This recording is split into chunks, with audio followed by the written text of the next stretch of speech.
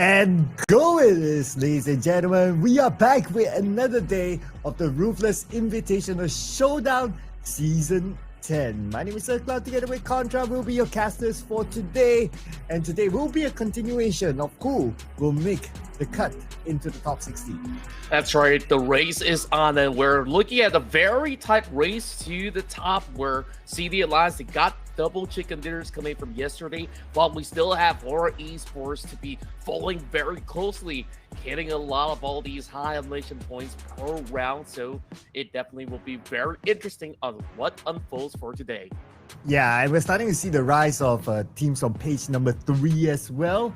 So the fight for survivability continues. Whatever it is, there's still more days to come, but you don't want to put yourself in such a high pressure situation in the last day. You want to get a comfortable get-go, at least, so that you secure your spot into the grand finals, whereby the goal is still to be in the top 16.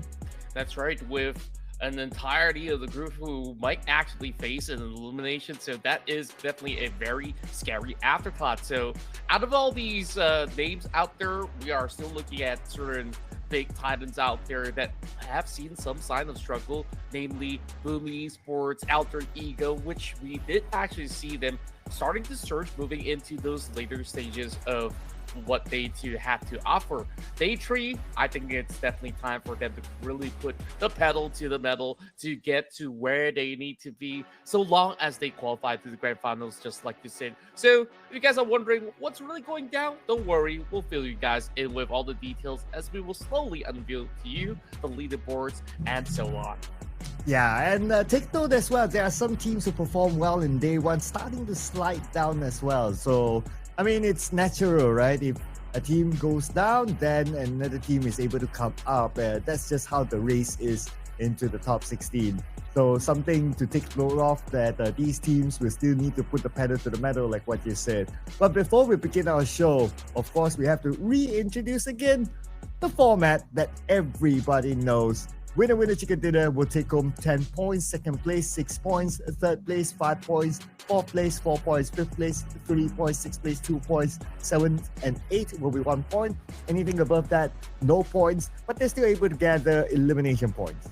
That's true, and the majority of how these teams actually accumulate majority of their points by going for high frags instead. So we're already on our Wednesday run. We will still have another 3 days of action here in the playoffs, and then following over on Sunday, we will start our grand finals, which will be running from Sunday all the way to Wednesday, and you don't want to miss any form of these days, as we got so many crazy stuff going on in these matches. So that to be said, we will always start our first run here in the playoffs with Group A versus Group B, followed by A versus C, and then there is mastery with B versus C, and we will repeat the same process throughout the entirety of the day to conclude 6 matches. Yes, and in the grand finals, it's the best 16 teams that is going to play for 4 days, every single match. During the playoffs, they might rotate, but in the grand finals, it's all the same teams repeated back to back to back. Now, whether we're going to get Sandhawk in the grand finals, well, we don't know. You got to stay tuned to us, ladies and gentlemen. And since Contra, you mentioned about the groups, so these are the groupings. So if you don't see your favorite team in this one particular round, they could be back in the following round. True enough, and overall, we will kick things off with Group A versus Group B. Group C will have to take a little bit of a back seat, where we will definitely see some of the top dogs battling throughout the run. Aura Esports fan favorites, as always, are having a whole lot of eyeballs to see whether if they can retain that #1 spot. Alter Ego Aries is going to have a little bit of a change, as they are currently on that 3rd page, while Cellcom DG Alliance pretty much stuck with the rest of Aura in Group A. So we are actually seeing a lot of all these big victors coming in from this particular group. Yeah, and when it comes to these teams, the Fourth Rise in particular, they did put up a good show, especially T24. As always, the young fragger for the team he is always on the game. Now for Group B, we do have Reigns Esports here, who has been starting to slowly slide down the pecking order. So perhaps something for them to reflect on, since we still have a good amount of days left and a good amount of games left for them to play. As for DRS, they're in a similar situation. They did perform well on day one, but day two, not so. So today's the day that they need to climb back up. True enough. Meanwhile, inside of Group B, we still have titans like D Savior, ASI8, Going Donkey, as well as FaZe Clan, where FaZe Clan has been able to have that late surge coming in with some high performances coming from Kiwi, Chopper, and Co. Now, I definitely want to see how much more can they actually offer now that we are taking a glimpse into Group C, which will be performing later on. MGen Vikings definitely have packed a lot of surprises, while Bigatron Esports are still making a little bit of a late climb, despite, having a lot of funny names that they always show us. But it is going to be their usual staple roster that will be playing throughout the run. Yeah, and for the rest of Group C, Vampire Esports doing so far so good. As for the other teams that you can see here on screen, Toda, they came up a little bit late yesterday. So hopefully they'll be able to keep their momentum here on today as well. Same goes for 7-9, also came up a little bit late, but there's still more games to go. So I wouldn't be too worried for your favorite teams there on the last page. Me too. I mean, overall, so many days of action. I guess that there are plenty of strats for them to still go in for trial and error, where we are looking at almost every half of the run. We will actually see some substitutions falling into place, where we actually get to see Muzi play a couple of games, and even for the side of 7-9, they're also making a little bit of a test somewhere in between. So that being said, you guys want to find out who exactly was the MVP throughout the run so far? It has to be none other than Sky from Aura Esports. Yeah, banging in 22 eliminations so far by himself with 3,754 damage. And he has been the pinnacle, the key person for Aura Esports. And besides him, of course, we got to give it to Sleepy as well. Yesterday, he had a very solid game in the Erangel matches. And besides Sky, Adik Luke from Celcom DJ Alliance comes in at number 2. Lapar from RRQ at number 3. Razak, number 4. And Kasim, aka Jimmy OP, at number 5. But this is still the road to MVP. So this chart could change by the end of the day. It definitely would if there's going to be any form of a pop-off performance, or perhaps if Sky actually adds even more to the tally, then he will remain to be on the podium, because you can definitely see that there is a slight gap in between where Adik Luke, Lapar, as well as Kasim, they will need to actually put more on the board in order to topple Sky's performance thus far.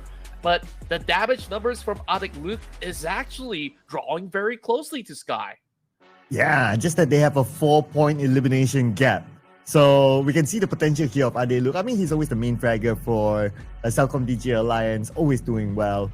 And because of them doing well individually, they are kind of safe now in the top 16. I mean, they are in podium spot as of now.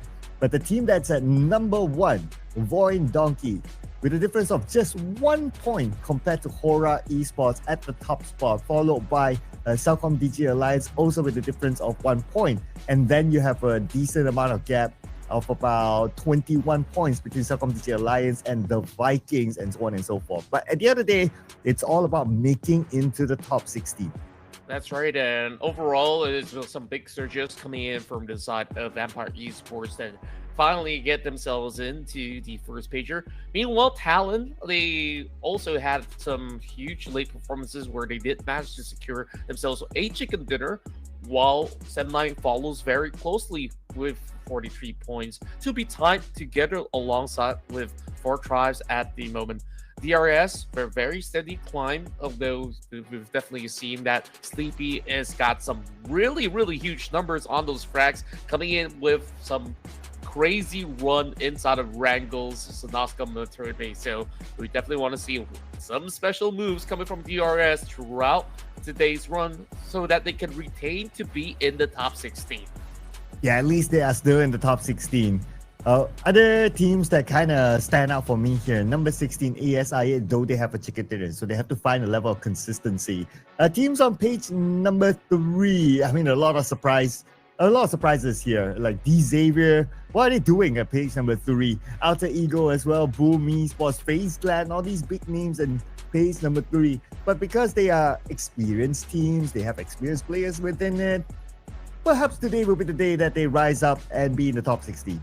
True enough, where perhaps they're just treating it as target practice for the past 2 days. Now it's all about showtime, where they really have to step up because there's not too many days left, because they really want to at least make it to the halfway mark with convincing numbers for them to be able to maintain all these records per game consistently. So we definitely have to see how all these names will be able to bring glory to their own respective region. Starting with match 13, we'll be moving into Wrangle, as we'll just rotate between Wrangle as well as Miramar. This is Group A versus Group B. Yeah, so Group A and B will kick things off. And of course, we have to do our due diligence really, really soon. Still going to be a hard choice on which team that we might predict. It's never easy though, but we have to like kind of pick one. So do you already have a team in mind? I do. I mean, there's so many of all these big names. It is always going to be difficult to actually get it right. But I'm looking at E-Arena. They have definitely shown good consistency of a performance. So I'm thinking that Wrangle, they actually look pretty phenomenal. So I'm going to be putting some chips in the basket here for E-Arena. Okay, E-Arena. I mean, they did show a good performance yesterday, right? 2014. All these players using pseudonames, but still they're able to perform. So a team that so far so good that they are in page number 1, so they can continue to perform to retain their top 16 spot. Not going to be a problem. I do have a choice of mine though, but before that, let's make it official for Contra. He locks in E-Arena. Okay. So what's your pick? Okay, let's make it official. E-Arena for Contra. Anytime now. E-Arena. E-Arena. Well, E-Arena. What about you? I mean, we saw that there's so many of all these Titans out there, although it has been a little bit of a sleeping run for the side of Alter Ego. Do you think that there's ever a chance moving down for what Daytree has to offer? Oh, I want to start off good this time. So let's bring in the team that is represented by the MVP now, Hora Esports. Let's go. Okay. Let's see if they could just snatch that number 1 spot. It won't be too hard because they're only 1 point behind. So realistically, all they really have to do is just to get a couple of all these frags in order to get back to the top. So Void Donkey is going to be a production's prediction, as they're the ones who are sitting at that number 1 spot. Yeah, going straight for the top seed. I mean, Void Donkey, they have scored like at least 2 chicken dinners so far. So their chances are looking pretty good. So Void Donkey, definitely not. I mean, they are number 1 for a reason, right? So by picking them, you naturally stand a good chance for them to score a chicken dinner. But frankly speaking, I would also like to see like teams on page number 3 to be scoring those chicken dinners. So let's see. It's always nice to see like a big comeback by any of these teams on page 3. True enough. I mean, we're looking at Boom Esports, Alter Ego, who are pretty much will be in this kind of group setting as well. So we'll definitely keep a close eye on to what kind of progress they will be able to achieve. Perhaps, if it's not going to be that chicken dinner, then a top 4 finish will definitely be sufficient for them. So you guys can also make your own prediction in the chat right down below as per usual. And make sure you guys have friendly banters instead of, yapping at each other for way too hard. And if you guys haven't subscribed yet, well, please do so, because we will always bring you the best PUBG Mobile action here in this channel. Yeah, I see a lot of fans of Hora Esports, Fourth Rise, Alter Ego now putting in their support for your favorite team. So it's great. Continue to put in your support for your favorite team inside the comments, because I'm pretty sure These players during their break time, if they're not playing, they'll be looking at the stream. They always do that, and they'll be reading your comments along the way. So whatever that you put in, the encouragement that you give them in the comment section, it's always a good motivation for them to continue to perform well for your entertainment. That's right, and of course, keep it all rolling while we're waiting for our very first map. So, looking into the trends of what went on from yesterday's performances, I think like whoever gets the first chicken dinner usually does have very good momentum to be moving along throughout the run. So, I'm not sure if this is going to continue to be the trend for the side of Cellcom DG Alliance because they are looking super hot, especially with the performance of Adik Lut to be matching up to the tempo of what Sky has to offer. And then they also take a look at DRS. Sleepy, man, there was that first game where he's just taking down players left, right, center. And I think that he got himself like 8 to 9 eliminations in that round itself. So a lot of great spectacles, and hopefully we get more of those.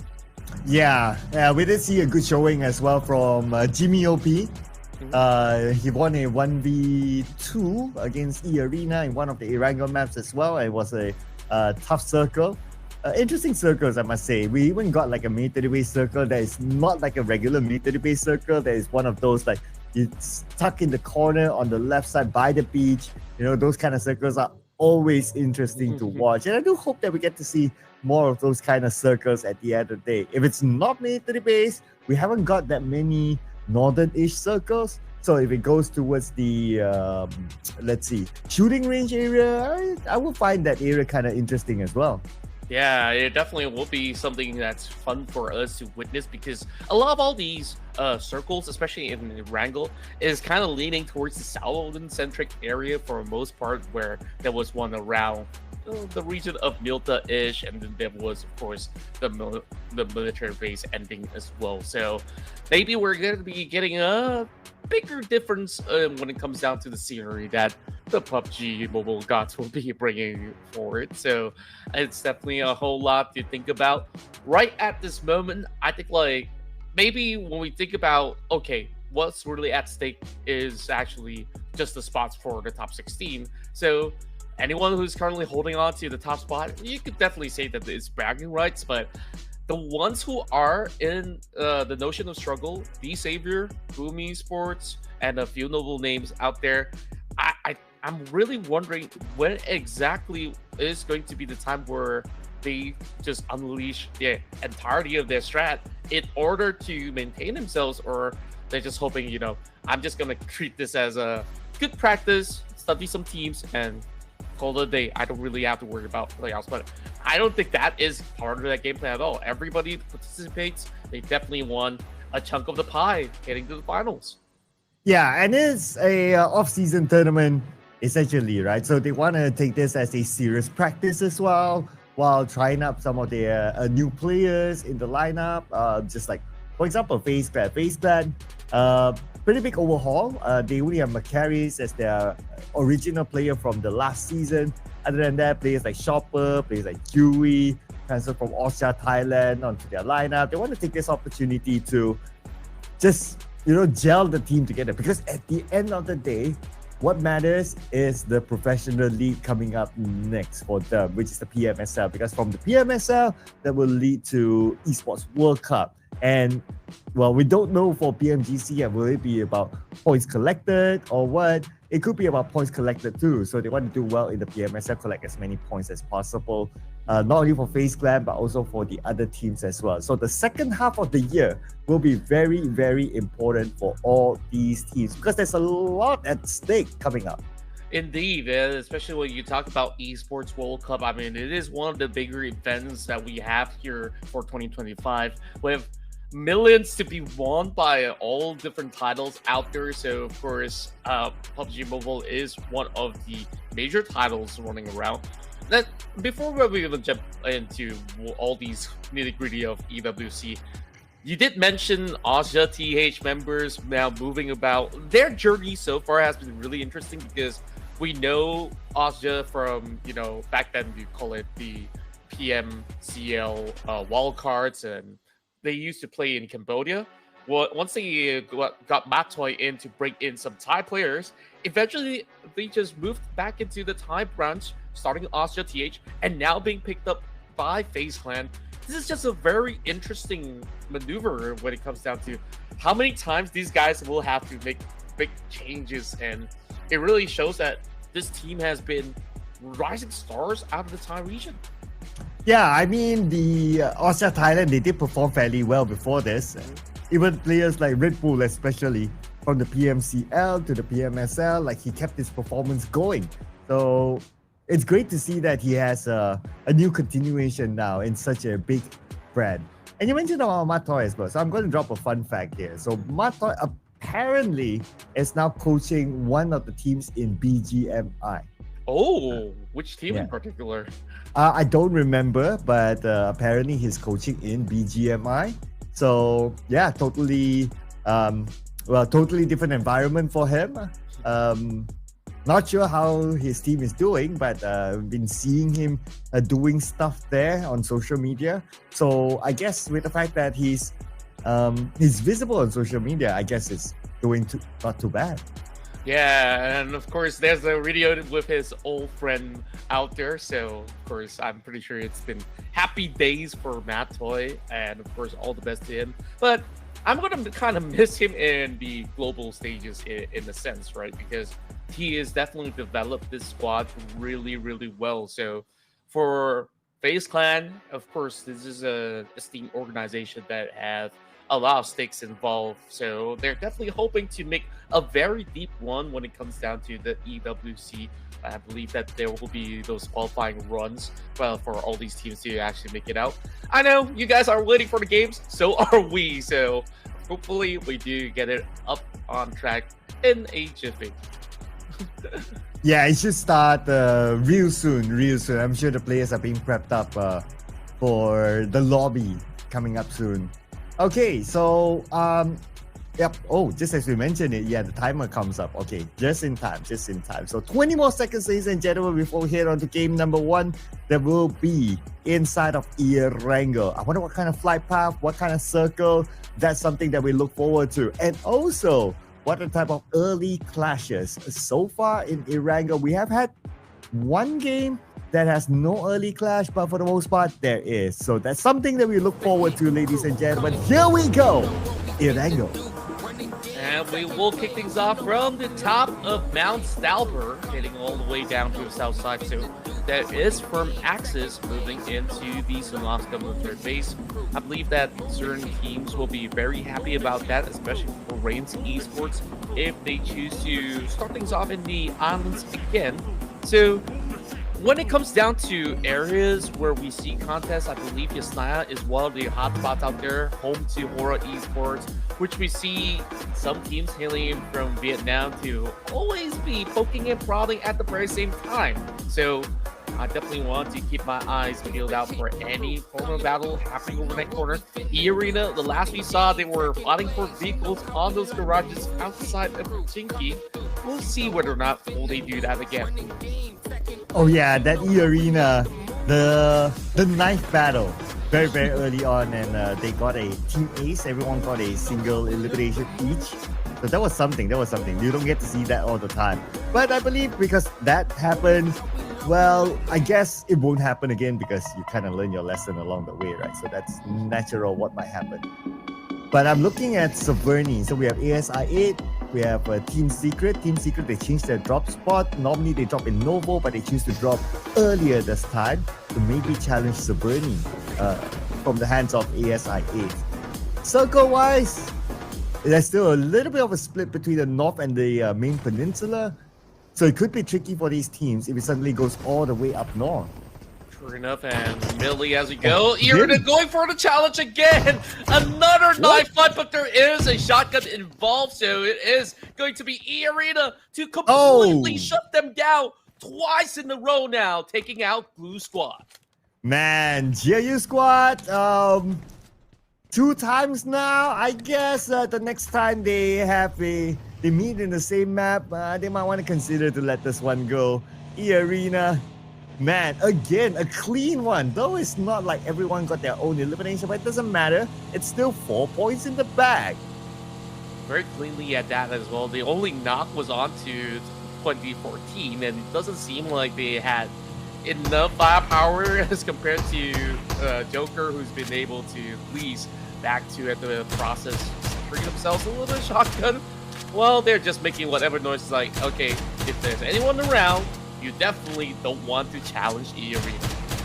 Hey, and that's your prediction. So at least as a start, they have a good one, retaining all 4 of their players, so they're fine. And the arena, they'll be happy with these 4 points collected. So that's the very, very early clash here inside of Irago. Other than that, no other clashes. And we don't see the Xavier being challenged inside of Pochinki, their regular hometown. We've seen that before this, but I guess teams just, refuse to challenge the Xavier, knowing that the Xavier is very good with Pochinki. Yeah, I would certainly agree with that statement. Overall, the Xavier, they are having a little bit of rocky ride because there was indeed certain maps where they were kind of challenged, where they lose a couple of members, although they do also win some in return. It kind of hurts and dents their progress heading into the later stages of the game, and therefore definitely they want to seek improvement moving for today's schedule. Same goes to Boom Esports. Boom Esports, I think that they're firmly planted inside of Ruzak. They don't really have to move much because they're almost in the direct center of the very first phase. If they're going to reposition, I think going to Ruins is definitely a very good shout, whereas Cellcom DJ Alliance, they're going to be guarding that south side of the mainland. So hanging by the port, if there's going to be any movements coming in from the rest of the teams who starts off in Milta, they'll be able to catch them. Yeah, their regular spot in the area of farm. So that's where a Cellcom DG Alliance will start off with. As for FaZe Clan, also around the area of Milta, northern side of Milta. So this is where they will start. So FaZe Clan, interesting lineup. Oh, behind that thought, FaZe Clan, they have Champions Esports here. Urkas waiting at the corner. Is he going to pull the trigger? He might anytime soon. They've got no idea that he's looking around. This could have actually been an easy catch, but I'm not too sure if Urkas is just hoping to find more targets involved, because that member of FaZe Clan, he's got no clue. He's just running around looting. Well, is he going to pass, though?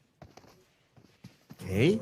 He's probably scouting if any other members of FaZe Clan are around the corner. Now he's kind of sure that Dewey is alone.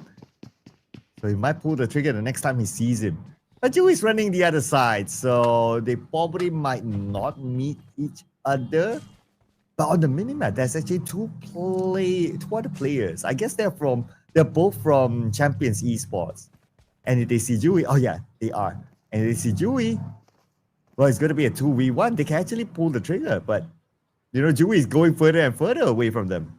Yeah, I'm afraid that perhaps that opportunity might have actually passed, and now the member of FaZe Clan is going to be fully equipped. Dewey, the last time we saw him was that he's holding on to a Mini 14 as well as a shotgun, so good enough, but he's switched out the Mini 14 for at least an AR, so he will be able to fend off very, very quickly.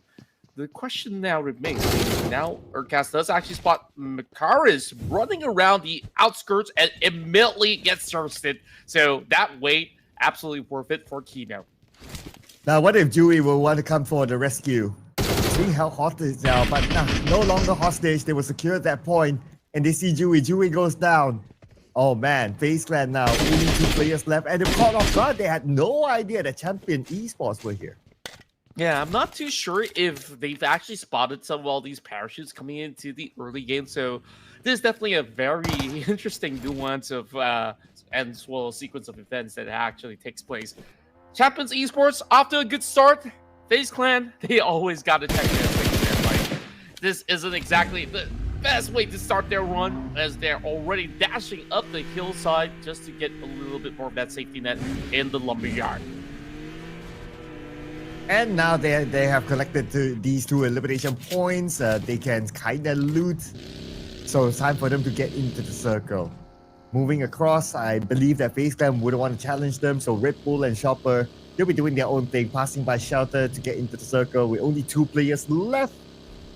They might want to play this a little bit safer. True enough, I mean, For the moment, all they really have to do is just to play as a tag team duo with Red Bull as well as Japper. But we've seen what they could potentially bring to the table. It's just that they will be lacking a little bit more of a backup when it comes down to some full-blown fights heading into the mid-pack. This is just stage 1. We've already lost about 6 players. Actually, maybe a little bit more. I mean, other than that, of course, Goose Squad was wiped away. Who else is not really having the perfect score line right now to actually kick things off? SI8 is only playing with 3 members. I'm wondering what happened to the 4th player. Oh yeah, they're playing with 3. Okay, not too sure what happened, but hopefully they'll be able to come out on top as well. I mean, we have seen multiple times that even though a team plays as a trio, they're still able to score chicken dinners. So it's still not the end of the world for ASI8 yet. But they're at number 16 in the overall charts. So they wouldn't mind collecting more points just to stay afloat, that is. Sure enough, I mean, ASI8, one of the aggressive teams that we have seen hailing from the SA region. A lot of all these other squads have been able to book a prime spot. It seems like this circle is trailing all the way back into Rozak. The last we saw, it was Blue Esports that was hunkering down that position, and that is now FaZe Clan claiming some territory of their own in the city. Yeah, as a dynamic duo to try to claim Rozak, they have to be prepared to defend Rozak, that is. I would expect like more teams to go towards Rozak now, since the circle is centered around there. Even though the circle has its away later, at least they will be able to hold on to Rozak or the circle for a few stages. So expect more teams to be entering Rozak real soon. Boom Esports especially. Rozak is their regular drop spot. But ASI8 against Boom Esports now on screen, and beautiful nade by UZM. Oh, wait a second. Actually, UZM needed his own teammate, Crypto. And Yummy took advantage of it. Yummy with the SLK will eliminate all of them. Oh man, it was a bit of a boo-boo there. Yeah, it's just so rough. I mean, a little bit of missed time on that grenade. It was actually hoping to catch Yummy, but they actually walked into the same direction that they popped that grenade. So it's kind of to their own demise, and Yummy cleanly takes all those points back into their favor. So Boom Esports off to a better start today. 30 points at the current moment. Only 3 more to be able to topple the Savior, who haven't really gotten into any form of action at the moment. While Horror Esports, they've always been looking around. Now they have been able to make a firm entry over onto the outskirts of Rozak towards the east side. They heard some of all these shots, but they're trying to seek out the members of FaZe Clan that's pretty close by. Alright, the Xavier spots Team Secret, GK on the other side. But we shift over to Horror Esports. They are now within Rozak. But look at the spread in Rozak. They really want to lock down Rozak for themselves. But they also have to be careful if they're spread out like single individual players all around. There's a chance that their opponents might pick them off one by one. So I guess that's why they're starting to converge together, try to play as close as possible, since more teams are expected to come in Rozak. Fair enough, and for the meantime, I think that there are certain teams who are hoping to stay on the outskirts instead of moving directly in the city, because it could always bounce back onto the outskirts. It's only stage 2, so we will expect certain shifts to happen. But here comes Urcast now, dropping Gante on the block while Chama trying to hold down the line with defense. They can't really find the angles to actually get much more done, but that Molotov clips onto Chama, burns him down, but he still finds Urcast. Oh, he's able to fight back still. Here comes the rest of Cavalry. DRS have arrived. Champions Esports, they need to fight back. Baoja on the other side managed to get a knockdown onto Shama. And he will finish off Shama. Champions Esports, 3 active players. So far, so good for them. As for DRS, they still have Killer YT together with Delta, the duo that has to do it against Champions. Oh, beautiful strikes coming in from the side of Delta, ensuring that they will secure the point right now. Champions Esports, now they really have to fend for their own, as they're pretty much damaged at the moment. But they know that all the members of DRS is pretty much stuck within the same compounds. There's still a grenade in the hands of Killer YT. And the South Asians are really rocking hard, while Baoja finds Gante, secures him down. Killer YT at the corner. Knockdown, now it's only down to Delta to do the business, to come out with a clutch against Champions Esports on the second floor with the DBS. He doesn't have an M4 on the other hand, but Champions Esports They came up on top. 5 eliminations so far, dominating. Beautiful work coming from the side of champions. Meanwhile, DRS, they were kind of segregated in that sense where it was pretty much Yante getting singled out, and it was really troublesome when they were trying to go in for those trades. But it was still quite a banger of a fight, I would say. Now, onto the side of FaZe Clan, only these two members remain. What has happened is that they've been able to at least take 1 point off from one of the teams inside the city of Rosal thus far. And here comes Team Secret. Looks like they will take over the Potato Hill, but Potato Hill is by the edge of the circle, so very likely they will not get the circle after this. Something for them to consider on where to move next. Maybe it's still going to be Rosal coming to stage number 4 since the circle is still centered around Rosal itself. I wonder how many teams are in Rosal right now, and they could be fighting for dominance here with Sky getting one out of FaZe Clan. Chopper will be down, but he's quite far away. Red Bull should be able to pick him up. Sure enough, this is just the full intelligence getting gained by Sky. All he really needs to do is to basically send more members in, and it starts off with Supreme. He's already just by the corner wall, ready, cooking up that grenade. Same goes to Red Bull as he's hoping to form up a response, and whoa! Quick shots coming from Chopper to negate all form of trap. Oh, and here's Sleepy. Mr. Lots of frags for Hora Esports, navigating around. He sees Red Bull right in front of him with the UMP in hand. Jump shot comes in by Red Bull, but Sleepy from the other side, beautifully executed with his own jump shot, eliminating FaZe Clan at number 12. So clean on the spray down with the UMP. Just like that, just cleans up the entirety of FaZe Clan. So now the entire city belongs to Hora Esports. It would have felt like there were supposed to be a lot more teams to be moving into Rosal, but that is now cleared up. The only closest target is going to be Void Donkey. I wonder if they're going to be interested in moving into the city now that it's no longer in the direct center. It is, as a matter of fact, Alter Ego that's currently challenging Pubg Esports for the dead center of the map. And school is now the middle of the circle. Pubg Esports, Alter Ego, they lock down their own compounds but expect more teams to come by. They try to defend their ground. Look at this, Pubg Esports, only 2 players trying to show off the members of Void Donkey, but Void Donkey has arrived in the school apartment. On the other side, Alter Ego coming in as well. It's starting to be a crowd here. Yeah, a crowd of Indonesians at the very beginning that we're looking at a huge scuffle. I believe that will be joined by Champions Esports over onto the outskirts. There are 20 pounds further towards the eastern corners, while TV Alliance, they're trying to hold the hillside with the rival of Team Secret to be going for the town. E-Arena now find themselves in a pickle, being on the outskirts, being caught out by Sky as he will nail them down one after another. And E-Arena now falling apart to the hands of Hora Esports. Stuff of DJ Alliance, Leo in the fight. The moment he shows up, gets knocked down. Now he's down to Jimmy OP against Team Secret. And Jimmy OP with an SFK, a weapon that's able to clutch teams. And Corner cooking up his nade. He knows that somebody is around the hallway. Lobs a nade across. But Drungsin is actually in the next building, and Drungsin will surprise Jimmy OP instead. Great timing with the peek out, and despite Jimmy OP being prepared with those nades, it was just a little bit untimely, but the fight is far from over with the rival of 4 Tribes as well, trying to pin down the rest of Team Secret while they have been weakened by some of the members of Cellcom PG Alliance. 4 Tribes now pushing outwards, and it's been a full, glorious run for Team Secret, now backing those 5 points, and here comes D-Savior! Oh! And they're not done yet though.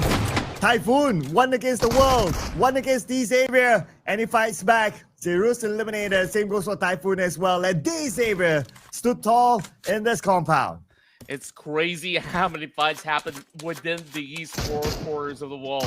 But D-Savior, they have their last laugh. They exited these corners of Pachinki rather late, and they know exactly where to find some of all these pickups. So we will focus back onto school now with Alter Ego pretty much side by side with some of the members of Champions as well as Boom.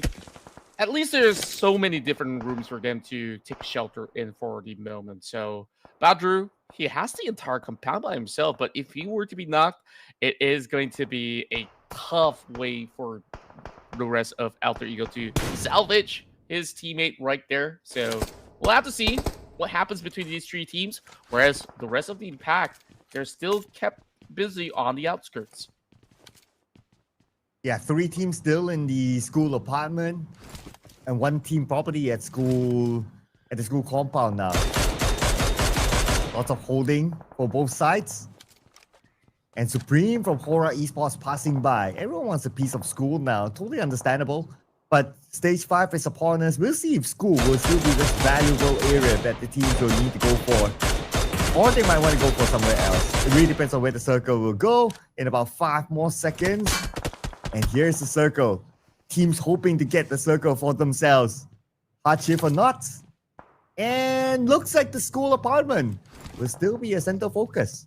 Yeah, but that also allows a little bit more room for player 014 coming in from Alter Ego to be able to at least have a safety net by playing over onto the mountainous regions instead. So there is definitely an escape plan coming from Alter Ego.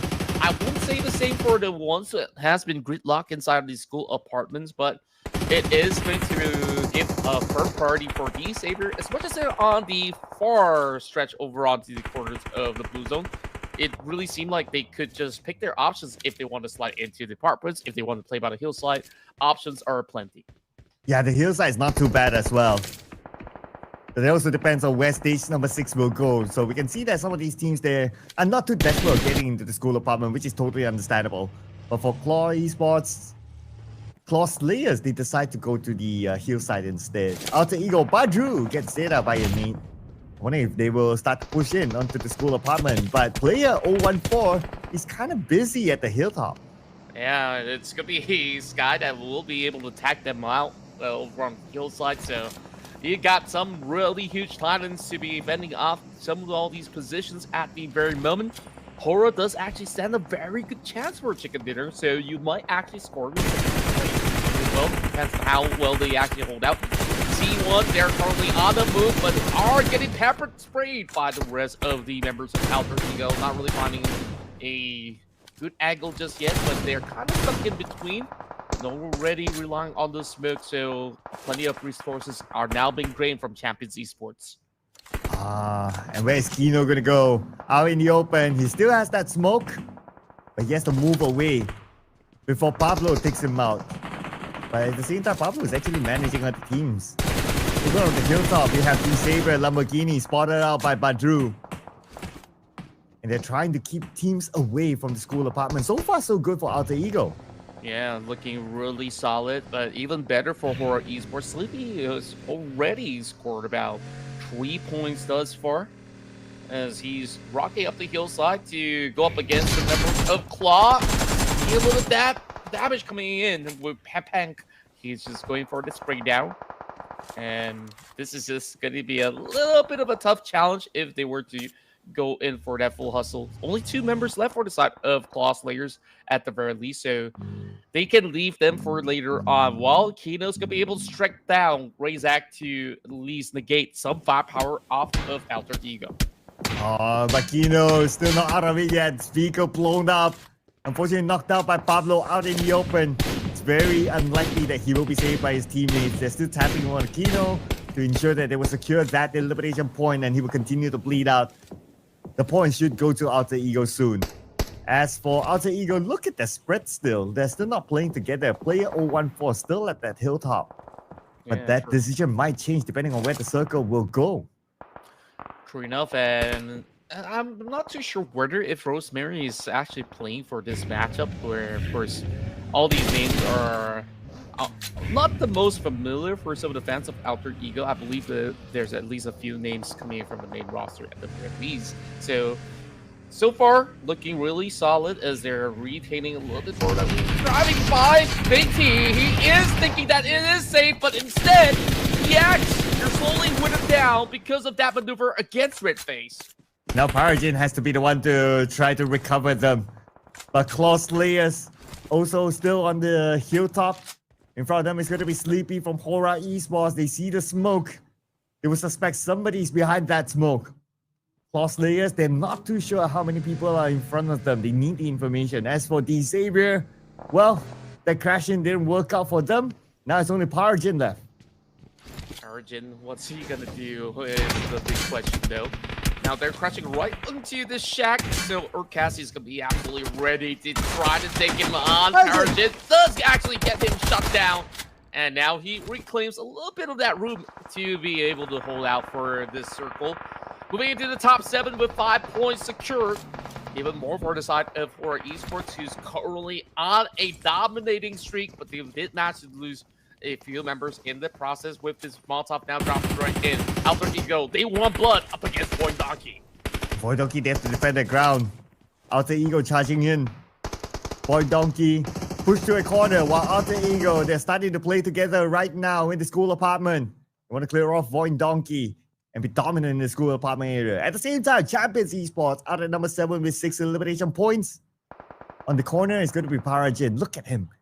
Parajin's position, if anyone moves out to the wrong side of the school apartment, Parajin could be the one to shoot them down. True enough. So it is going to be a very daunting task, whether they exit or whether they commit to this battle. So they have to be absolutely on their toes. It's been a great run so far for the side of Champions Esports despite falling out, where they were pretty much stuck on the outskirts anyways. So I would say that that's really good effort coming from Champions from what we've seen so far. Horror Esports, though, they got so much space to work with. All they really have to do is settle the score with Claw Slayers, and they should have the entirety of the kills to themselves. But easier said than done. There's still 2 members left ever since D-Saber were going with a very awkward push, so they've got punished for it. Now, I think that it's really all about whoever gets to settle the scores in the department in order to set up that meeting with Horror Esports later on. Yeah, and Horror Esports, they're playing the chill game right now. Not making the big moves yet. Probably waiting for the next stage of the circle. Might as well, since stage 7 will be upon us in about 20 more seconds. And Horror Esports down to only Sky and Sleepy, the top 2 fraggers for the team to come out with a run here to secure the chicken dinner. Back on the Void Donkey and Alter Ego. The fight continues on as Vexy will be knocked down by Nylong. Nylong taken out by Razak. The trade's happening between the 2 of them. Potato's pretty low and Potato will be eliminated. That is Alter Ego standing tall in the school apartment. Reigning supreme as they've been able to really hold down their fortress. Now the circle does pop, and it does favor the rest of Horror Esports. So they got to find a way out of this, whereas the rest of Boom Esports, they're trying to push right through, finding 2 members on the side of Alter Ego to clear things up. Babu very low in this process as they will now find the trade running in favor. It is going to be a slight doorway that will be the demise of Alter Ego with 6 points. And what a jump shot there by Yummy to secure that elimination point. Now leaving us with 4 teams left. Heavy casualty on all these 4 teams. Horror Esports only 2 players left. Boom Esports 1. D-Xavier 1. Claw 1.5, that is, until they are able to recover their teammate. But unfortunately, Pepeng eliminated by Parajin, leaving Claw with only 1 now. Parajin stuck behind a rock in the hard place, and it is going to be Red Face that does strike him down. It's such a great run so far for the side of Claw players are now relying on to Red Face as he takes on Sleepy and Cove from the side of Horror Esports. Boom. They only have 1 player left, so this is a 3-way battle that is going to be really close. Sleepy almost getting pinned down. Yummy is finding all these sharp angles. Now, they have their attention pretty much peeled away. Do they want to focus on Red Face or do they want to focus on Yummy? Horror Esports, they stand the best chance now of scoring the chicken dinner with the numbers that they have. 2v1v1. Now we're approaching the final few stages here, ladies and gentlemen. As Horror Esports having the dominance within the circle. They're trying to keep Red Face out. Red Face is still on the outside circle. The blue will be upon him soon, and Yummy will be the one to spot him out. And Yummy will finish off Claw. Now it's Yummy against Horror Esports.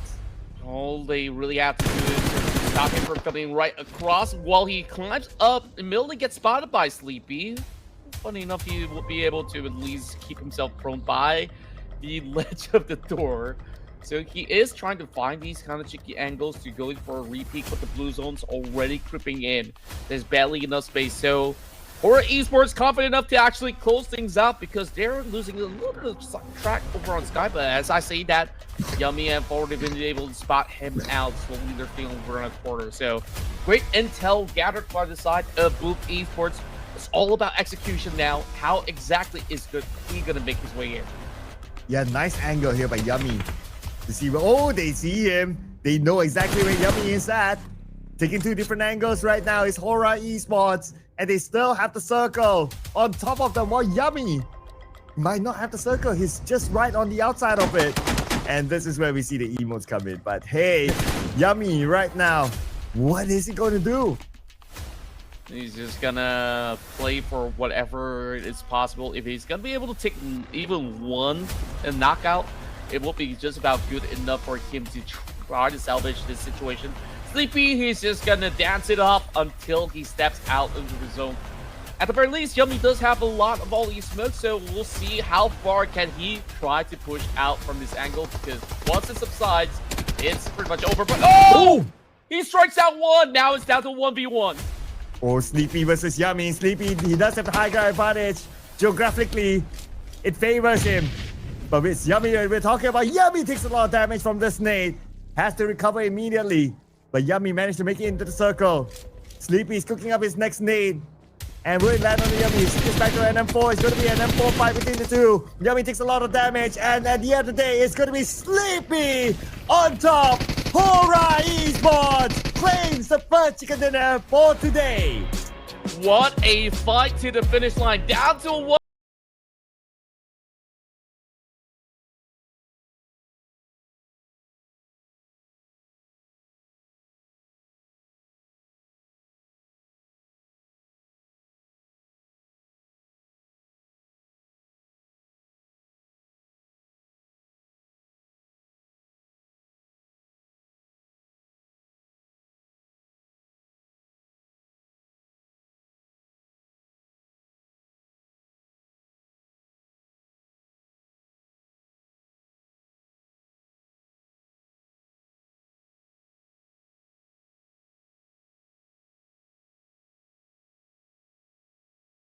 Putting up a good show in this round, and they bring together with them 8 elimination points, so that's 18 points for the Purple Hearts. That's right. It's really perfect on how they've been able to handle the situation. They didn't really have to force a fight in the early game. All they really needed was the control up the hillside, where once the circle shifts, they will be able to garner the full control on whoever advances upon them. So great work coming in from Sky and Co. It was Sleepy that has been able to secure them the big chicken dinner. Oh yeah, Hora Esports with this chicken dinner as well. They're definitely going to be at number 1. Void Donkey, they lost the fight with Alter Ego somewhere in the middle of the game. So surely Hora Esports will be at the top spot after this. Once we tabulate the scores, we will find out what the gap is going to be like. But Hora Esports, they are still very, very consistent. And especially if you leave the final duo is Sky and Sleepy. These two players are the top fraggers for the team. You can expect it to come up with a good performance. True enough. And it's been some resurgence coming in from Claw Slayers as well as D-Savior to be able to make top 3 and top 4 respectively. And this is by far Boom's best performance throughout the circuit of the Invitational Showdown Season 10. So it's only gonna get better from here on, because we saw how sharp Boom Esports was, especially Yummy almost getting himself a chicken dinner for the team. So for our Esports, they're still in full control. They will be at the top spot, as Hora Esports will now have a little bit more of a relief heading into these upcoming matches. Oh yeah, you're right. Boom Esports, this is their best performance so far, and they are one of the teams on page number 3 that needs to get into the top 16. So with this kind of performance, let's see later on, are they in the top 16 or not? Because 9 eliminations is not too bad for a second place finish too. And in comparison of a head-to-head, Hora Esports, they were a little bit busier with the damage output 1933 as compared to Boom Esports 1307. And I guess that's because they were really, really active on the top of that school hill, just trying to pin down teams, trying to pin down players, and that's how they got the damage outputted. True enough, and you could also say that Boom Esports was very active inside of the apartments, where they have been able to annihilate not only Void Donkey, but there were other teams that were actually charging towards the direction, with even the Savior hoping to actually get into the mix of it. But It was actually Yummy that was the MVP. He's got 8 elimination points. Imagine if he'd been able to secure the final blow against Sleepy, that would have perfected his run. But it is definitely tantalizing on what he actually brings to the table. Yeah, still able to perform at the top of his game. Yummy here. But besides Yummy, of course, Sleepy comes up next together with Sky for Hora Esports final 2 players. And then we have Kino from Champions Esports. Okay, we don't get to see him coming up on our charts here that often, but it's great that he's able to come out as one of the top performers. It just shows the level of competition that Champions Esports and maybe even Kino is able to put out here in this tournament. Now, for the numbers. Hora Esports 18 points, Boom Esports 15 points, Claw Slayers and D-Xavier both 10 points respectively, so that's a double-digit club. But on the other end, too bad for GLU squad. We saw what happened versus E-Arena. They went out very, very early again. That's right, and it's been a little bit of a rough ride for Glue where they just didn't manage to play the game at all because of the presence of E-Arena that's always stopping them when they're trying to get those vehicles. So let's take a look quickly over onto the rest of the stats. It was Bobo Ho that does actually secure the longest elimination distance. This is the highest by far, almost 400 meters. You just gotta add one more on the board for him to be able to do so. But look at the rest of the stats. I think that it's been a really great run for almost everybody out there. Voing Donkey slides down as Hora Esports secures another chicken dinner in the back in order to make it their second chicken dinner in the tournament so thus far. Yeah, and Hora Esports is the first team to break that 100-point mark, putting themselves at a total of 103 points, 13 points ahead of Void Donkey now, pushing them down to second place. And then you have Celcom DJ Alliance, 86 points. They only managed to collect 2 points in this round itself. But nevertheless, for fans of Void Donkey, Celcom DJ Alliance, and teams on page number 1, don't worry. They're pretty comfortable still in the top 16. That's right. Meanwhile, huge jump coming in from Team Secret, Champions Esports, Alter Ego, as well as the Saber as they did manage to move into top 6 and above for the record. So they're currently holding on to the 16th spot. So the Saber has been pushing some teams down. The question remains is that who are those teams who are moving downwards? But boom, they are now moving upwards. Now tying the spot with DRS. Oh yeah, finally we see Boom here. By the edge, right? But they still need to do a little bit more work to be in the top 16. And for the other teams here, well, I guess like FaZe Clan, they need those points in. I mean, they are a reputable name. But interesting enough, Claw, they managed to secure 10 points. So they move up slightly here at number 21. Is it still the end of the world for them? No, not yet. There's still a lot more games to go, and teams like Claw, teams like FaZe Clan, even Toda and GLU Squad can still come up to top 16. That's right. And of course, the race is on where we will get Group C to be involved in a moment's time in order to see if the rest of the pack will be able to hold still. So that being said, that was a phenomenal run for Game 1, which means that the stake is getting higher. So don't go anywhere. After a short moment, we'll be moving into Game 2.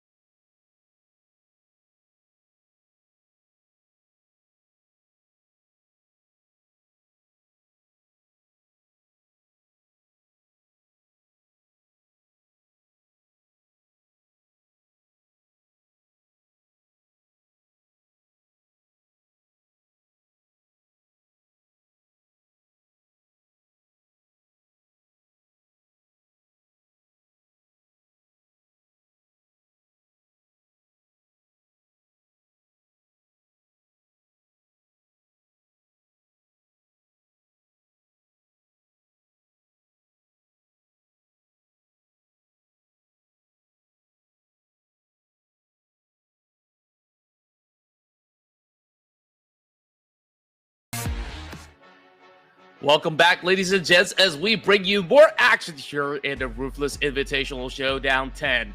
It is Sir Clout together alongside with me, Contra, as we will now celebrate Horror Esports chicken dinner from that past round. Can they do it again? We'll have to see moving into match 14 as we dive into Miramar. Yes, and they will be playing the next match here. So Group A will be playing, and Group C will be making their debut here in today, that is. So, gonna get back to our due diligence, Contra. It's not gonna be easy from here onwards. It definitely will be pretty hard. So it is going to be a big jump coming in for the side of Horror Esports that they've been able to hold on to that number one spot. So I'm thinking I want a big race between them as well as Cellcom DG Alliance and also Void Donkey. So I'm going to be voting for Cellcom DG Alliance moving into this Miramar map to see if they could still pack a little bit of punch. Okay, since you mentioned Void Donkey, I guess I'll go for Void Donkey as my pick. Let's go, Void Donkey. Okay, Prod, what's it gonna be this time as we're just sifting it through pretty quickly? So you got some time. Oh, is it Vampire? Is it Horror again? Yep, it will be Horror Esports again. So, and we got a lot of work to do, Prod. I mean, we're still sitting at 0. Meanwhile, Sir Cloud, I think you're always getting a lot of great predictions to start off your day. Well, what can I say, right? What can I say? It is what it is. Not meaning, well, what can I say? What can I say? You just get it right. Yeah, I mean, of course, we have a lot of faith in Horror Esports' performance. So that being said, I think that they are definitely on a very good notion, right? Like, so long as they can sustain this level of performance moving into the grand finals, then they should be able to at least retain a title of their own. So I definitely want to see if, you know, the rest of these teams are going to be bouncing upwards, especially now with Reigns feeling a little bit of that pressure moving into, you know, the lower end of the spectrum. So I'm wondering if they will also be able to hold in some points moving into the rounds of Miramar. Yeah, Reigns need to put in a performance. If not, then I worry they will slide down to the last page because they seem to be heading that direction. Anyway, games to come, including this match here inside of Miramar. I wonder whether we'll see an early fight here in Miramar itself. Without further ado, ladies and gentlemen, the flight path will begin. Let's get on to Miramar.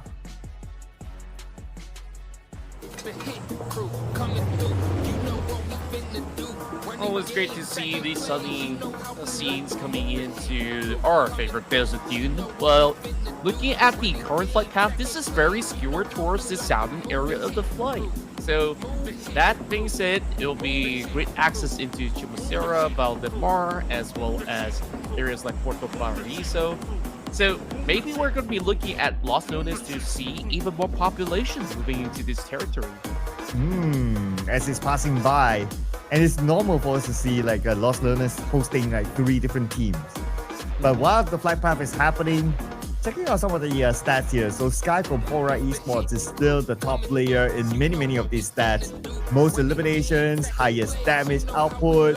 I mean, if this continues on, I wouldn't be surprised if Sky is the MVP by the end of the day. It might actually be the case. We'll have to see how long can they actually hold on to that spot, because yes, CV Alliance just besting out with 1 point, and there was another map with Void Donkey also besting them with 1 point as well. So we'll definitely have to see how this one plays out. RQ decides to move into the deep corners of Puerto Paraíso. Moving above them is going to be Blue Squad this time. Not going to be worried all too much about E Arena. As a matter of fact, this is a very good call because they are closer to the center compared to a lot of the other teams out there. When look at Power Grid, it's not the first time that we see multiple teams inside of Power Grid. We have BTR there, we have Tribe Around Messi, and E-Arena as well. 3 different teams in Power Grid when the circle is not there. So we can expect a early skirmish around that area. Perhaps our kind observers will zoom into that place later on. But inside of Lost Learners, we have the Vikings here. You're going to share the spot with Cellcom DG Alliance, which is their regular drop spot inside of Lost Learners. But I wouldn't be surprised if we see the first encounter or the first fight in Power Grid still. Yeah, overall, having Break to be a part of the squad actually supplements them a whole lot, where it feels like a Team Secret 2.0 in a sense, with even Woon T to be on board, having a wealth of experience. But look at the rest of Celcom DJ Alliance, I felt like this is a roster that has barely had any form of changes coming in from the Malaysian team in very good strides. I mean, so long as it works out, so long as you're winning titles and championships in your region, you don't really have to be too concerned of making too much dynamic shifts overall. But speaking of which, Horror Esports start things off by pinning out the other Malaysian team that is Set9. So Yulo on the ground while there is Viren trying to form a little bit of backing, with Sleepy holding the M249 so early to the match. And he's taking Yuhai as a hostage now. So just waiting for Viren to come down. And Viren, he wants to save his teammate, but no clear opening for him. So unfortunately, Yuhai will need his end here in this round. And this is the debut round for Set9 for him to go out this early. He hasn't even had a feel of the game. Hasn't even been able to warm up throughout the entire day. And now he'll be taking a break. Yeah, I guess it was just because they were just hoping to secure that vehicle over on the quarter streets, which kind of led him to be within the crosshairs of Horror Esports. So now Set9 will have to play as 3 members. Trexie's going to be on board for today, so Mika's taking a little bit of that backseat. Xbox and the rest of Glue Squad. Well, we really want to see them actually pulling up a strong run here, especially talking about that early game advantage of getting the circumference of the circle, and they're the closest to the center. So by right, if they play this well by the edge of Impala, they should have at least a decent close to top 5 kind of performance. We'll have to see how many teams actually march towards their area of the city later on. Yeah, but I wonder what's happening at Power Grid. The last we saw, like, there's at least like 2 different teams overlapping each other.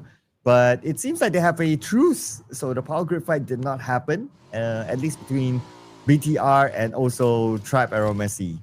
But I guess that's because that they have been encountering each other for quite a number of times now, that they decided that, oh, it's not worthwhile for us to fight. One team goes out, or maybe heavy casualty. Might as well call it a truce. You loot your side, I loot my side. We'll see each other later in the final circle. Yeah, that's more like it. I mean, it's been a lot back and forth. There were some victories for some of the members of AST. There were also certain good exchanges coming in from BTR. So I think it's better to actually play it safe, because you're just denting each other's hope into making a deep run. Maybe together, we'll have to actually see about that. But so long as these 2 teams are pretty much stuck in some of the same groupings, then it is going to be pretty tough whenever they get into Miramar. So for now, Alter Ego, they're on the rise, currently placed 13th, very close to C1 as well as Talon currently above them. If they can actually wipe out one squad in particular, they'll be tied with Team Secret at number 10. That's how close the mid-table is at the moment. Yeah, and that mid-table spot is important, because that will grant you permission into the grand finals. And with such a tight spot so far, that means that all the teams will need to be at their A game, be at their top game. And if we were to look at the next team, at least from the overall charts that we can see here, Set9 is 43 points. Even Tribe Arrow Messi at number 20, they're at 38 points. They're only 5 points away from Set9. So one good round could propel them to page 2. True enough, and that's why the stakes are so high here in the Ruthless Invitational Showdown. Vampire Esports, though, a lot of work that they have to do in order to make the top 5. But speaking of which, one good team fight, like you said, it's going to move them into the top 4 ratios, or even potentially forming into a decent margin in order to catch up to Celcom DG Alliance. At least the top 3, it will not be too shaken between Celcom DG Alliance as well as Hora, and also not forgetting Foin Donkey at the same time. And BTR, interestingly, one of those teams that currently pretty comfy Number 7, 55 points. I mean, it's BTR. We can expect them to come up with a good performance. But the one thing about BTR over the course of many, many seasons, many, many years now, is that they're always that team that shows up during the last minute. So if somehow BTR can fix their routine of like, okay, we have a good start from the beginning towards the end, then they will be very, very strong championship material, especially in the professional scene. The fact that they always leave it like to the very last day for the most part, then that kind of hinders their chances of getting the championship. So let's see if this new era of BTR with this new lineup, the only original player right now with BTR is Sata. If they are able to find that level of consistency from the beginning. Yeah, I guess like this is a team that works well under pressure, so they gotta feel it very early in order for them to achieve great results starting from the first ever match hitting into the late stages. So looking at the rest of these Southeast Asian teams as well, where Void Donkey, they're very smart tactically. They will have a certain routine that they actually stick to, that they don't really have to fully rely on momentum per se. So, which is why it's been an interesting team to watch. But this circle's pulling all the way deeper than the Impala region. It will actually circulate more towards the corners of Los Leones as well as Puerto Paraíso. So it is a tight space. These teams will have to quickly make their journey in. But Dota, they're going up against Team Secret, who's currently moving around these corners of the warehouse. So this is going to be a big setup. Brian's got an M249, so it's not going to be an easy run into the rest of the members of Dota. At the same time, the elimination feed continues to roll with Tony K getting one for himself. Focusing now onto Toda, playing with 3 players without scam. Let's see if Nine can put on a good performance like how he did yesterday. Now going up against Team Secret, the team that has a lot of experience playing on the professional scene, especially with players like Zin, with GK. They're always very consistent.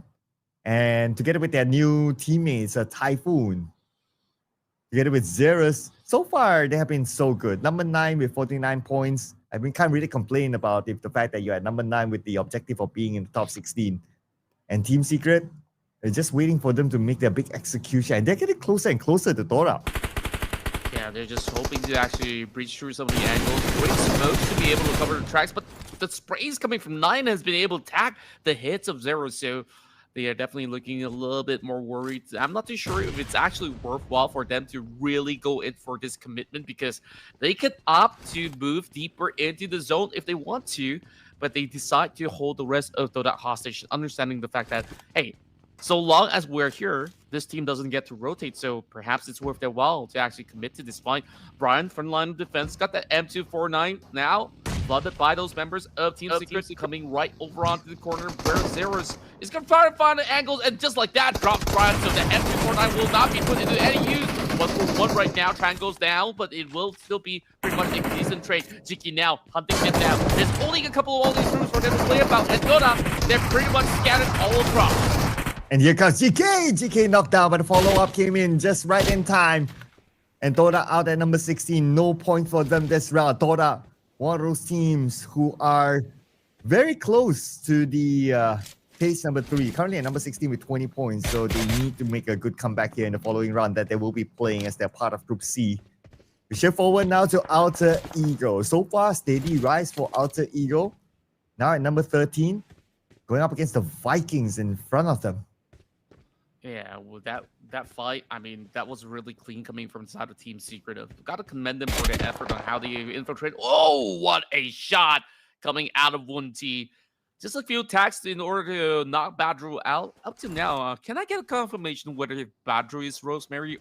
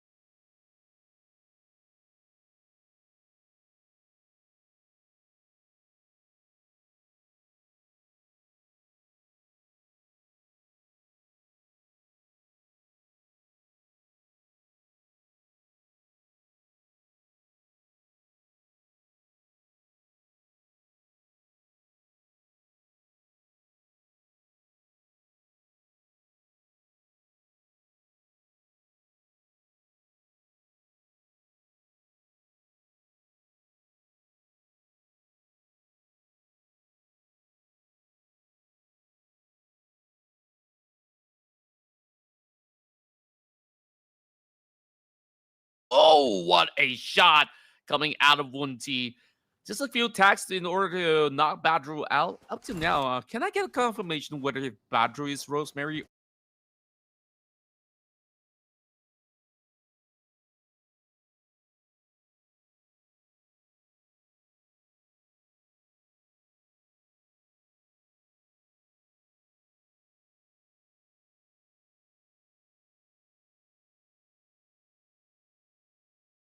or not? I mean, the community has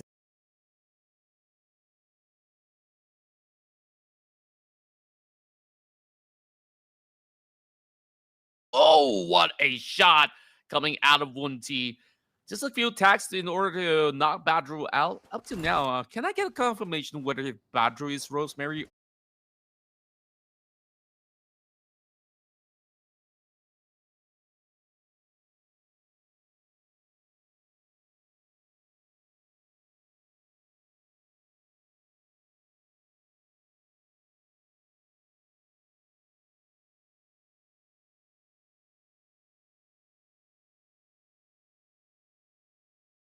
Rosemary or not?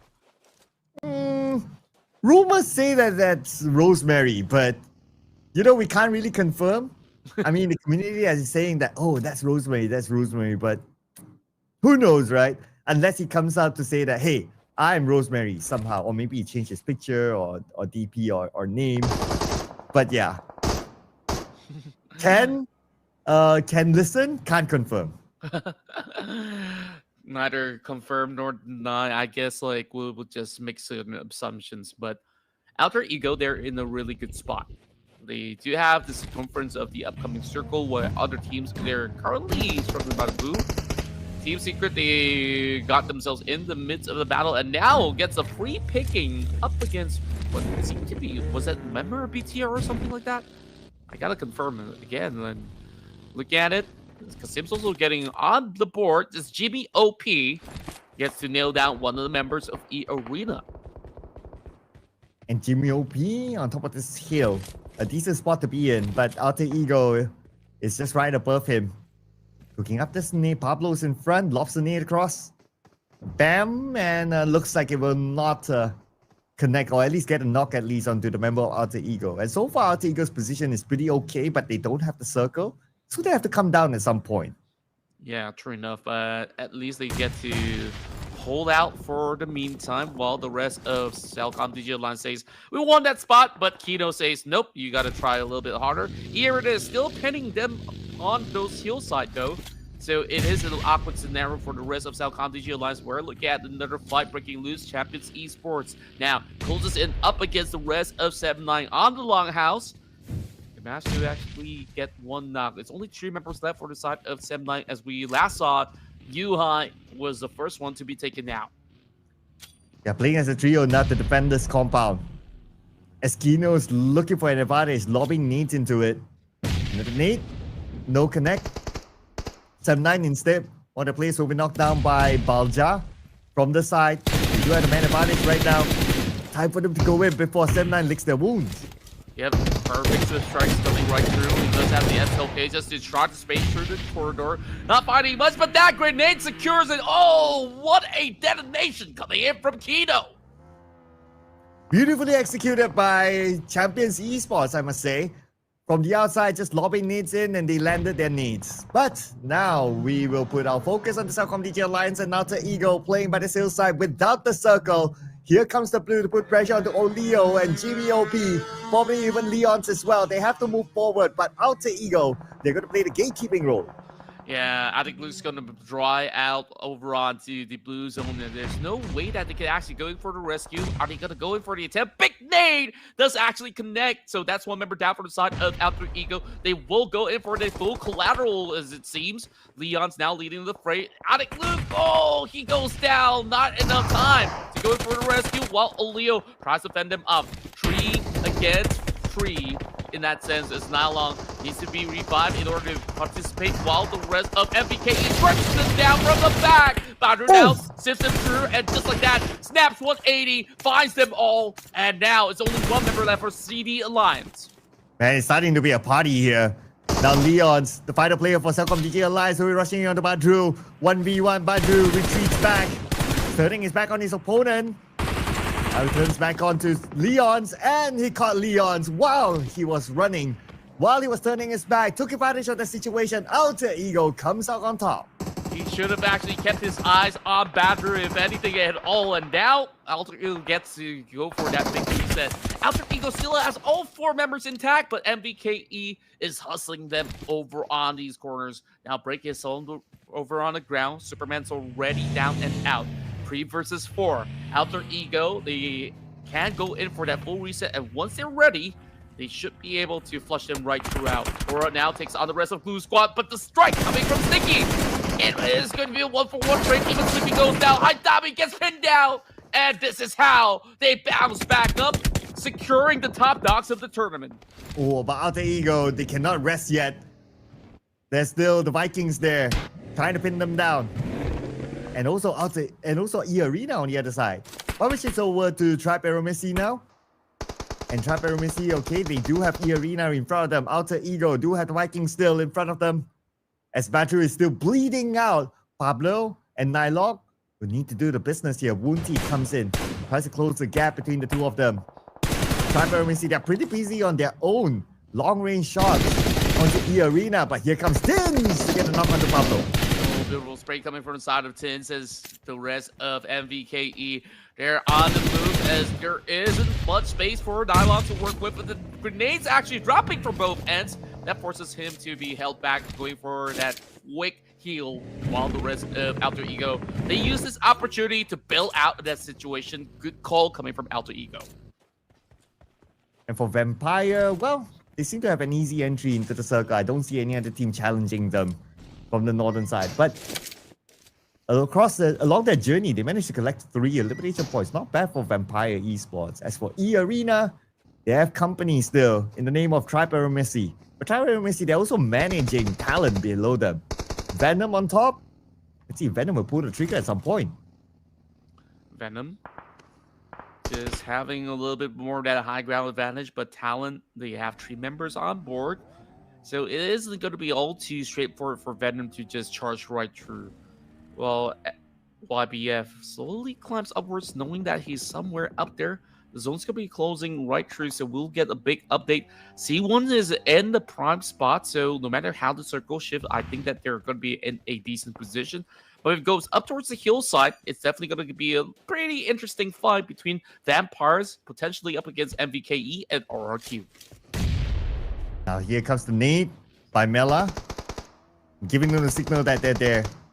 But Tribe Aeromissy now executing their plan against Talon. And YBF currently down, and Triple Z on the other side, right in front of Trix. Trix? Oh, okay, in the vehicle? Oh, okay. Alright. Just wants to get a good view while getting the protection from the vehicle. Very cheeky move by Trix. Yeah, but there's just only so much room that he can actually play with the rest of Talon now swarming right through. Estelle down to Theo. Can he actually find these angles right? Just over a quarter wall there, just turning right around the roses with Break. Also arriving to the scene, but they really get turned by the rest of the members of Talent Esports. Blow for blow, only down to Trix, and he will be pincered down. Venom 1 HP left, trying to survive to the best of his capabilities as he will try to bring this down to this 1v1 fight. He managed to loot a first hit just in time. But oh, from behind! E-Arena had to show up while he was healing. That's so sad. Oh, that could have actually been such a good run for the rest of these members of the team, but it seemed like it was just a surprise ambush coming from E-Arena to shut them out. Talon has them to thank for, but I don't think they've got quite enough room to lick their wounds just yet, with 2 members pretty much hunkered down. We're on the same spot. That grenade did clip onto both of them. So, pretty tough luck for the side of AST and E-Arena. They're just ready for this ambush.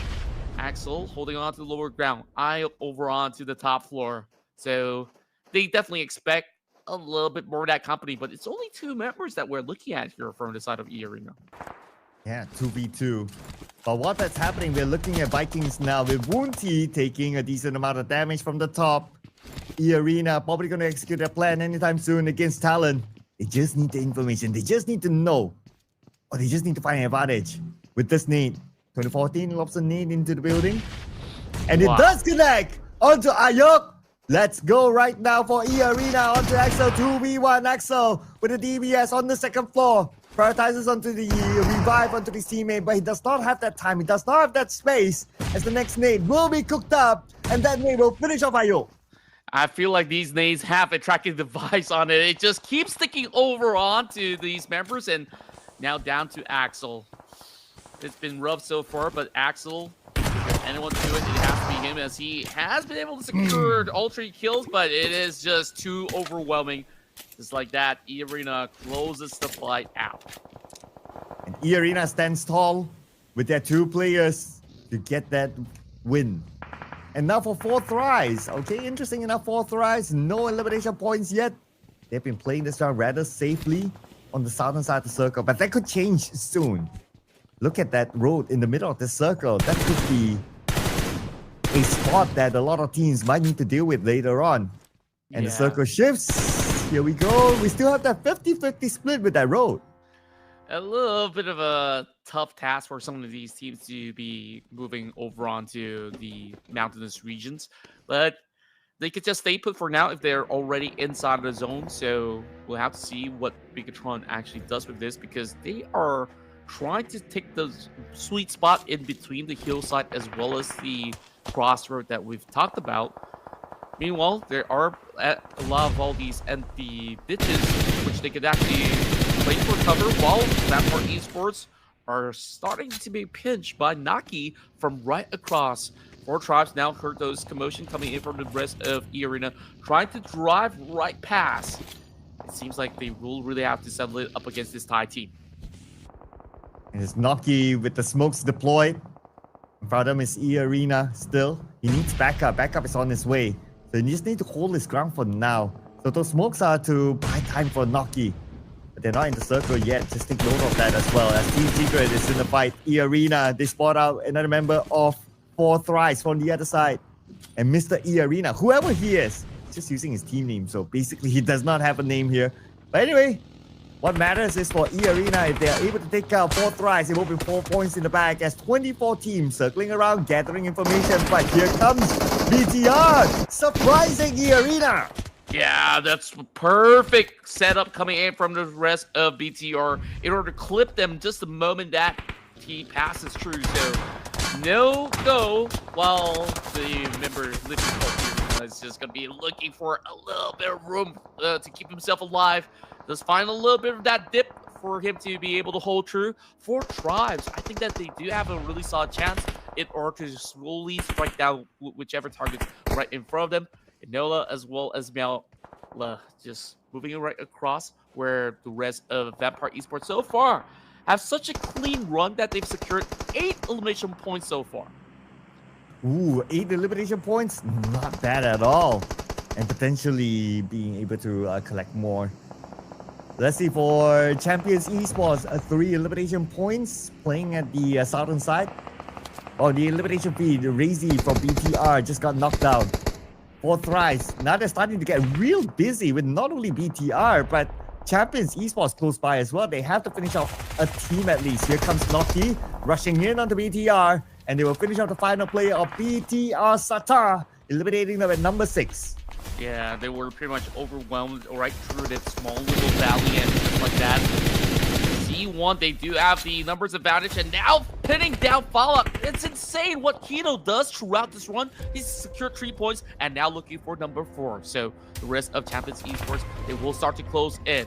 Not much space for the rest of 4 Tribes to be able to maneuver around, but I believe there is still some backup coming in for Fallout, especially Cairo moving right behind. I don't think he's spotted out just yet. Yeah, he's playing the safe approach now. Probably waiting for the next circle anyway. Might as well. Okay, but he seems to be going for it. Looking up this nade. Circle does not favor him. So now he knows that he must win this fight against Champions Esports. Kino in front of him. Nade exploded. Second nade will not connect on the Kino, but he gives a clue of where Cairo is at. So now Kino is going to put focus on his left side. Sure enough, while Kino is hoping to prime a nade over onto the trees, and with the reposition, I think that Kino will have to hold back for the slightest measure.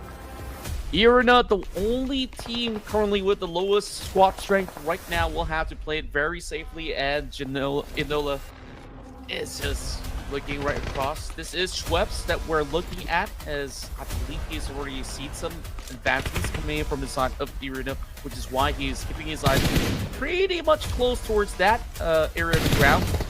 Well, the rest of Vampire Esports are also spotting some of the members of Team Secret moving over onto the south side. So they're not left with much of these options. So if they really have to move, they got to take out the member of the arena first and foremost. Ooh, Irina now at the road. Not all of them are in the circle yet, and look at Irina, taking the damage. At the same time, the Molly came in, but actually the one that landed the final blow is Noki from the side with his M4. And 4 Thrice will claim that elimination point for themselves, leaving us with 4 teams left. Yeah, that was just beautiful work out there. There goes the prediction as well. At least it was the top 5. Well, Falak now flushes out position coming out from Kino. The rest of Vampires are actually striking upon the members of Team 4 Tribes at the very same time. Both of them actually going for those trades, but it is Malo from Vampire Esports that have been able to pin majority of these targets coming from 4 Tribes. And 4 Thrice, are they able to pick up their teammates, Falak as well as Cairo? If they're able to, they'll be back as a 4, the team with the most players.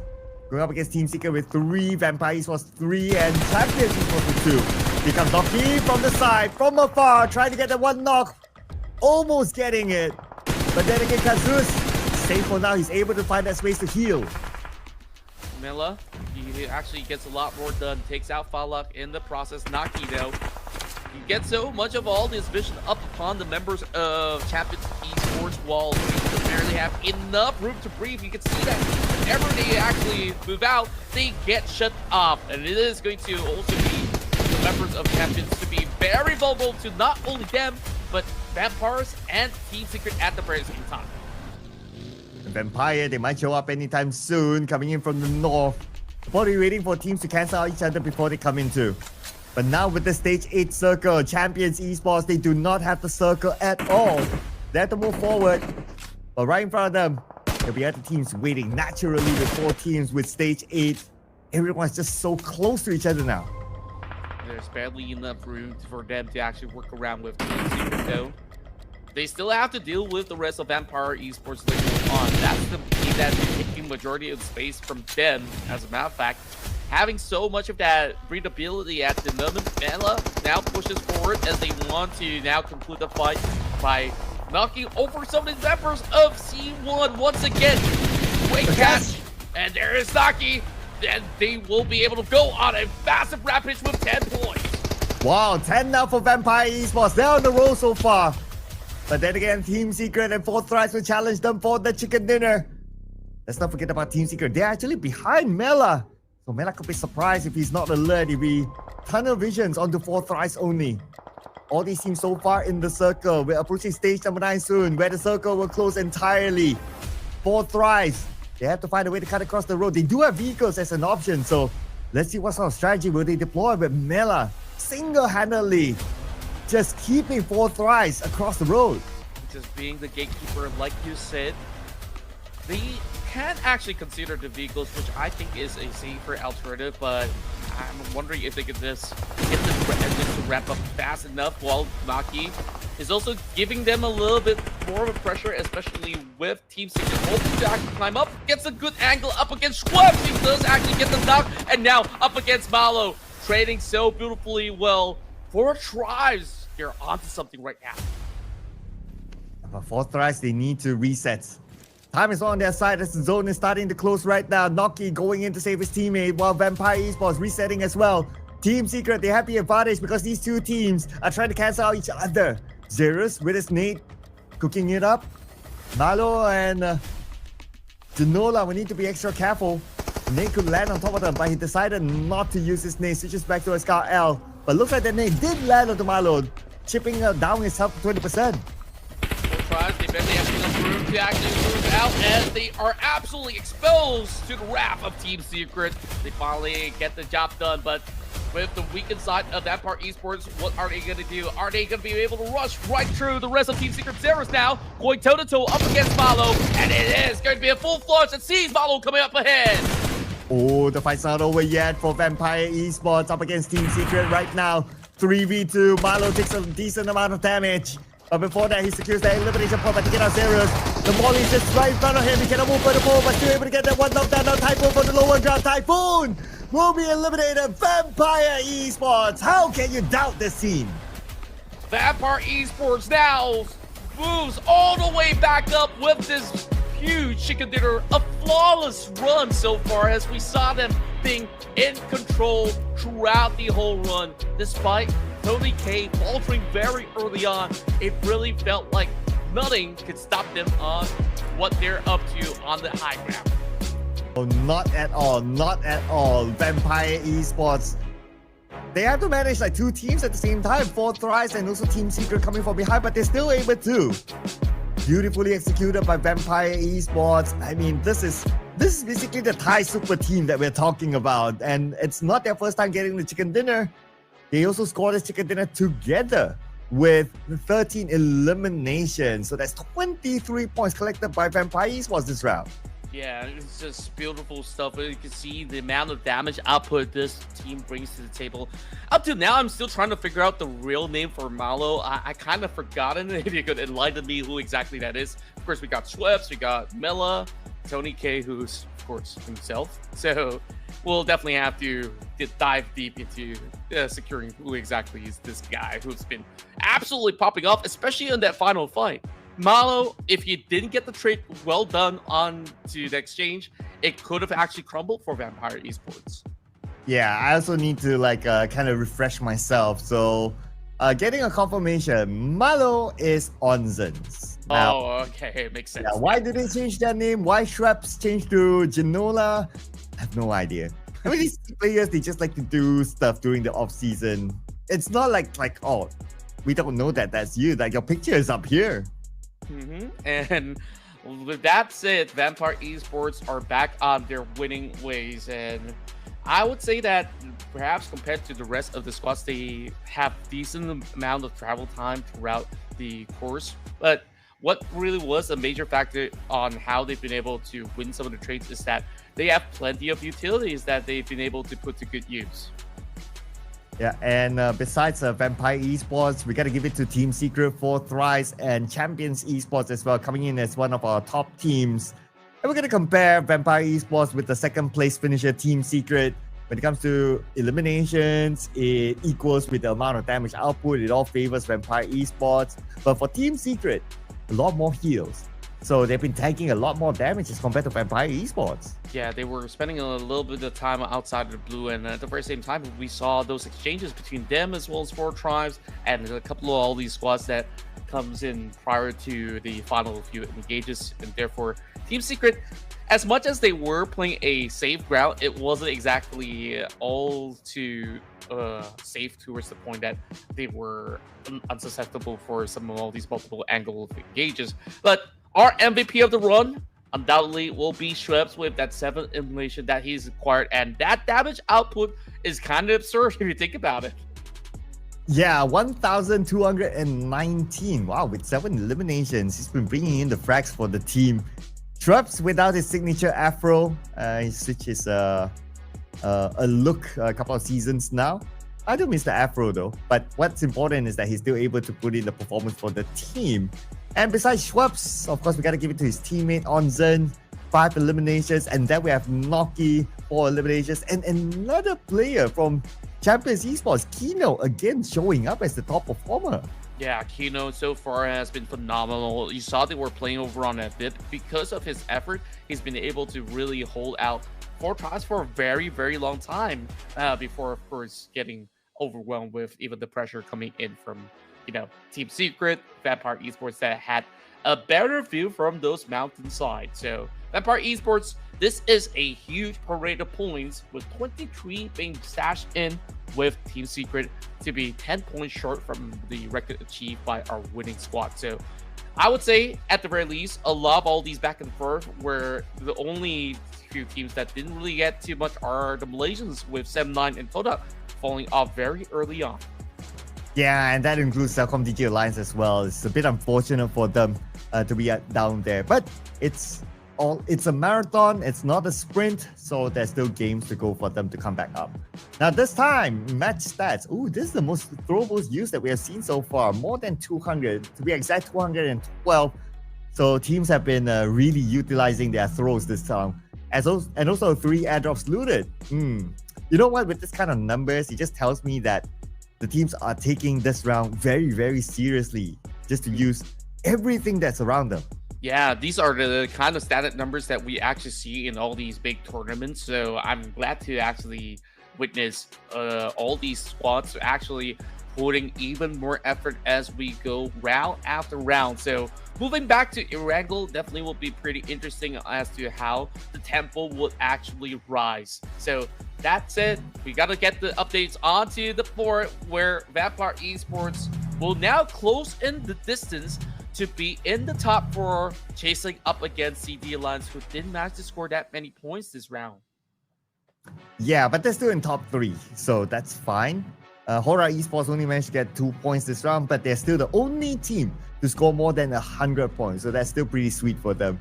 Vampire Esports boosting themselves up to number 4 now. They are having they only have a small gap between themselves and Cellcom DG Alliance of about 4 points, so they're very close to moving up to the 3rd spot after this. On page number 2, these teams are still safe for now, but they still need to put in a performance. S9, number 15, no points collected, 43 points. I'm pretty sure it's close with whoever who is at number 17.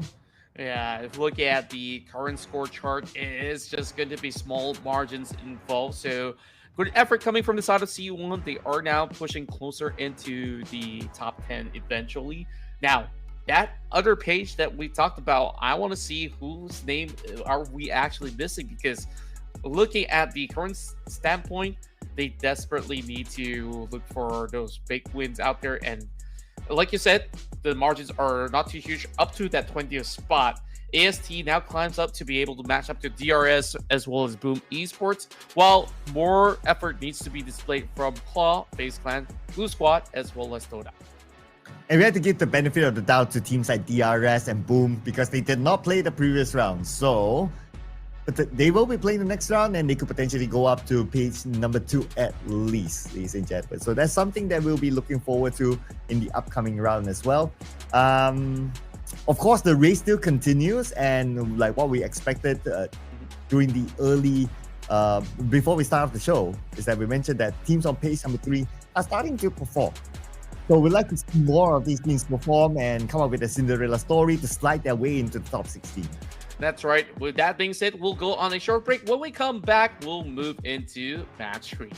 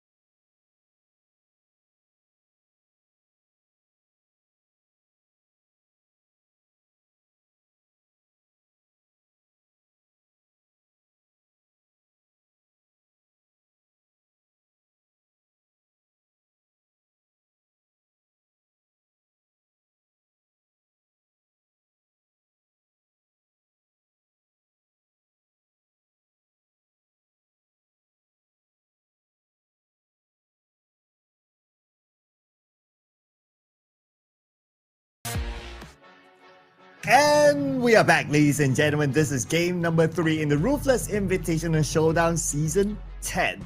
My name is Sir Cloud. Together with Contra will be your casters for today. And we're starting to see the rise of teams on page 2.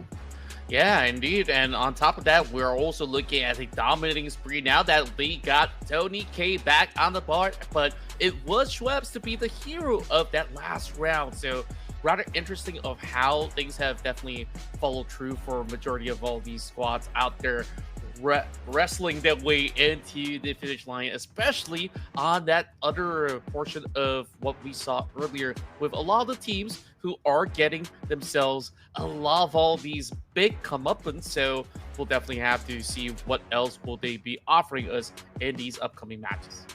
Just to keep you guys up to speed, so first chicken dinner was by Hora Esports, followed by Vampire Esports chicken dinner. Now, third chicken dinner, we're coming back to Erangel, and it's going to be between Group B and also Group C. Group A will be taking a break, and these are teams between Group B and C. What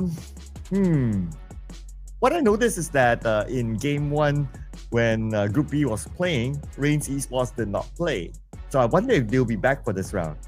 Yeah, and hopefully they would be able to at least garner a little something moving into this upcoming matches. And look at the current standpoint, we are actually getting plenty of all these room for even DRS to also climb back up. So Group B, they're definitely looking for redemption because even the likes of ASI8, Boom, Claw, Reigns, they're hoping to at least form a big push. So with Vampire Esports currently thriving, I wonder if they will get themselves a double chicken dinner, just like how the rest of the days have seen winning teams to hop on board for 2 chicken dinners. Yeah, and personally, would like to see like teams like on page number 3, like Toda, to be able to come up with a good performance to keep the drama going, because we like to keep like the top 16 race towards the final day. So let's see if they will be able to come up with a good performance. Now, prediction time, Contra. Do you have a team in mind? Well, I did talk about a possibility of, a back-to-back win. So, therefore, I'm going for a prediction onto Vampire Esports. Okay, all right, Vampire. Okay, I need to think a bit here. Ooh, it's never easy, right? Okay, so you're locked in with Vampire. I want to see Sem9. Let's go. Okay. Let's bring on Sem9. I'm sure Yuhai, he wouldn't be happy with the fact that he got eliminated early. Like, he didn't get a feel of the game yet when it was his debut game here today. So perhaps this might be his comeback round. And production's locking in RRQ. Oh, I actually really do like the RRQ pick. Usually I would pick RRQ when it comes down to Miramar run. And that's because that is one of their strongest suit. But I would also say that there are a lot of all these high points that we've seen coming in from even these players coming into Erangel. So great pick overall. Mainly we're looking at a lot of all these SEA predictions. I'm pretty sure you guys in the chat has a whole lot of love for South Asia as well. So of course, drop in your votes, and hopefully we might even have, maybe in the future, open the bracket like, okay, crowd favorite predictions as well. Who are they rooting for? Is it going to be permanently Hora Esports if that's the case, because they're not even in this round? So, well, I guess you guys got other options like ASI8. Yeah, I mean, there's a lot of support for Fourth Rise as well, so it'll be interesting to see. But I know it's not going to be easy for production. We're giving them too much pressure to put in that sort of a prediction for the audience. But there will be some seasons whereby you guys can vote for your favorite team, allowing them to be in a grand final, depending on the format of that season. So keep an eye on that as well. More information, don't forget to follow the social medias of Ruthless Hype Esports, whether it's on Instagram, whether it's on Facebook, so that you will also know what are the upcoming tournaments hosted by them. That's right, and there's just so much more happening right now as we are getting ourselves ready right before all these other major events will be taking place down the stretch. So make sure you guys hit that sub button as you can stay up to date, and also follow them on all these social media platforms because we have got a whole lot of stories to tell. Yep, and more stories to tell here today. So we are coming into game number 3. This will be the last game in the first half, featuring B and C, and then we'll roll back the A and B after this. And coming to Erangel, so far today's Erangel has been pretty okay. The last circle, it kind of ended around the era of school. So what say you? What sort of circle would you like to see? I'm thinking Gatka. We haven't seen Gatka or even somewhere along the lines for quite some time. So that probably will still be a little bit of a tough challenge for a lot of all these teams to be navigating around that zone, especially when you saw a lot of all these teams were actually dropping all across the map. So that being said, I think that would definitely be something to be for a very interesting ordeal moving into our upcoming rounds. Yeah, if it's Gatka, I'd like to see a Gatka mountain finish. That would be pretty nice as well. We haven't got that yet so far in this season's tournament. So if it's a Gatka mountain finish, the race to get the top of the mountain will be there. And it's even better if like the Gatka mountain circle like starts from early on. Yeah, indeed. And speaking of which, we'll have to find out in a quick moment as we dive into our third map of the day. Start things off here in match 3 Erangel. And this is Erangel, ladies and gentlemen. Let's see if we'll get the Gatka mountain. Because right now, based on the flight path, okay, we might or might not be passing by Gatka.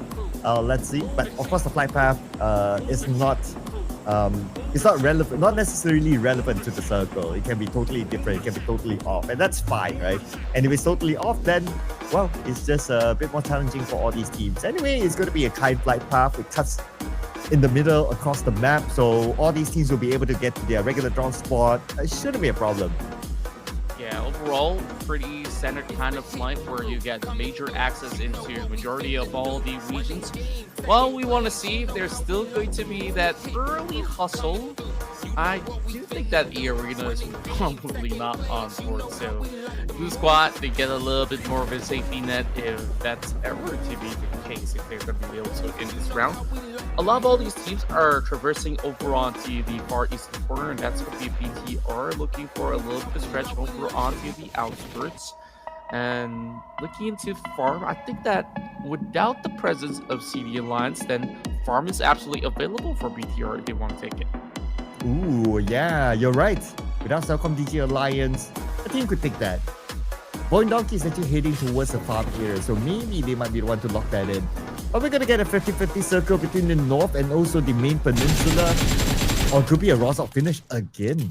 Or maybe a potential Rozok-ish circle. Let's see there. If it goes there, then Boom Esports will be the happier one of them all, since Rozok is the regular drop spot anyway. That's true, and overall, it's going to be a very standard start without all too much of a casualty. We're looking into Pachinki. We always have the rest of the Savior to be holding on to this stronghold, while the rest of DRS floating right next to Vampire Esports by the corner of Primos. What's going on here, ladies and gents? Well, we do know that Vampire Esports normally drops in Primos anyway. So DRS got to challenge them for Primos. Okay, let's see who will get the first knockdown. VSS in the hands of Delta. We don't always get to see a VSS being used. So let's see if this VSS will bring him dividends here, as this is his one and only weapon now. Well, I think like it is actually pretty solid if you were to go on for an initiation, because it was already equipped with, you know, a 4x scope, is also suppressed at the very same time. The only drawback is that there's only like 12 bullets on the VSS, so you gotta be very, very careful with that DMR. Well, it's one of the weirdest DMRs, right, if you think about it, because it kind of sprays like an AR, so to speak. So they could actually put that to really good use. But looking at the rest of Vampire Esports, they're not really well equipped to actually take on a fight, which is why you're looking at them pretty much scattered across the field. Rarely do we actually see DRS actually going for this kind of early challenges, but I definitely would want to see what happens from here on, because I voted for Vampires, and it'll be really sad for me to see them go first. True. That's a good point. That's a good point. So let's see Vampire, how will they manage this? And so far, they're not really interested in taking this early engagement, but they might be forced to, because if you look at the positioning of DRS, they're on the northern side of the city, and they seem to be gatekeeping them from rotating out. And they have to rotate out because they're about 1,700 meters away from the circle. So the Vampire Esports might be forced into this fight. Now, whether they win it or not is going to be a second question. True enough. I mean, it is going to be down to all the slightest margins. Whoever spots who first. Gante already equipped with 8x on the Mini 14. So he gets to see every single pixel, while Chama got himself a little bit of a horse just to secure the outskirts. And DRS is starting to get pressurized as Killer YT will be hurled with a grenade as Tony K is going to force this push. And here's Tony K on the lower ground. Killer YT is there. But he not only has Tony K, he has Melo and Mela behind him as well. So Killer YT with the DBS, not the best of weapon in that sort of range. He decided to just back off for now since he is alone. He doesn't want to take that risk of being knocked in front of his opponents. Yeah, and over on the side of Gante, as much as he's got the 8x scope, isn't exactly all too easy to actually catch all these moving targets at the very same time. Vampire Esports actually putting just about enough pressure, but do they spot Chama over onto the valleys, though? I mean, he's over onto the hillside. Hasn't really made his presence felt just about yet, but once he does, then it would further suppress the rest of Vampire Esports.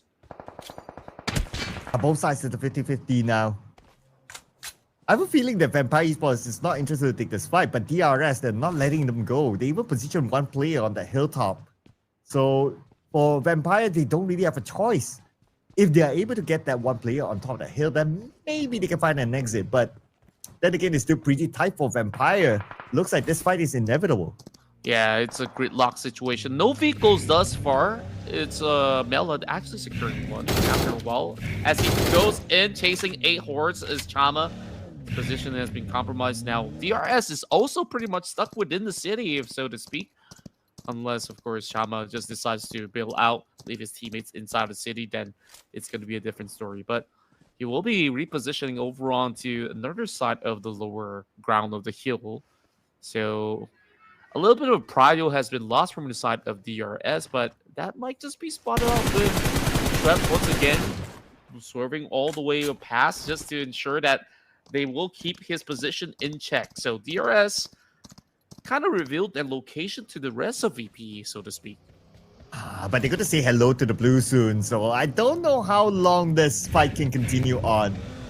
Vampire, at least 2 of them, managed to find an exit on the left side, but the other 2 players are still within Primos. So I don't know. I don't know how they're going to get out of this. And still DRS. They don't want to let them go. They want those points for themselves. And totally understandable, right? If you look at DRS composition, they are number 18. So points that they can get, they will go for it. Yeah, so what happens here is that looking at Mela, he did manage to pick up another vehicle so that they can actually bail out Tony K as well as Malo. So just like what you said, they are uninterested in just going for that full fight. So with that pickup, they are still leaving Malo behind. So it is definitely a very interesting option. He doesn't really have mats though. So they gotta once again pick him up. They're doing it one after another. So I guess DRS, they will also try to retreat as they found themselves a hug for craft in return. So very respectful run coming from both teams. And here's the blue, 100% on top of them. DRS. They're still circling around. They want to find the remaining members of Vampire. But Vampire, they managed to escape. Okay. Yeah, they managed to escape. They're on the clear now. They somehow found a way out. So DRS is their time to move it. I'm not sure if they know that Vampire has exited this area though. Yeah, most likely they would know, so to speak. But for them to really fully commit, I guess like now is the time for them to try to look for whatever other first aids that was unlooted by Vampire Esports. Vampire, I think their next pit stop is going to be around the hospital grounds, which we've seen them play around that area for plenty of times. So going over on the side of Dodak, I think they've met up with some of the members of RRQ just by the corner of shooting range. What will be pretty interesting is to see how these teams actually commit over onto these grounds. But we're once again seeing another circle around Pochinki as well as school. Yeah, this circle looks familiar, right? It looks like the first round that we have seen today. So far, no eliminations. Oh, there's one elimination, and Vikings, one of the players got eliminated. 7-9 seems to be in a bit of a scuffle here. Two players currently knocked, but they fight back though. And it's going to be Reigns Esports. Okay, they're back in the game, ladies and gentlemen. And with their debut today, they finish off 7-9. Yeah, that was a really strong start. Taking out the entirety of 7-9, where I'm not really too sure of what's really going on with the Malaysian squad, where we've seen them bow out very, very early throughout these past couple of days. And knowing them, usually they are a very feisty bunch, but going up against Reigns, it is definitely going to be a tough feat, as they're definitely known as some of the best in the world at this point of time. Vampire Esports, we can see that they're still tanking out the zone, falling very low. I don't think they really have much of these med packs with them, so that is definitely a cause for concern for the Thai squad overall. Yeah, they didn't really have the chance to truly loot inside of Primos, right? So, yeah. But I'm sure they have a backup plan. They rotated towards the left side, and last we checked, there were not many teams there, just because of how the circle shifted. So they could be able to find a good amount of loot while they plan for themselves to get into the circle, which we are at stage 2, and stage 3 will be coming soon. That means they need to come in rather soon, sooner than later.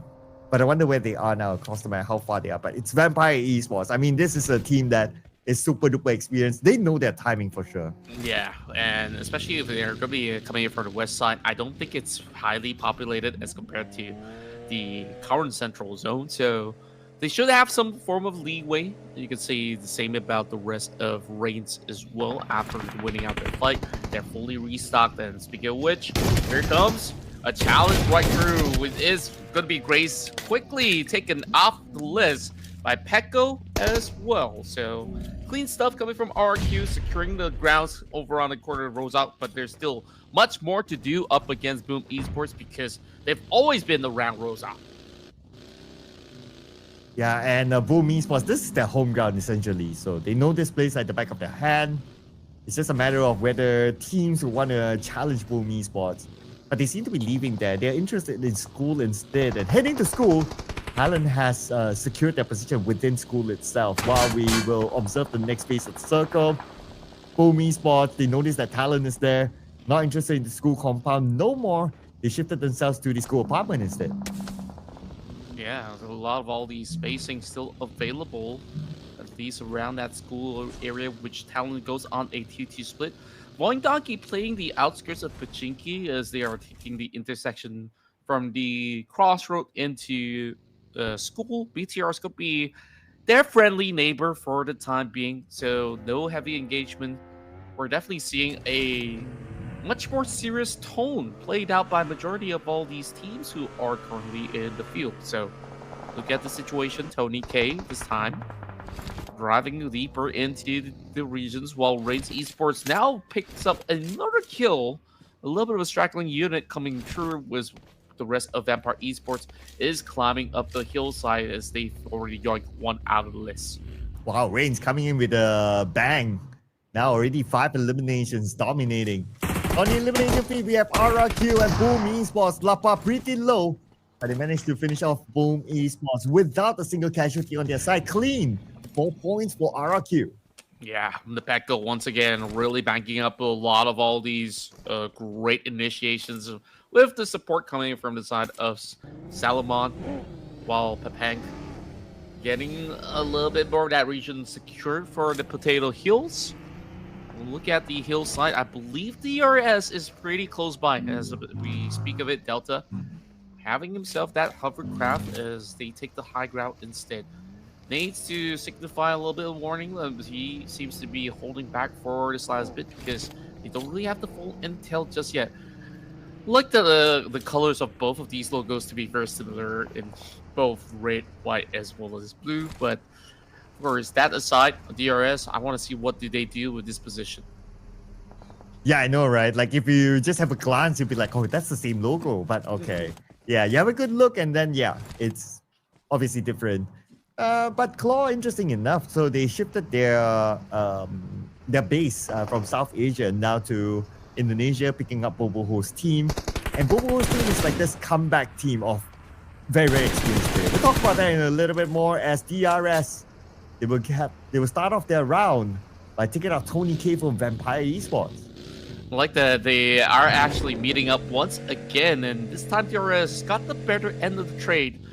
Just by rotation itself, Vampire Esports have already lost 2 of their players, so maybe I should stop predictions, right? Because every single time I vote for somebody, it doesn't seem like it's offering them all too much good luck. But as we speak of it right now, ASI8 draws himself into a fight up against Talon with Lion K over onto the other corner. Needs to be locked from the side of Casanova, but seems like bodies are hitting the ground right at this moment with the rest of ASI and closing it right through, but there's just layers of smoke for them to be deterred from this push. Look at what the situation. Casanova is closing in, and oh, what a crash! Crypto kills him down.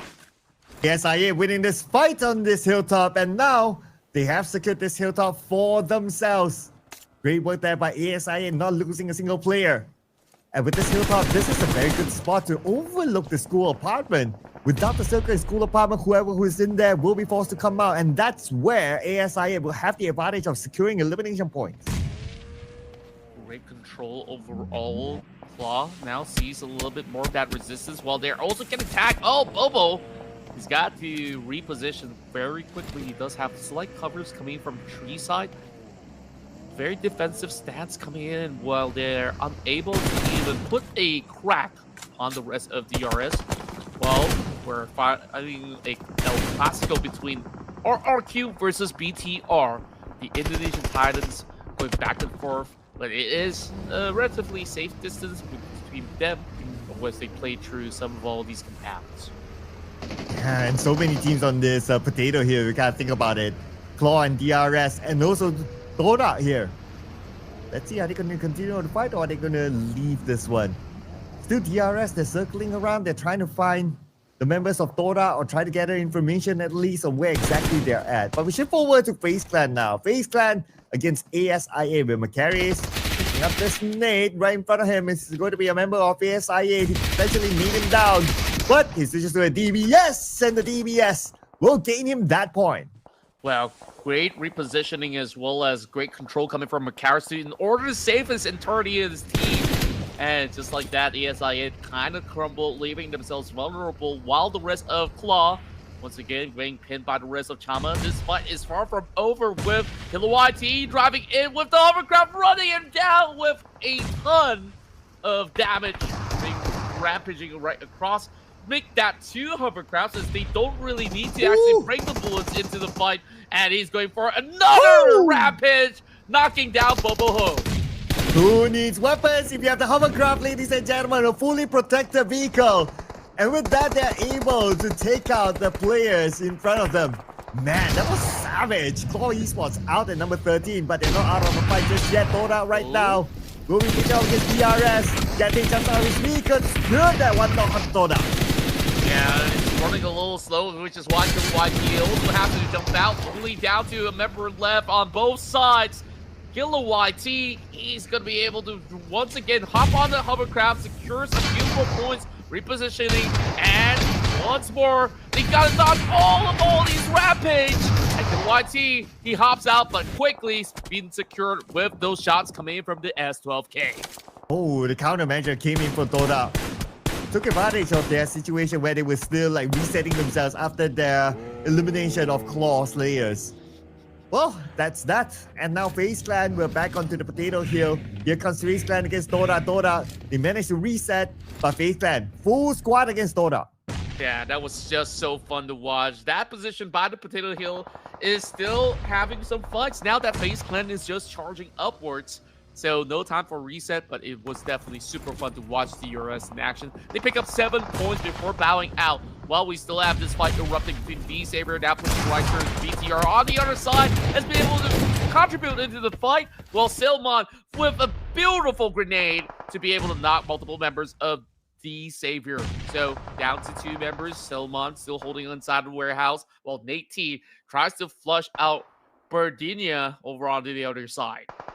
Oh, to 3 teams around the same area. Paragen is crawling towards Nate. He should be able to be revived since the smoke is still active. Okay, and he will reach Nate. Okay, the revive will kick in for sure. Now RRQ, they're not taking the proactive approach. They're not willing to leave their warehouse yet. Sends a nade across, but nobody's home. It is going to be a long tussle.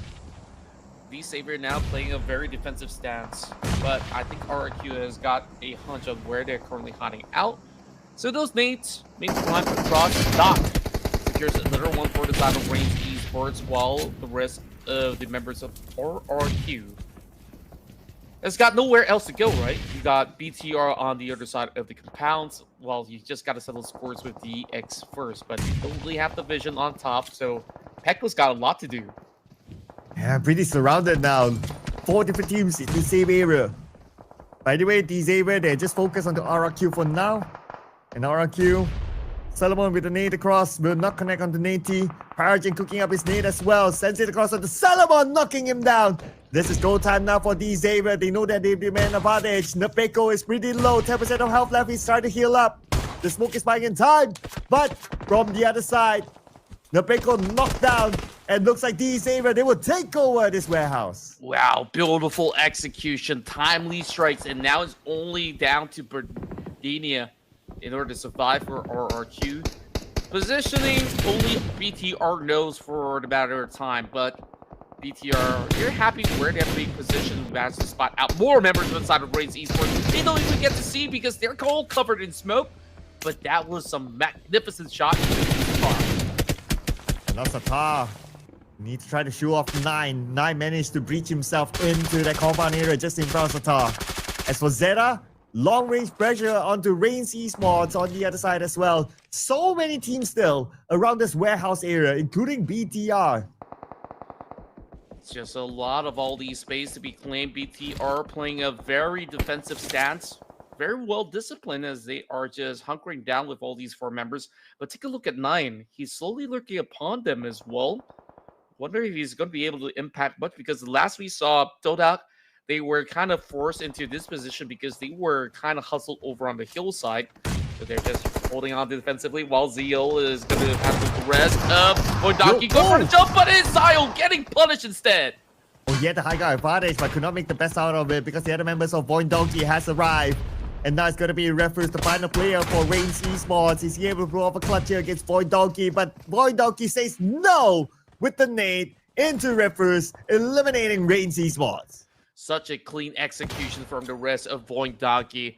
In that position, I was kind of worried for Voidonki, but because of a little bit of a slip-up coming from the side of Zio, it kind of opens up a lot more space. And also considering the fact that Raze Esports, that position to hold out isn't exactly the safest because you're vulnerable to BTR, you're also vulnerable to Voidonki at the same time. They were forced for a fight.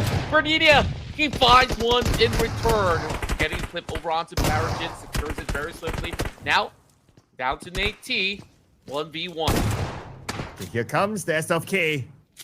Let's see who will win this one. It's going to be SLK versus SLK. And Virginia tries to get Nate. Nate dancing around. None of those shots connected. And finally, it is Nate with the patience. He managed to secure that win against RRQ. Clean stuff, and RRQ that leads back 6 points. So, well, I would say that it is a decent effort coming in from RQ moving into this matchup here inside of Wrangle. Phase 10 finally shows themselves. They did manage to out-trade many of the teams over on the Potato Hill, and now move their way back onto the warehouse sector where this current circle is favoring BTR. So they got a lot of work to do in order to secure some of all these vantage points. AST now takes over the warehouse, so Nate T's kind of having a problem of his own.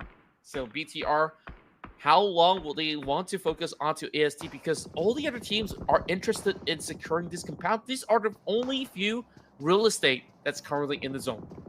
Man, when there's a chance that the circle will actually go away, so I wonder what brought the party to these teams. Anyway, Vikings coming from the other side as well, going on to 9, and the moment they saw 9, Superman will eliminate him. Tora is up at number 8. 5 eliminations, 6 points collected by Tora in this round.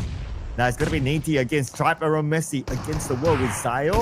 Either low, knocked out by Nate with the rest of K. Yeah, very clean take. Well, they are still trying to get a little bit more room. Nate, he knows that he has defended all by himself.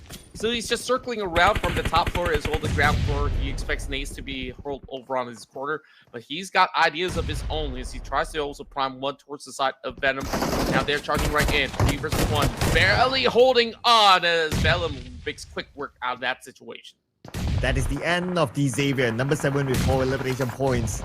BTR, they have company of their own with Void Donkey crashing in. And again, what brings everyone to this compound? It's just that the circle will win, but that doesn't matter right now. What matters is that BTR will need to defend their ground against Void Donkey, and BTR lost 3 players so far. Now it's down to only Satar. Yeah, it was not really the best of defensive hold coming from the rest of BTR. They weren't expecting Void Donkey to be so aggressive on his charge, already on that dominating streak. Only a few members still trying to lick their wins at this moment. BTR not even going for the revive with the pressure coming in from the side of the Vikings.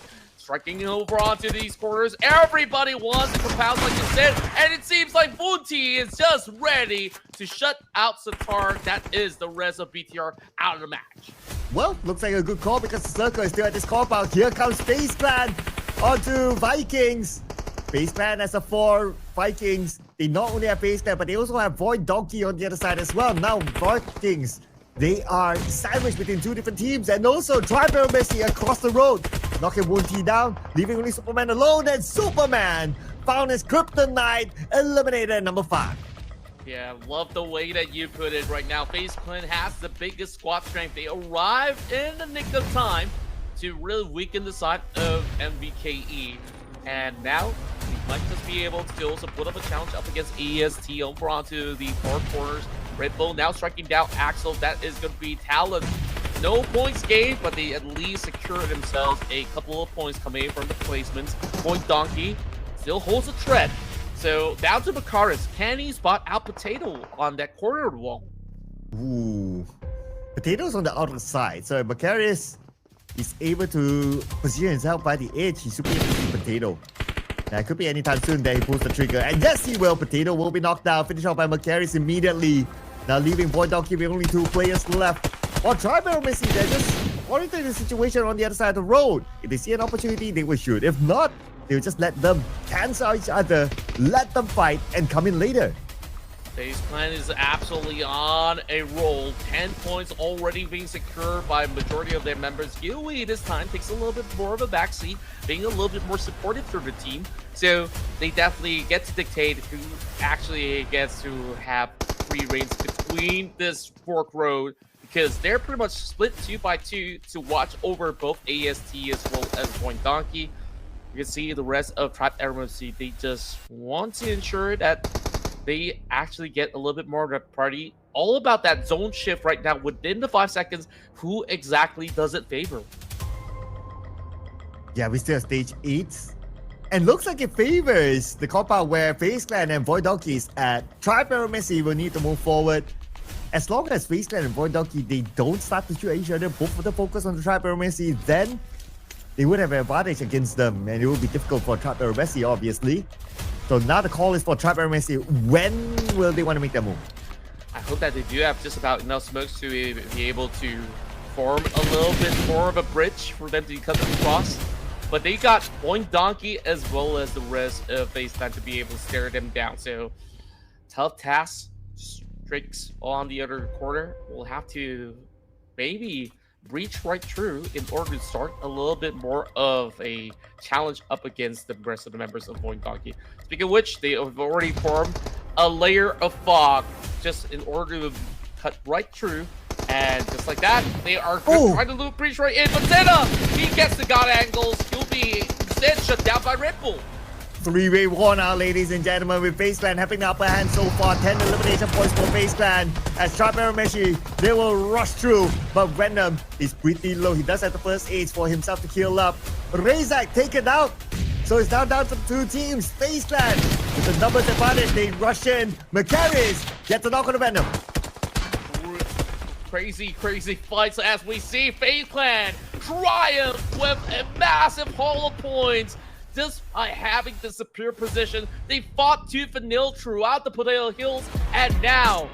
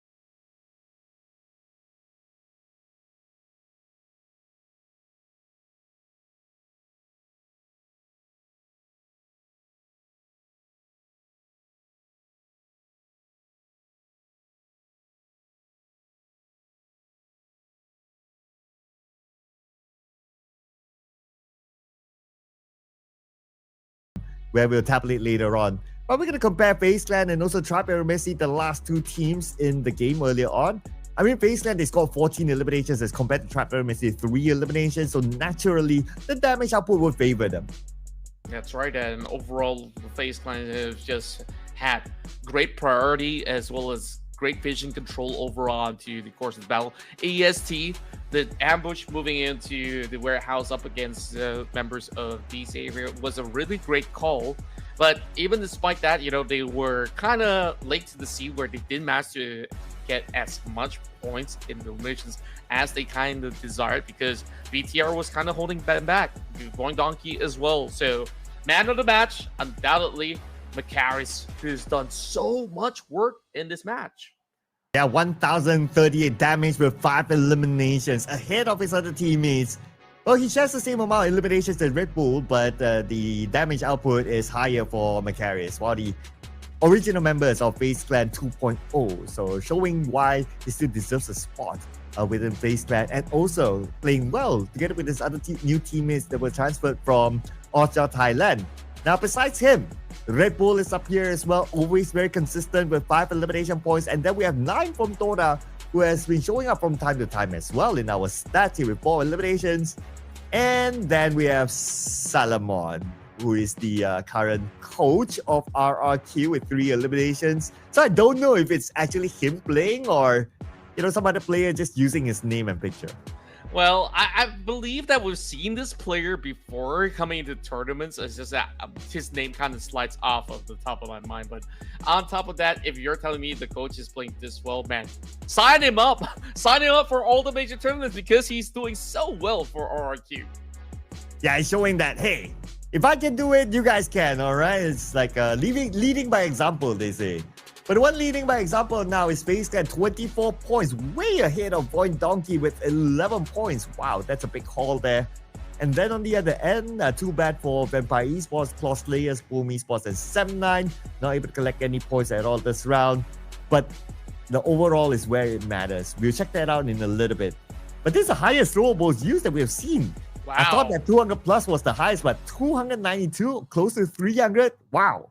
It is pretty crazy. I think it's all due to those compound fights where they're just lobbing nades after nades and also having all these smoke trails to be created. So makes a lot of sense where we see a dip of, longest distance, but that's actually coming from 9. So he not only survived the longest for Kodak, he brought in the most simulation points, and at the same time, he can strike the long distance. So a very promising member of Kodak as we want to see how far can they actually take it through the upcoming PMSL. So that said, that kind of concludes what we have here with a lot of massive brawls, starting things off with pretty interesting nuances, especially that invade coming from DRS, moving into Primos up against VP, kind of hindered their progress. So for Esports, as much as they weren't in this match, they're still sitting still at #1 spot.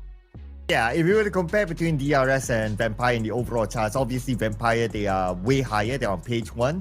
So the risk is lower for Vampire, so to speak. And other movements on page 1, we have BTR coming onto page 1 as well with 63 points. And also we gotta give a shout out to Point Donkey. With that one good round, they managed to break that 100 point mark. So they joined Hora Esports in the 100 point club, just 4 points behind Hora Esports. Yeah, it's still going to be a very good chase moving into the upcoming matchup. While Talon's been moving upwards with them overtaking 4 tries. I believe 4 tries wasn't really part of this matchup, which is why we see them sliding down. Reigns now has been able to do some strong maintenance in order to really move up the ranks here as they currently sit at the 12th place. AST as well as FaZe Clan follow suit. Because of this win, they are now holding that 16th spot. Yeah, and number 17 is still DRS. Well, they rise up a little bit, so they are still close to getting into the top 16. Again, a lot of these names down here that might seem unusual to us, especially ASIA who scored 8 chicken dinner, but they've been sliding down. So now they're at number 21 with 40 points. But overall, the points are still close, and it is down to the points essentially on whether they're able to get into the top 16 or not. So there's still a lot more games to go that they can recover themselves to be in 16 at least. That's right. And of course, we will give them a little bit of time to reset for now because the competition is just getting even more feisty. So that's it. A few minutes and we'll be right back.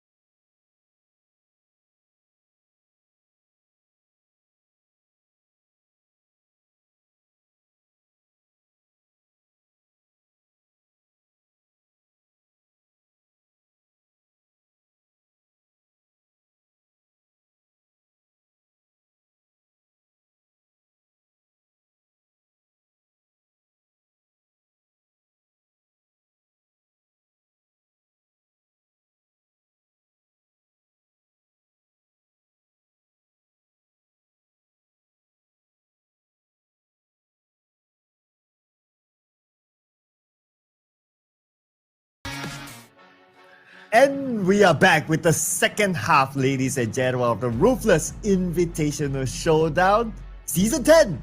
We're 10 seasons in. This is like a decade of Ruthless Invitational Showdowns, Contra. Well, in esports hours, I guess it could be considered a decade where, every few months we will have all these huge competition coming true, and only the best teams in PUBG Mobile Esports will be featured here. So make sure you guys hit that sub button because we got so much of all these amazing action happening throughout this week and the next. So far, you guys are watching the playoffs, and wow, the race to the finish line for the top 16 is very much on its course, where we're going to be moving into Miramar for match 16.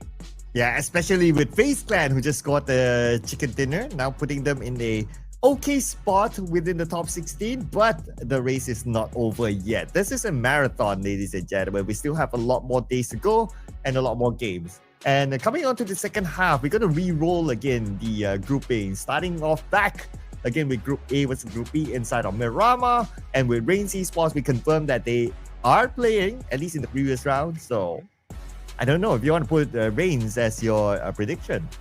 Well, I'll consider. I think that definitely they do have a solid chance, but I'm definitely thinking that with the rise of the prominence of Thai teams out here, things are really looking a lot harder for us to really go for predictions.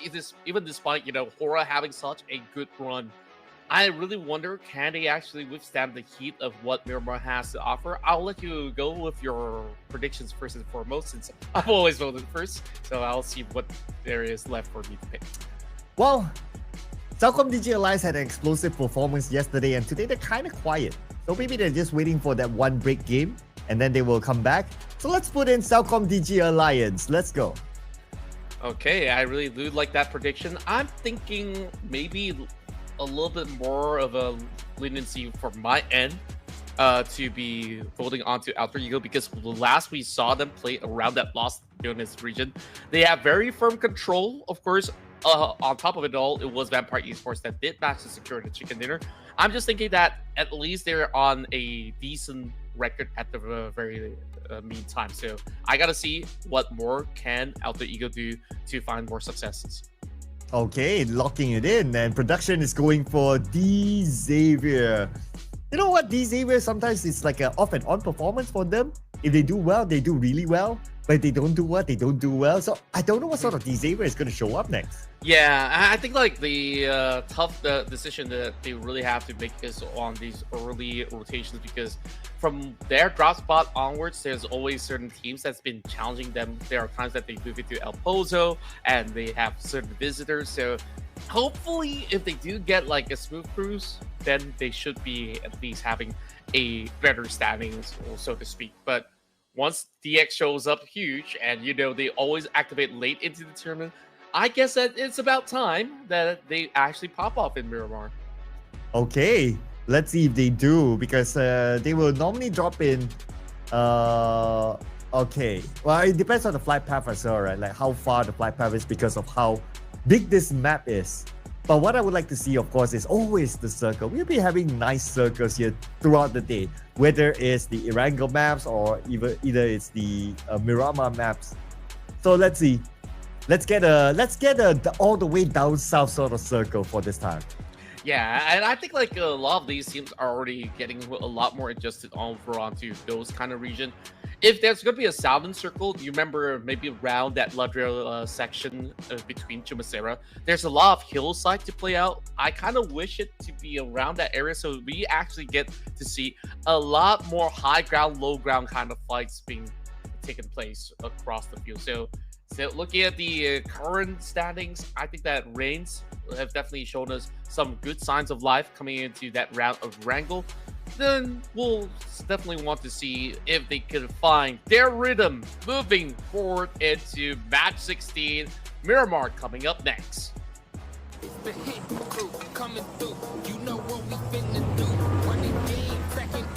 And that's the sound of the flights.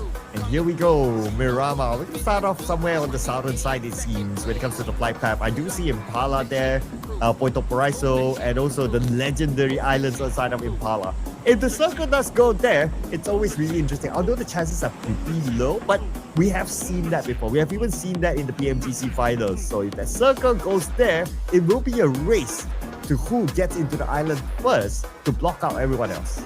I can remember how legendary that ending really was, and there was so much on the line for them to actually secure the championship. And up to today, that has been an unforgettable finish out of all these matches to be played out. So, as we take a look, this is a flight path that did actually start not too far away from the islands that you've mentioned. So that allows Boom Esports to secure themselves Impala, while we're also looking at Alter Ego, who typically starts off somewhere around the northeast section, whether they want to take Azahar or so. I'm hearing shots already. Where's this coming from? Oh boy, Blue Squad, they're on the chase, and they're on a hunt. Looking for the next target. They managed to get a couple of knocks, I believe. Okay, going up against... Is it Boom? It could probably be Boom, but we'll wait for that to happen. Now GLU Squad fighting back. Yes, it's going to be Boom. And so far, Boom Esports, they're managing GLU Squad, but they lost one player though. Circle is all the way on the left side, so this fight has to end there about 2,000 meters away from the circle. Boom Esports with the upper hand against GLU Squad. Yeah, it really felt like Blue Squad doesn't seem like they have a place to call, but they keep hot dropping teams after teams. This time up against Boom Esports, they lost Pubg. Guy barely get to play the game. I believe this is actually the debut of Boom Esports Pubg for today, and he just quickly gets deterred because of the presence of Blue Squad. Oh, yeah, that's a good point. I think so as well. They seem to be rotating players around. The fact that he is taken out first, then, well. But Boom Esports, they will take out the final player of a GLU Squad, and that's quickly down. Xavier, they see themselves. They're going up against ASI8. ASI on the second floor. Levi trying to reload just in time with his AK. And on the outside, they're pinning that one player down. And it's going to be Casanova. Xavier wins this fight, but they lose Lamborghini in it. Yeah, that was a clean sweep, but they are definitely putting their bodies on the line. So King Lambo, I believe that he's also being brought in for this game, and just like the fate of Boom Esports, you gotta shake off a little bit of that rust. I would say that Lambo's pretty rusty. It's just that the circumstances kind of put them into such a tough spot. So 2 hot drops. What more will they actually bring? Now, looking at the rest of FaZe Clan. They're just right beside Horror Esports. So what are they plotting up over onto this course? Because this is definitely not an easy fight to take up against Horror. Yeah, sharing the same area with Red Bull holding down the line. And Hora, they know that FaZe Clan is around the corner as well, so both sides at the peak of their focus. But FaZe Clan, they do have the liberty of like still moving around, and they can still loot around their corner, while Hora Esports, they don't really have much space, so a bit of advantage to FaZe Clan overall. Definitely think so, but they're going to be forming up all together just to see if they could overwhelm some of the members of FaZe Clan. We are starting to see it repositioning coming out. Red Bull definitely needs a little bit more of a helping hand, but as they cut across, it's going to be Killer YT that actually attacks onto Supreme. But where exactly is DRS? I don't even get to see them in the map. Oh yeah, that must be a super duper long range one. Not even on the mini map. Hopefully you get a visual later on. But Sleepy is defending his ground against FaZe Clan. Dewey is right in front of him. Hora Esports doing so far so good, but Aitami knocked out by Red Bull. Red Bull makes an appearance now just behind Hora Esports. He's the reload, and he's back up right now, dancing around, bringing around the Rosie. A little bit of backup, not gonna hurt, as Hora Esports taken out by FaZe Clan. That surprise ambush coming in from the dumpster is definitely a little bit overwhelming, where they did not find out that just like that, Red Bull does force them to pay for their own mishaps. FaZe Clan now tries to actually run across and now bumps into the rest of Team Secret. Such an explosive early game. Just barely 3 minutes of play, we're already getting ourselves so many players taken out. As a matter of fact, take a look at that. Only 49 players still on board. Wow, 49? What? Okay, this is the fastest early Miramar round that we have got so far. I kind of lost count at some point, like, oh, how many players? But expect more to come, because we can see here Team Secret, they managed to get one, and that opponent of theirs is currently bleeding out. Delta will get FaZe Clan. The last we checked, we know that DRS, they're around the corner where FaZe Clan was at. So the fight might continue on. Inside Los Lones, D Xavier, Salcom DJ Alliance locked into each other. Always see these two really going up against each other for a very long time now, as we've talked about Leones being such a vast city where you could just field up to 3 teams. But all in all, we don't always get to see full commitment whatsoever. But there is a commitment coming from the side of E-Arena now, going up against 4 tribes. Pinning one out, still more to go. And look at the multiple layer coming from the construction. Paragon on the top. I think that he's going to be absolutely surrounded by the members of CD Alliance. But if he could just work this out, I don't know. Perhaps D Xavier might just have their members to form up against the rest of Alliance. But bad news for the teams inside Los Lones is not in the circle.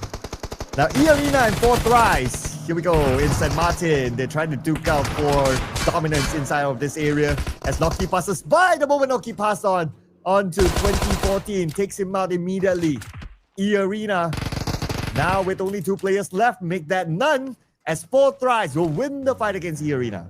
Wow, just like that, swept them through. And I'm just surprised at how 4 Thrice has been able to navigate in that fight and just basically pin them onto these places where E-Arena is hoping to just come in for a flank. But that was swiftly read like a book. To the YT, still pinning out members to the side of Team Secret. As we've seen, some of the other players coming in from Horror to be pinned from that exact location where Killer YT has been playing. So these are really difficult angles for Team Secret to actually form a trade back at the... As long as they're able to lock in their position, that's still okay for Team Secret. But they're not in the circle as well. Opportunities endless. So that's the reason why we're looking at so many commitments where they're not even in the zone yet. The last we checked, that zone's going over onto the corners of El Pozo, and you're looking at fights erupting over onto north, east, south, west. West doesn't seem like there's much action to be involved, so we'll probably get a little bit more of that safety net for teams to now rotate. Now, excuse me, that's one skin that I've not seen for quite some time on that van that kind of looks like a furry rabbit. Very interesting. But if you think about it, if you use those kind of skins, would that not give away your movement, right? Like, it's so obvious. That teams can they're there, like they're moving there, we can shoot them, we cannot shoot them, like they can get that information and decide what to do. So I don't know. I mean, it's fun to have those skins in competitive, right? But Yeah. Then again, objectively, it gives away their position.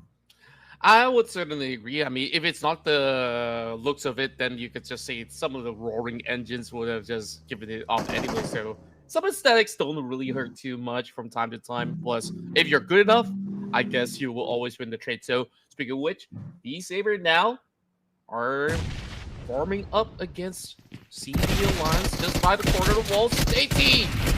Just by the creases as it will be backed out by Levi's, clearing out the vicinity. Still understanding that there's more members to go, so O'Leal comes in as a backup. And finally, we're seeing this fight end right now with Blue on top of them. D Xavier and Nate just across Paragon will be knocked down. Only Nate left, the final player for D Xavier. Up against him is going to be Ade Luke, the main fragger for Salcom DJ Alliance. Ade Luke lofts a nade across, and Nate takes a lot of damage. I wonder if he's able to heal up in time. He is able to heal up in time and counter back onto Ade Luke. Wow, perfect timing. The moment that he actually heals up, he just goes ahead to really unleash the shells coming from his shotgun. Now, WOP versus Nate T. I believe he should be able to get that revive up against Paragon as he comes back up. But Kasim's so far away, so Jimmy OP, it's going to be a little bit of a stretch, but we've seen some big clutches coming from this man before, from yesterday's 1 versus 2. Can he now pull up against the rest of the X? And he's going for it. Okay, he does have 28 bandages and 2 first aids, so he can still tank out stage 2 and maybe stage 3. But then again, let's not forget the circle is kind of far, 2.8 thousand meters away. So I don't know if he wants to continue this on or maybe just bail this one.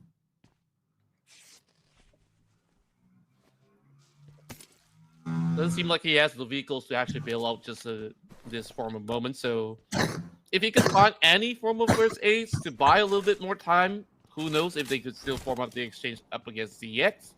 But for the time being, if they want to look for those vehicles, they have to start moving on the outskirts. And for now, we'll move over on the side of Champions Esports, sending out these members onto the corner of the wall. So that's going to be Boom Esports slowly losing members against the rest of Champions.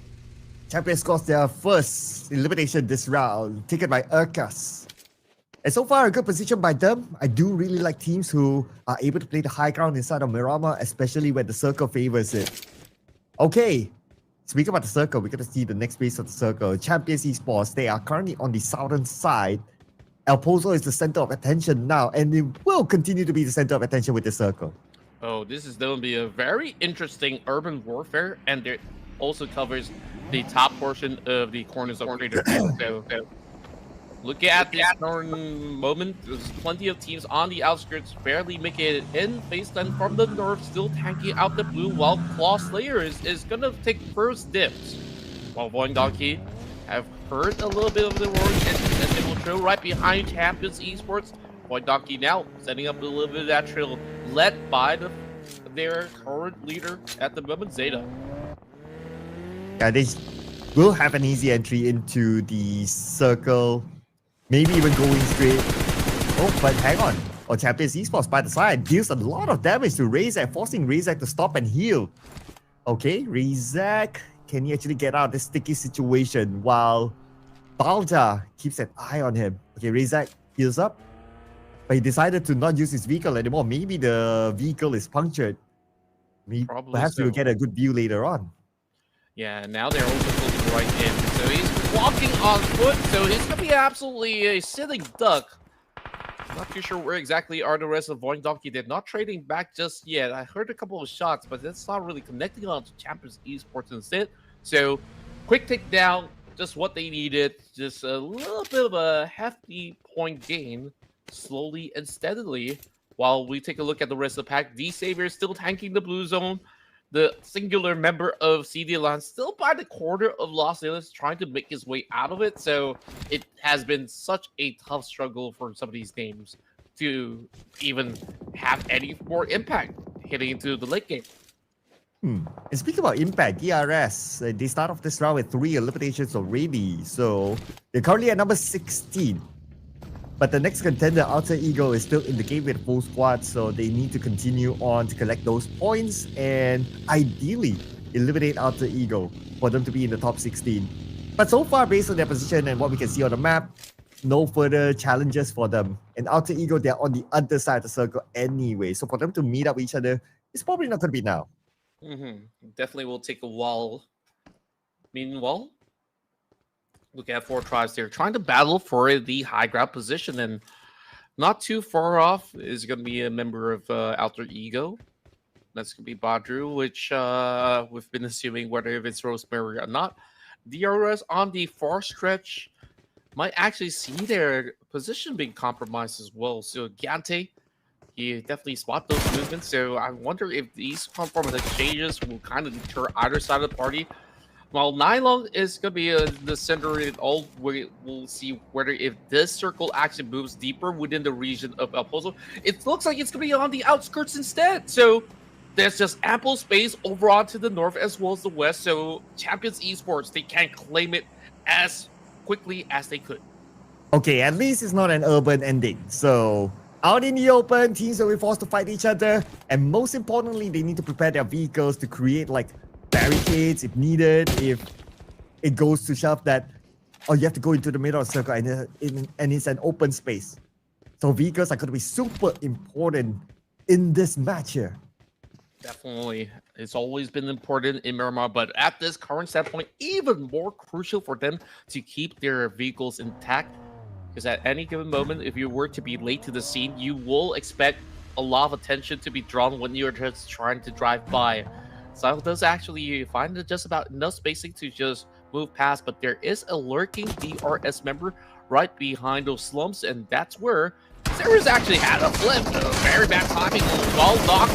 Ability to move towards the rest of these 2 members of DRS, leaving himself vulnerable for an ambush. So that's where Ruthless has to back him up. Ooh, DRS continues on the fight with Alter Ego, but it's going to be hard for Badru to be picked up. Look at his position all the way up there. And his players could be on the way, but I don't know if they can reach him in time, so he could be eliminated soon.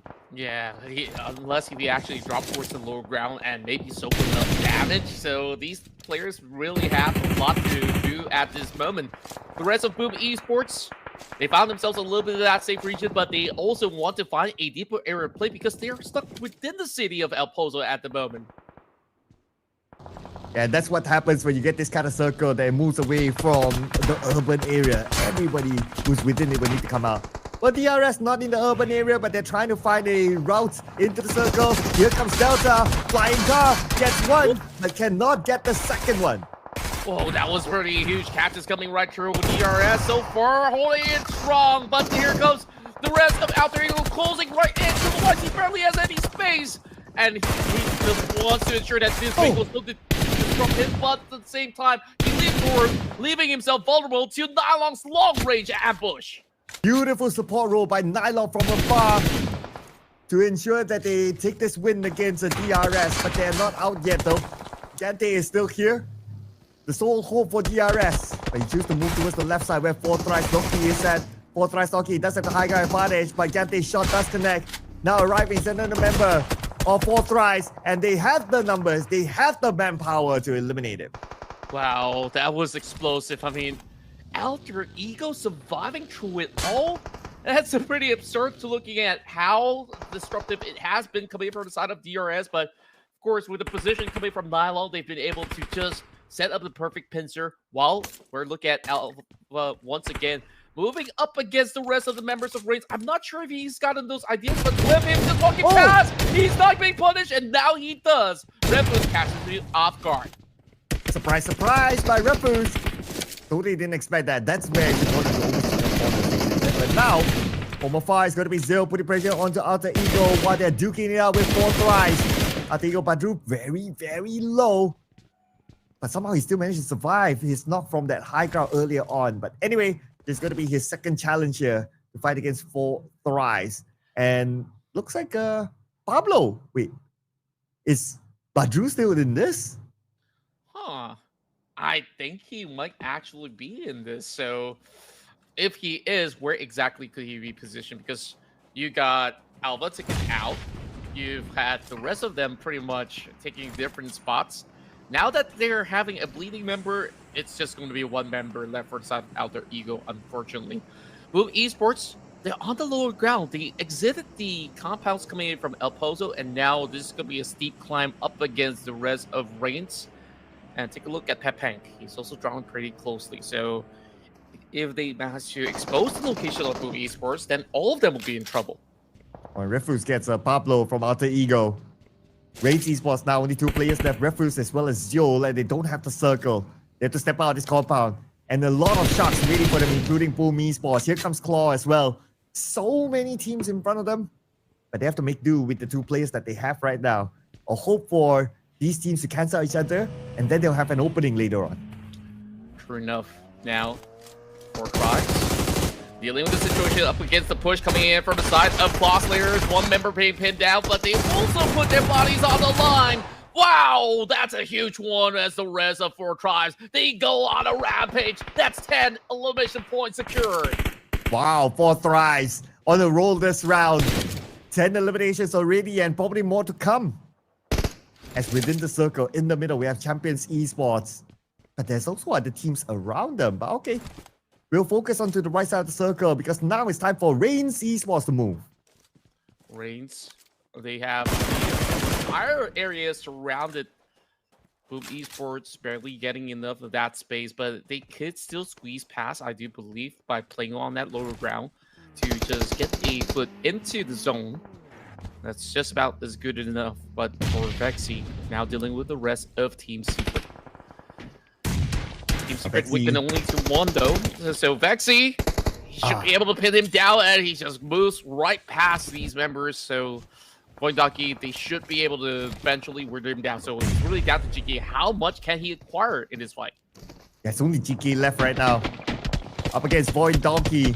Oh, door opens. GK, surprise, surprise! With SLK. Don't forget to check your corner.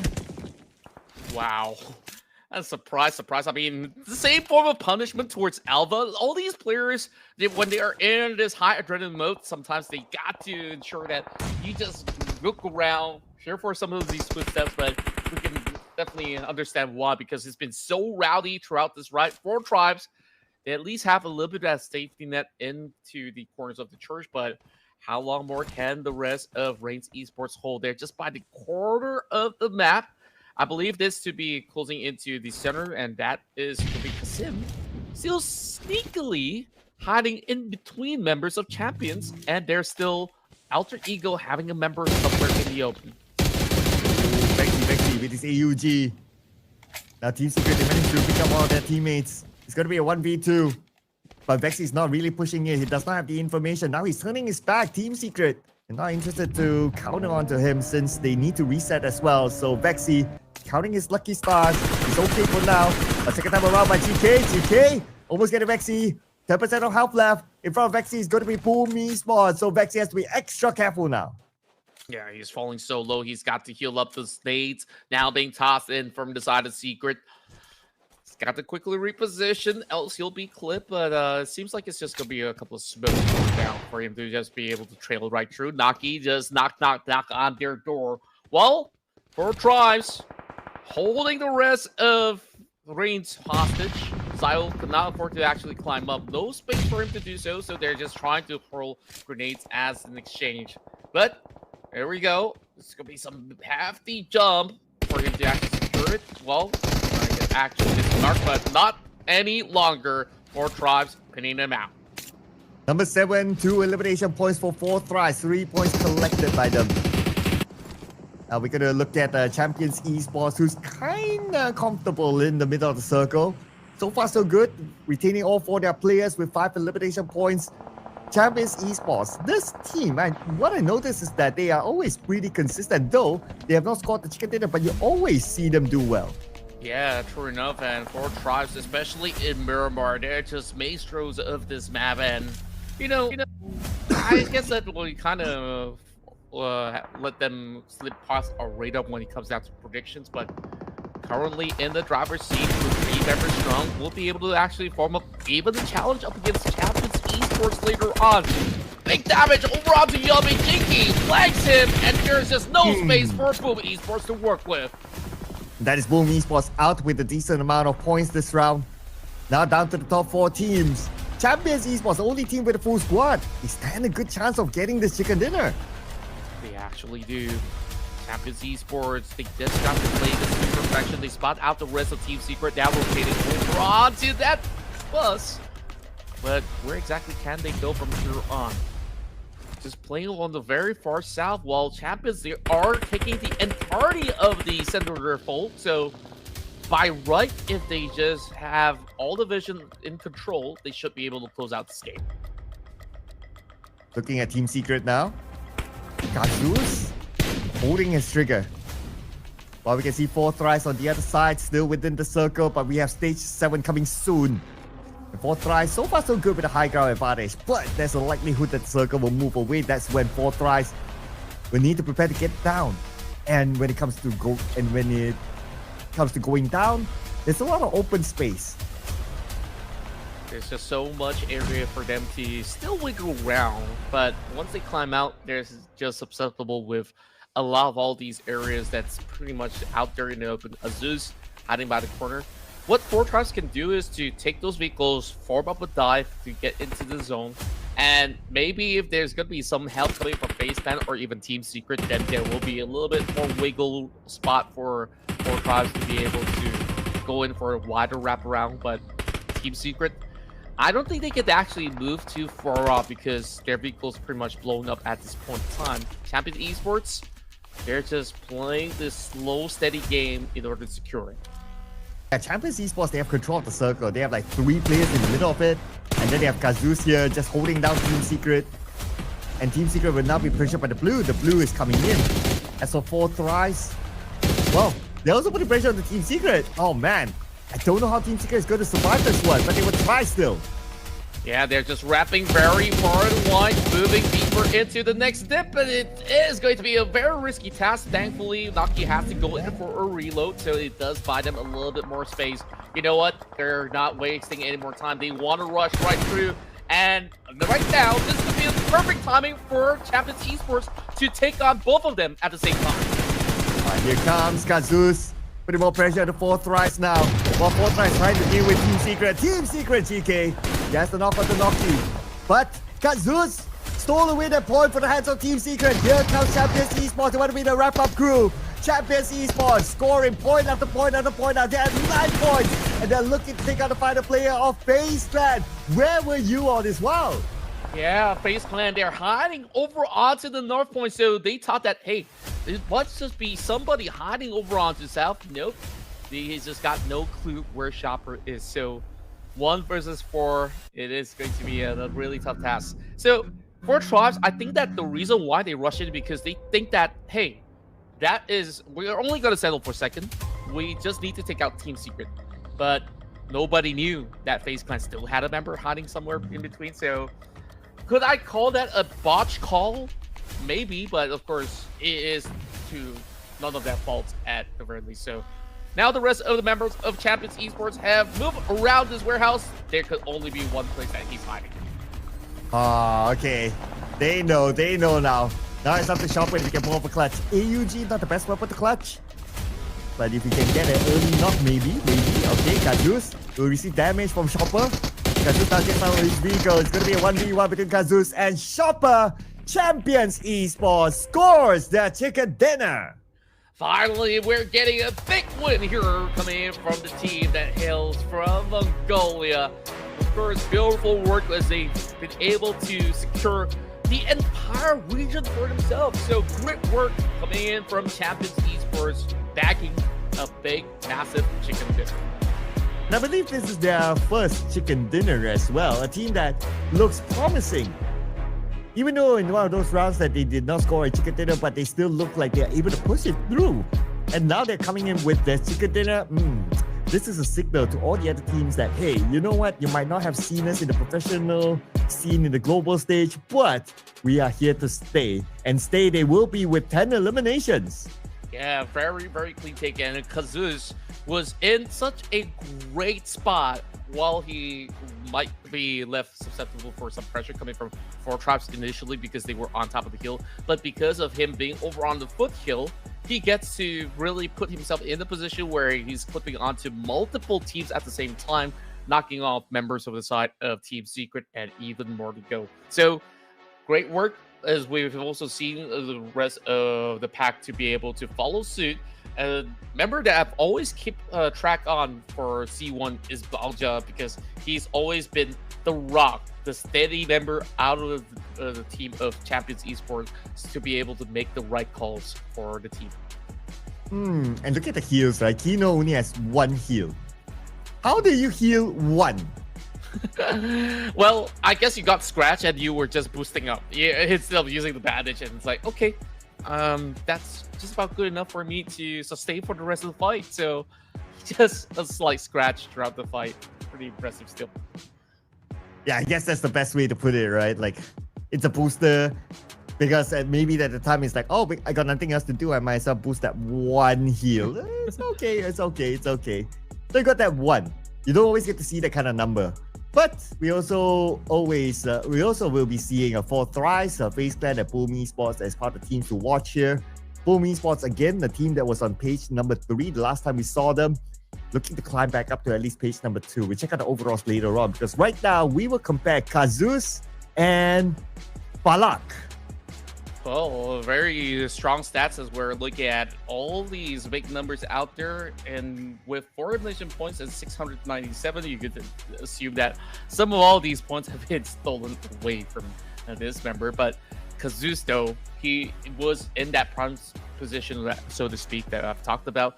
And with 50% of contribution, that is definitely a staggering number that we've seen coming from the member of Champions Esports, but it is actually Naki to be the MVP of this round.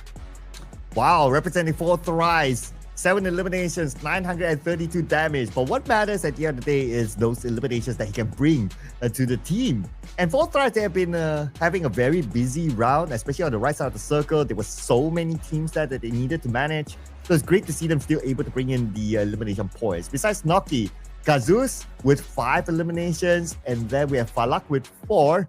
And then we have Redface. Okay, it's been a while since we last saw him on one of the top performer charts. Coming with 3 eliminations and 100% team contribution. Everything is on him.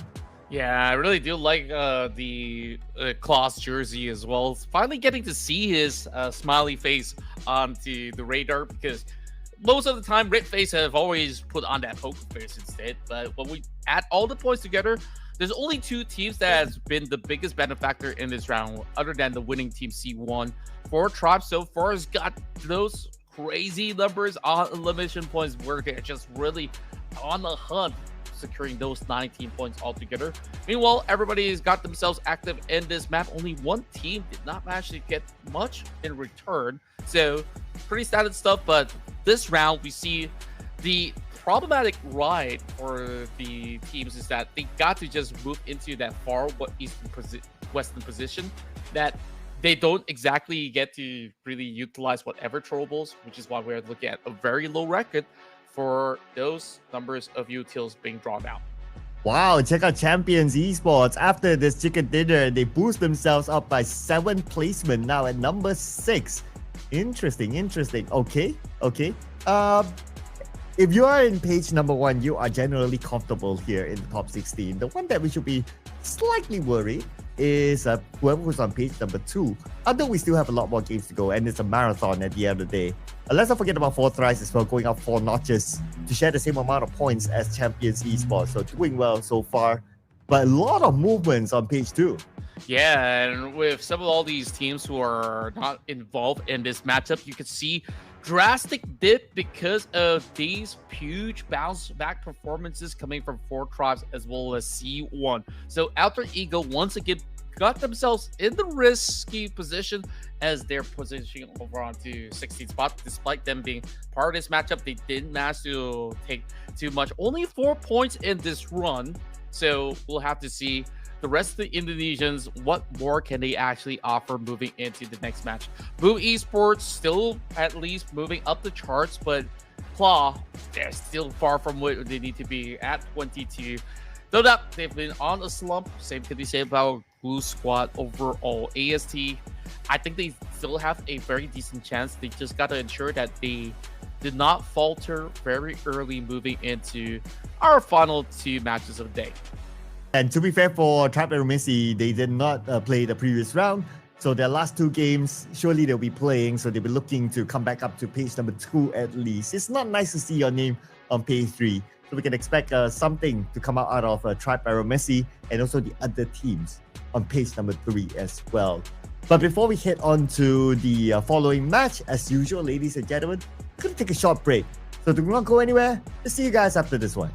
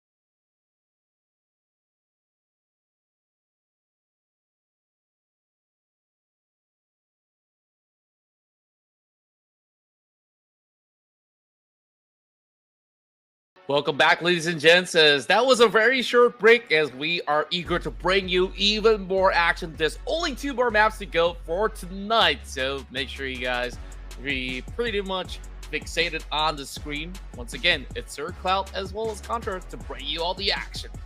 And it's also the last game for Group A as well for tonight, before we roll over to Group B and C after this match. So Group A, they had to put in the performance if they want to make their logo nice and shiny in the top 16 at least. And just to get you guys up to speed, Aura Esports got the first chicken dinner, followed by Vampire Esports, and then FaZe Clan, a double for Thailand. And then we have Champions Esports scoring their first chicken dinner in the Miramar match. Yeah, and we're still waiting for Reigns to really thrive once more, while the rest of the Indonesian teams are kind of having a little bit of a decent performance, but not quite there yet, just to secure themselves a chicken dinner on the board. So this Erangel run is going to be very important for Horror Esports, and even more so for the rest of the teams, hoping to find a better position in the standings. Yeah, so the day has gone by pretty fast.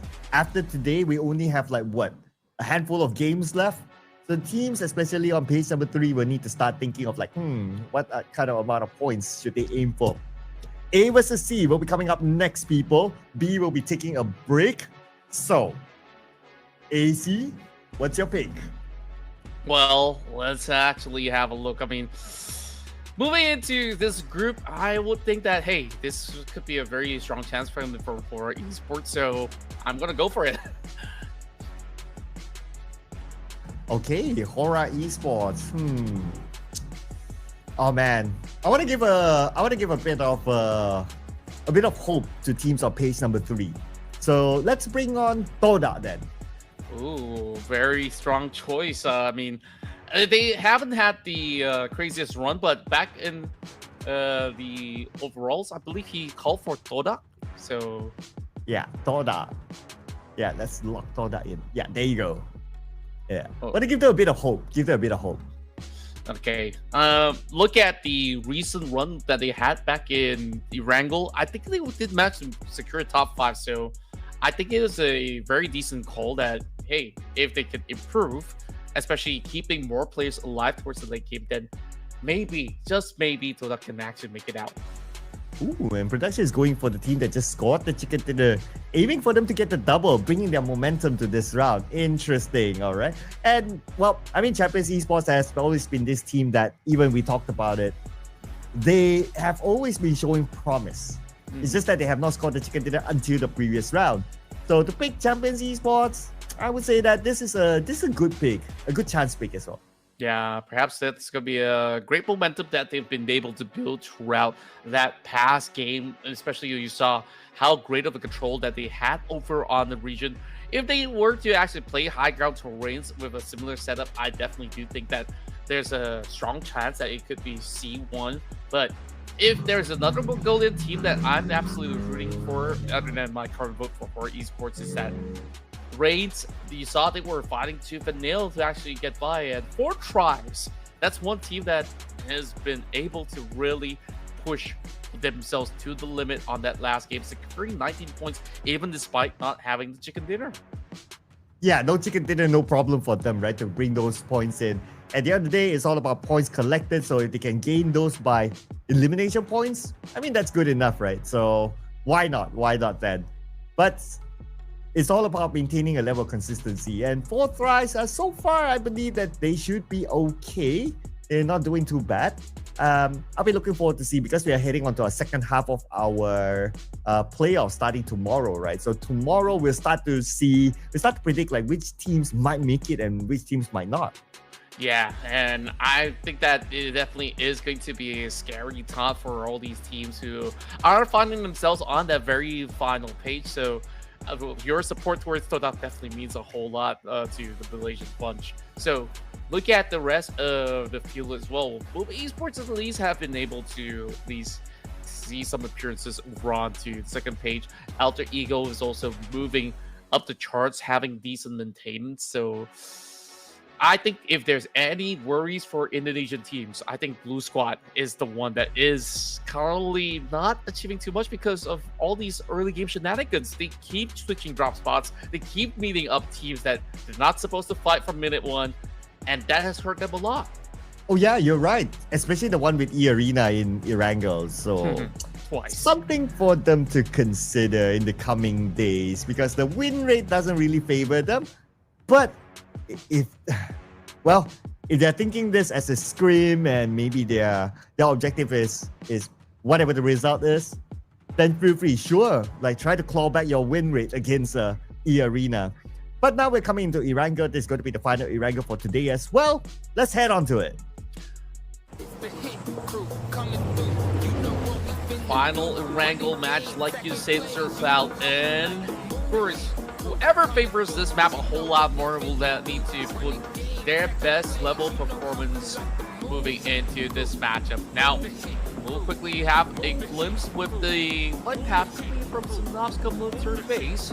So definitely a lot for them to consider moving across the map. But over onto the western portion of the field, it will be a little bit of stretch. So it could be a little worrying sign that we might actually see alternative spots, which also calls for early fights.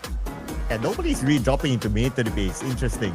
Okay, 4 tries dropped there, but they could be going to Primos or Ferry Pier maybe, since it's kind of close by. Military base will be totally vacant. Okay, interesting. So this is the best time for if the circle goes to military base because nobody's there.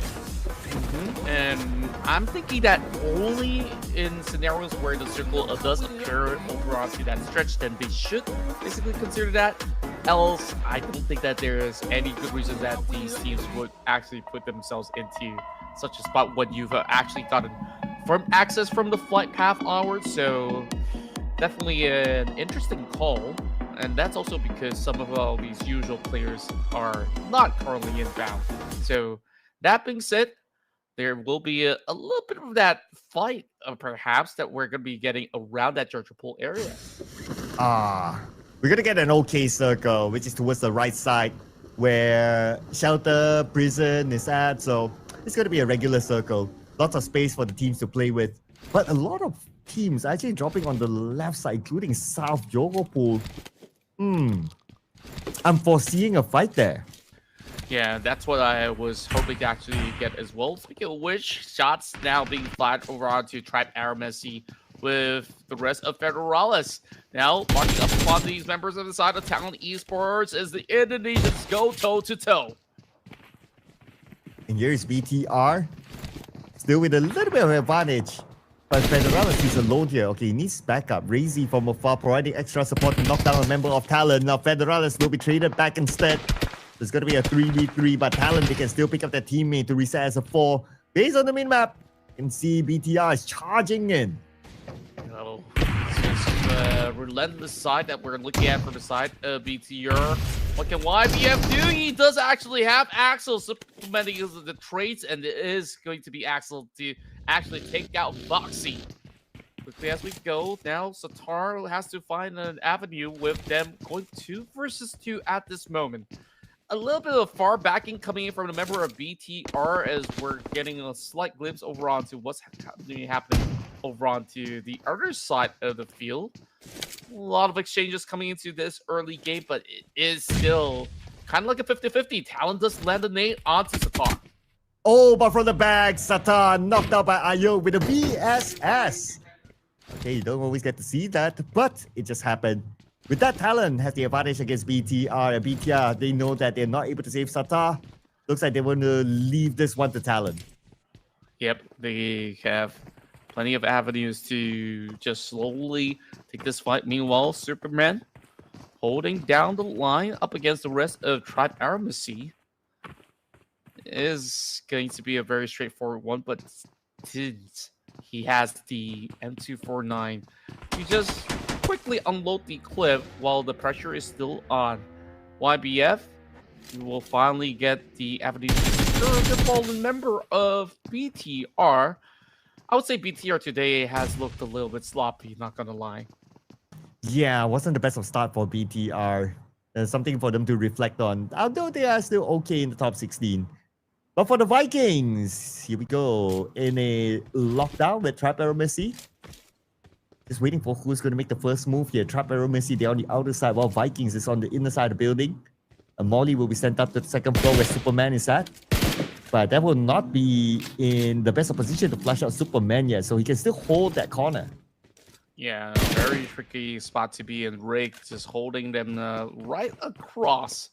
So it's just a tad bit difficult for them to even move out of the space. So Superman has got not much of a choice available. The rest of AST is just holding them hostage.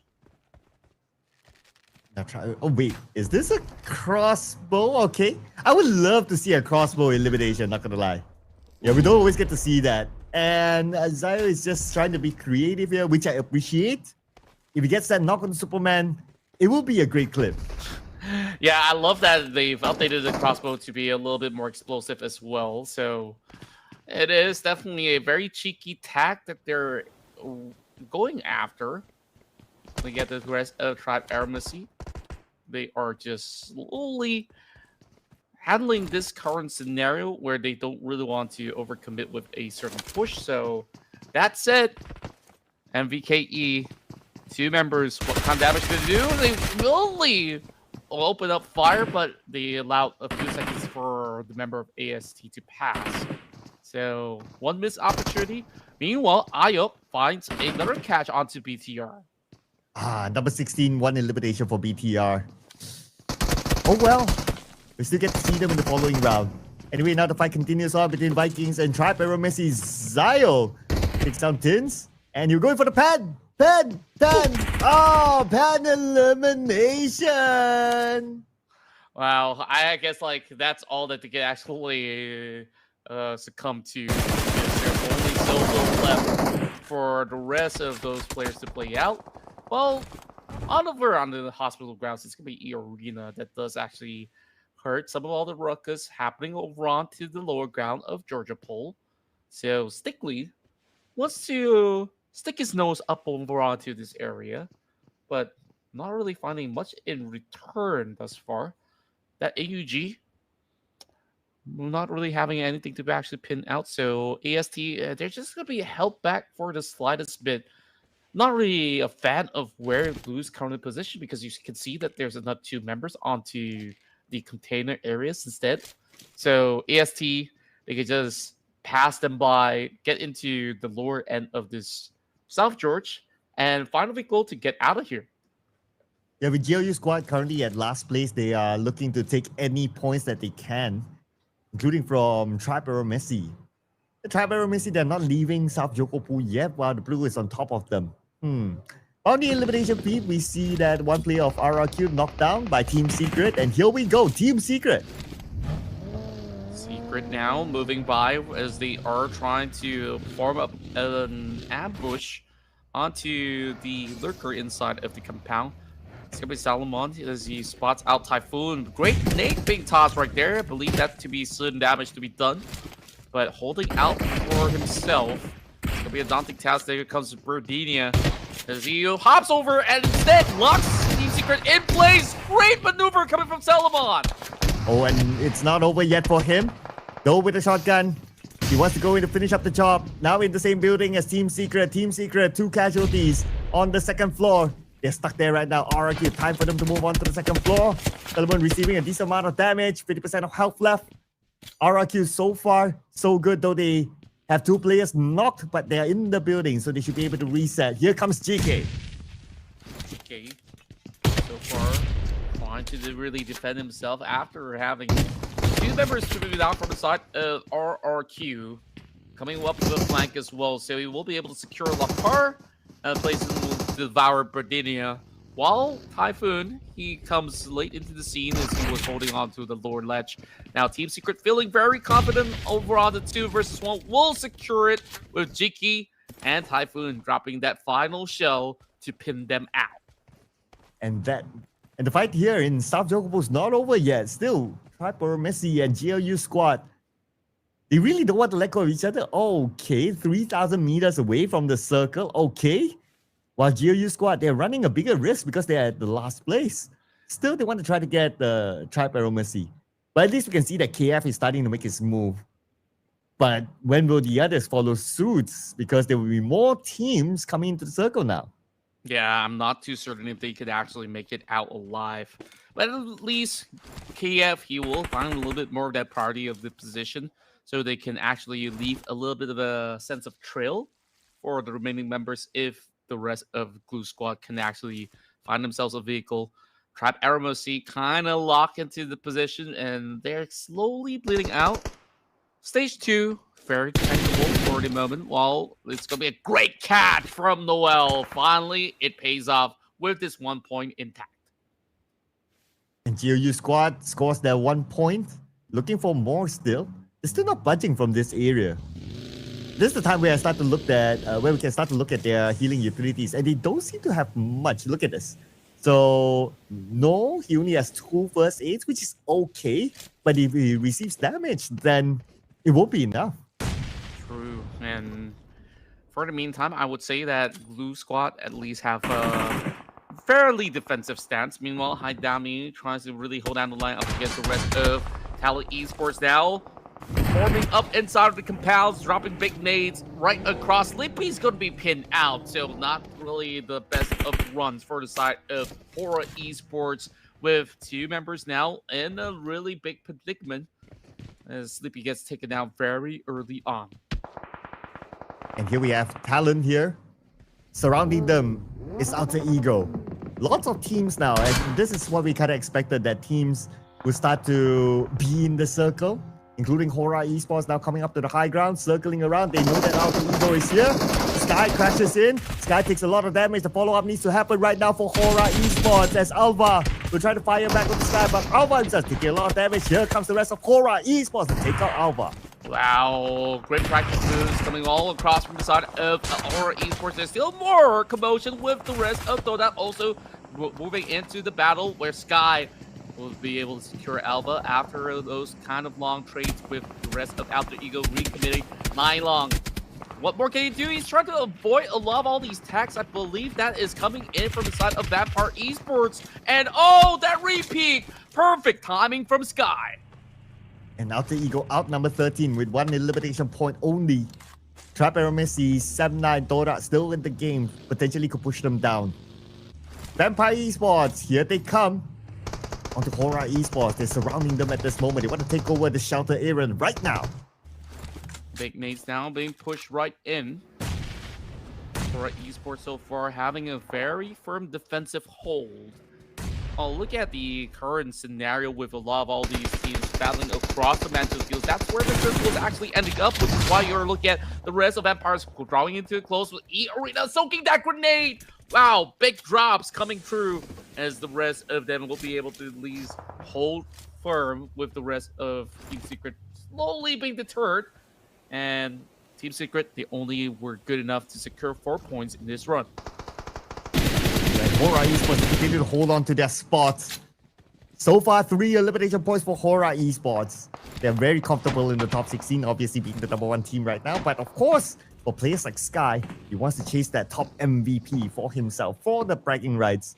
Now with more teams coming by, we have Talent on the screen, looking down on the Vampire Esports, spraying down with Tony K. And Tony K is still alright, but he receives a decent amount of damage. Yeah, Talon can only afford to peek for the slightest beat. Well, YBF looking for a position right after that because Sky has already spotted him out. It's a good notion that he actually repositions because his vehicle is pretty much exposed. And speaking of which, am I looking at somebody in the vehicle or did that vehicle just shift by itself? A little spooky from what it seemed to be. Well, so far they're in control of the situation, so that's fine. Now is what we call the calm before the storm because we're coming into stage 4 in about 15 more seconds. And Hora Esports, they are still split out here. Might be soon that they will start to play with each other. Vampire Esports, still looking at Hora Esports. We can pretty much say that all these teams are already in the circle, and that's why nobody's really pushing each other now. True enough, ample of room while they have a little bit of a holding ground for them at the meantime. If they were to reposition, is always going to be risky, especially you don't know how many teams are up in the hill. the last I checked, C1, they were over onto the lumberyard, which they don't really have to be positioned. That is going to be one of the best positions. While Talon's moving outside of the blue zone right now, alongside with AST as well as Toda. So these are going to be a little bit difficult for them to actually get past, especially with Blue Squad holding into that position where Talon's currently crashing in. So we're expecting a little bit of fight to be taking place over onto the southwestern corner of the map. Ooh, this is where it will be interesting, right? The prison area is not going to be an easy spot. Now, Toda going up against Tripero Messi, passing by, Scam Mobidoc down at the same time. Tripero Messi, 2 active players, and Toda eliminated by them. Ah. Oh, no, not yet, not yet. Okay, I was looking over at who's left for Toda. So 9 is still alive for Toda, so that's fine. Yeah, meanwhile, Venom is being knocked over onto the blue zone, so Rick has got to find a way to rescue his teammate, but instead, he opts to ditch him behind. I thought that there's just about enough time for them to actually get the revive done, still have a little bit of time for him to even put him into the vehicle if he wants to reposition, but Sem9 tries to move across in order to gatekeep the rest of E Arena. They manage to heal up. Joker's still on his knees though, so that bomb will secure it for Traxi. When here's Traxi with the nade across, 2014 knocked down by Sem9. And Sem9 with that knock, now it's time for them to get into the circle. But now we shift over to Hora Esports and Vampire Esports. They have been having at each other for the longest time, even since before. But now without the circle, both these teams will need to make a decision. Are you going to push? Or are you just going to rotate away? I think that rotation is definitely imminent, where Hora just needs to ensure that they have a little bit more of that safety net for them to move right past. So those nades, it does actually connect. It seems like E Arena is now being depleted, so it's going to be a smooth cruise for the rest of Hora Esports from here onwards. And Sem9 coming into the prison area, playing around the high grounds of prison. Traxi shows up. Decent amount of gunfire earlier on, so they were shooting at 4 thrice around the corner. And 4 thrice are still by the edge of the circle. But they want to move away from Sem9. They're not interested to take this fight, but Viren is interested though. That's where he will collect this 1 elimination point. Quickly running past him while he is trying to also find a little bit of the ground control while he's being spotted out by Falak, I do believe, to be the player that has been able to pin him down. Yuhai is just going to see whether if he's going to be able to go in for the exchange up against 4T. But I think that they're pretty much weirded down to the point where it's a little bit too risky for them to recommit onto these grounds. So Team Secret, they got a bridge elsewhere, so they will have to fall back. Oh, wow, the mini screen. Vampire Esports executing their plan. Okay, now we have them on the big screen against Cellcom DG Alliance with Tony K knocked down the moment he turned his back. And got knocked by Sky from Hora Esports, not by Cellcom DG Alliance. With that, Hora Esports domination, securing 5 elimination points so far, looking for more Supreme now with his nade. In front of him is going to be Mela. And the nade will not connect, but that's still alright. Puts a lot of pressure now onto Vampire. Yeah, they can't really afford to really move too far off from where they're currently at. Just relying on that layer of smoke. Look at Cellcom DJ Lines right across. He's going to be able to get the perfect pincer. Oh, what a snap. Right across, and that definitely signals a little bit more to the side of CV Lines. But are they drawing too much attention for Hora Esports? Because now it's 1 team against 2. But Sem9, wow, they went inside of prison itself. Okay. It's a good spot if you get the circle, but it's not a good spot if the circle goes out because you only have 1 in exit and also entrance. I will think about that later because now they have the circle. Sky, put the pressure back onto Vampire Esports. Malo is very low, and Sky wants to finish up the job. Lobs and Molly across with Genola just right below him, so he cannot overcommit yet. Yeah, but he's done just about enough damage. High damage does land the killing blow over onto Mela. So, as it stands, Malo doing a very decent job, but speaking of which, Ansons will also be bombarded coming in from Odic Luke. Well, it's just tough luck for the rest of these members of Vampires while they're pretty much full with everything, including kitchen sink. The rest of Cellcom DG Alliance, they did lose 1 to the rest of these members of Hora Esports. Hora so far being so feisty, despite playing on the very corner. They now get to fall back for a little bit, Hora needing to still get the reset done. So hopefully they will be able to remain in the streak because there's still 4 fights to be taken over here. What's happened? Esports, they got shut down with the ambush coming from Blue Squad. So far, the best performance moving to Wrangle. Oh yeah, that's a good point. 3 eliminations so far for GLU squad. Could this be their round? But it's still early. We have 5 other teams making it 16 so far still in this round. Now, how they look?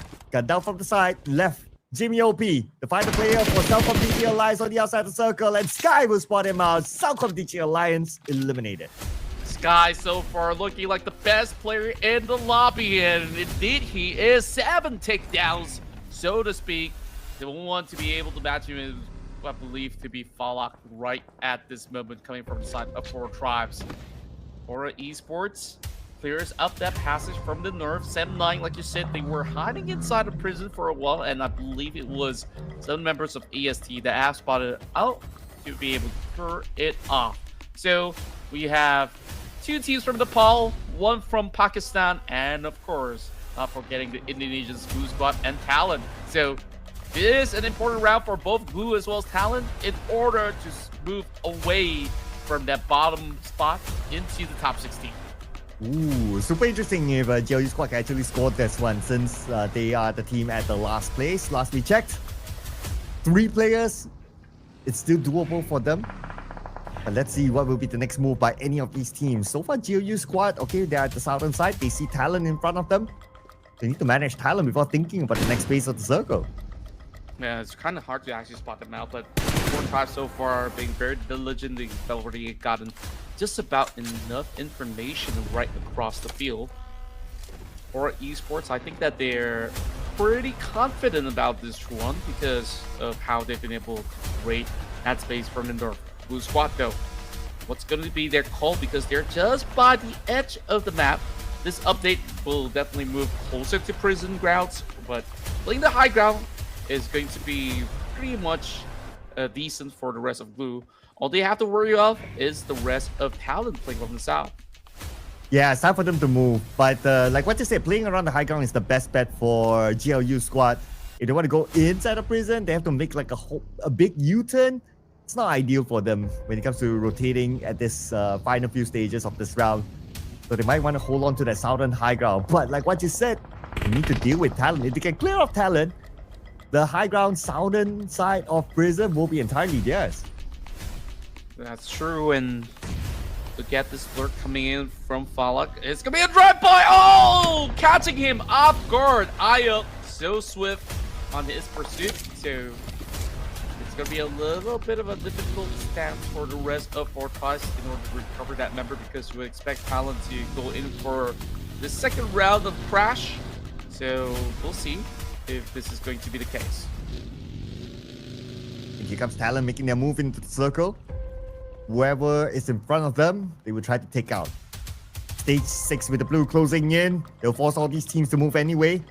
GLU squad still looking at Talon. They're trying to gather as much information as possible. This is a hilly area, so it's not easy. But here comes Talon. They spot on a member of Fortress. Oh, a bit of a bubble car situation there, but still they're able to recover. Taking up Fortress. Now it's going to be Noki, the main target. Talon will win this fight against Fortress. So strong on the challenge, while Talon Esports somehow they did manage to survive the whole ordeal. But here comes Glue as they drive by. They match the spot out. Noel, he's gonna be the only member standing in the way, so he is gonna be able to secure at least a top 3 finish for Glue. And now this could potentially be it. You've mentioned that they have a chance for the Chickadeer. This would be the best shot possible. Well, let's go, GLU squad. Will be nice to see a team from page number 3 doing well this round. Maybe this could boost them up to page number 3 or at least close to it. But their challenges are no pushover teams. Hora Esports and Tripero Messi.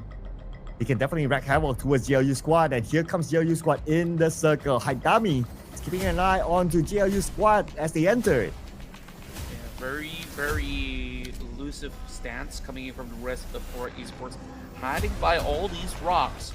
So none of these members of GLU has any clue at all. Well, AST, the last we checked, the member is kind of stuck inside of prison. Well, I'm not too sure what kind of crimes he committed, to be fair, but he's at least holding out. nobody's gonna be able to contest him for the moment. But you did mention about that one entry point. If he wants to still make a deeper run, then he has to exit out of that prison. Yeah, the crime of still being alive in the eyes of Horror Esports and GLU squad. So let's see if the circle will still kind of favor him, or will it be a hard shift onto the high ground.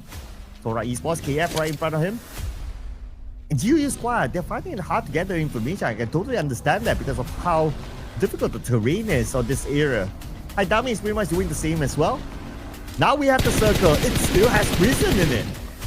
Yeah, that actually leaves a little bit more room for the member of AST, while it's going to be Hora to duke it all out up against GLU. Haidami attracted a lot of attention because he wants all that attention to be drawn towards the well, but the nades are looking good. KF shuts him down. Ooh, can KF actually do this one? Stickley is supporting him from behind. KF going in, secure that elimination point onto Haidami. Alright, Esports out eliminated number 3. GLU squad, they can reset as a trio. Now it's a matter of what will happen to Rig. Well, it's only time to find out. He's just hiding right underneath, and Stickley kind of has a hunch that there's somebody hiding right down below, but how are you supposed to clear those angles? I mean, it's all about buying time, and let's be honest here, it might just be better off that Rig just steps out of the zone and just deny that point away from Blue.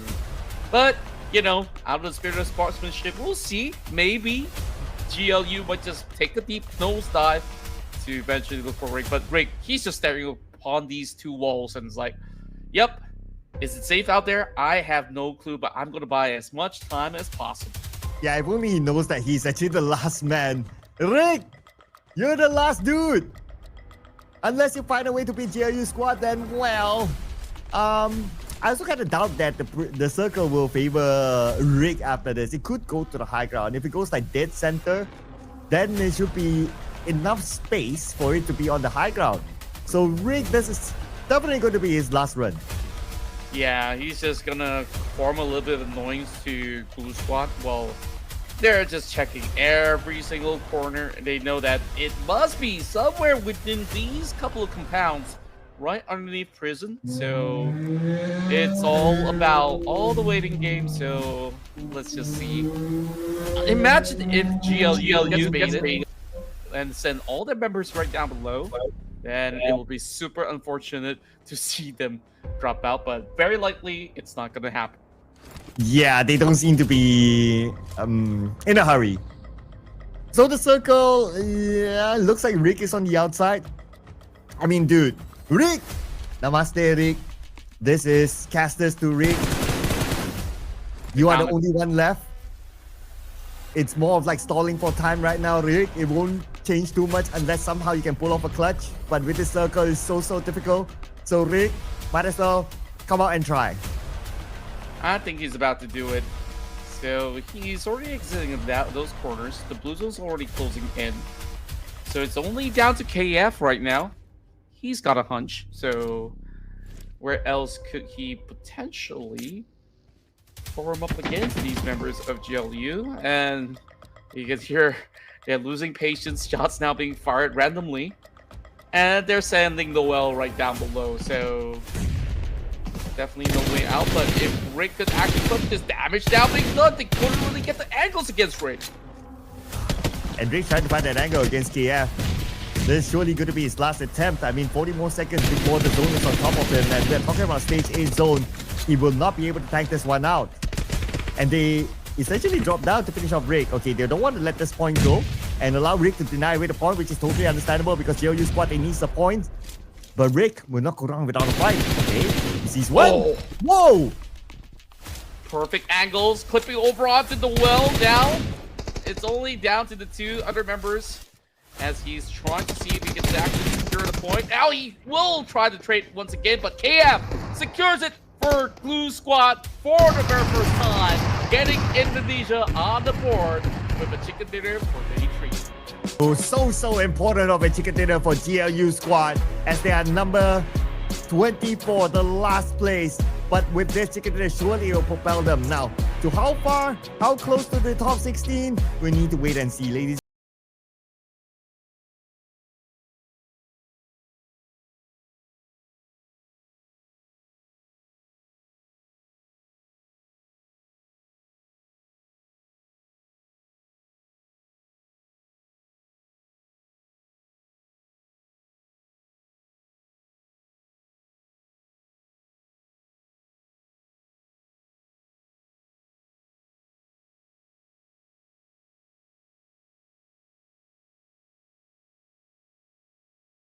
Well, how many points here? Okay, 8 eliminations. So that's 18 points for GLU squad. At this point, if you're a GLU squad, you would take anything. So with the chicken dinner, of course, you would take that with 18 points. I don't know if they will propel them to top 16, but at least they should be at the borderline. Now, on top of that, damage output, perhaps Hasby, he got eliminated fairly early, so his damage output is only 40. But this is also another prime example of like a team that has 3 players, they're still able to get the chicken dinner. Yeah, I would still say it's solid work being churned out, especially KF as well as Noel, how impactful that they have been in this matchup. So hoping to actually see more of these kind of run coming in from the side of GLU squad, as they are definitely on a decent roll. Well, I'm also trying to figure out as to whether it's a new update to the name to be called Blue Bloop. Is that the case? I don't. It sounded a little off, so I'll just stick to Blue Squad. Yeah, I think we'll stick to GLU squad as well. So, yep, it sounds a bit better. But what else is better is that these are the teams to watch. Hora Esports is up here. Tribe Messi represented by Rick towards the end. Also, one of the teams to watch, and Talon coming up here as our teams to watch as well. And among all these teams, if we were to look at the full squad time, besides GLU squad of 24 minutes, everyone else is like 17, 15, 16, which is pretty low, but they're still able to survive to the end. Yeah, I would definitely say that it's been a tough tussle when it comes down to holding on to some of the positions over on the hillside. C1, we've definitely seen a little bit of damage to be done coming in from the top end of the hill. They were there the earliest, despite, look at the other sort of team like Vampire Esports, who's been going up against Horror Esports, and even CD Alliance got clipped in return. So other than Blue Squad really being the shining beacon of hope for the chicken dinner, which they did, I think Horror was in a really strong run because they got so much of all these elimination points back in favor of Sky. So he's definitely going to be one of the MVPs of the match. Oh yeah, that's true. That's true. Even though they didn't score the chicken dinner, but they still had a good run, and they were very active. I believe they did score a decent amount of eliminations, and that's why they are our top 2 teams to watch. As our top 2 teams to watch in this round, GLU squad, Tribe Messi compared with each other. Interesting enough, Tribe Messi 1,306 damage, even though they were in prison, but they probably fought their way through, and that's why. But this guy fought for Hora Esports. Sky, 7 points. That's absolutely massive. Only certain teams would have actually dreamed of getting the numbers like Sky. But he's always put his body on the line. You saw he was really taking charge of all the other players coming in from Vampire Esports to CD Alliance, and the list goes on, which is why you're looking at him having such a massive output in this game. Yeah, this guy again showing up. I won't be surprised at this point that he will be the MVP for the entire day. And Hora Esports, they're done with their day since they're in Group A, by the way. So besides Sky, so we also have Falak here coming in with 5 eliminations, and then Ayuk, aka La Flame, aka the analyst of talent, 4 eliminations. All right. And it's not always that we get to see a representative of GLU squad here. Stickley rise into our top performers with 4 eliminations as well. Yeah, so interesting to actually see the bounce back performance coming in from GLU as well as Talon, between top 1 as well as top 4 respectively. Well, break maintenance coming from the rest of the pack. Well, it's only the Vikings that didn't really get much in return. Alter Ego, Bigatron with 1 point. Am I dreaming or what? It just feels a little bit weird to actually see them scoring so low on the list. Yeah, I wonder how that will affect their overalls, especially for Alter Ego, right? So that's something that we will be checking out later on. BTR, to the best of my memory, they were on page 1 last we checked. So even if they only managed to score 1 point this time, still it's like, yeah, that's okay. That's okay. Now, before we head on to that, of course, we check out some of these match stats. So pretty regular. Throwables used 171. I would say that's kind of regular for Ruthless Invitational Showdown. We normally see that kind of number every season. If it goes like 200 plus, then that's a high. If it goes like 100 plus, then that's a low. So 171 is pretty average. Yeah, I would definitely agree with that. So that being said, it's still better than certain maps that we've seen so far where there's barely any trouble sub 100 as a matter of fact. And a lot of all these exchanges, we saw a lot of back and forth happen where multiple pickups has been put through. So that's 10 pickups. Not too bad of a number.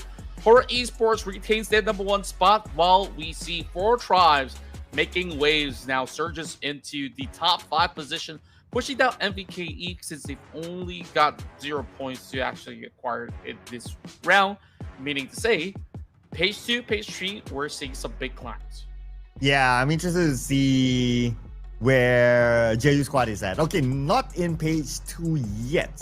In fact, page 2, like what you said, lots of changes here. Tripero Messi with a decent round. Number 13 going up 6 notches. And Talent going up 4 notches as well at number 10. So putting them in an okay position for now. Alter Ego at the borderline, number 16.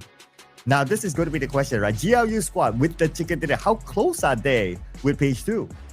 I'm thinking that it's still somewhere in the middle of the pack because they didn't really have that big of a scoreline. There are still certain teams who are around the 40 point margin. So that said, you're looking at only 2 positions to be climbed, but at least they're within the 40 point ratio. So the climb is definitely possible for the rest of GLU, but it's still going to be pretty steep because DX is just on that gatekeeping role on 17th spot. Yeah, and DX, DRS, Boom Esports, they didn't play the previous round and they'll be back in the following round to challenge a GLU squad. But then again, GLU squad, they are part of Group A, so they are done for today. We'll see what happens tomorrow for GLU squad, ladies and gentlemen. For now, before we head on to our last game for today, we'll take a short break, so do not go anywhere. See you guys after this one.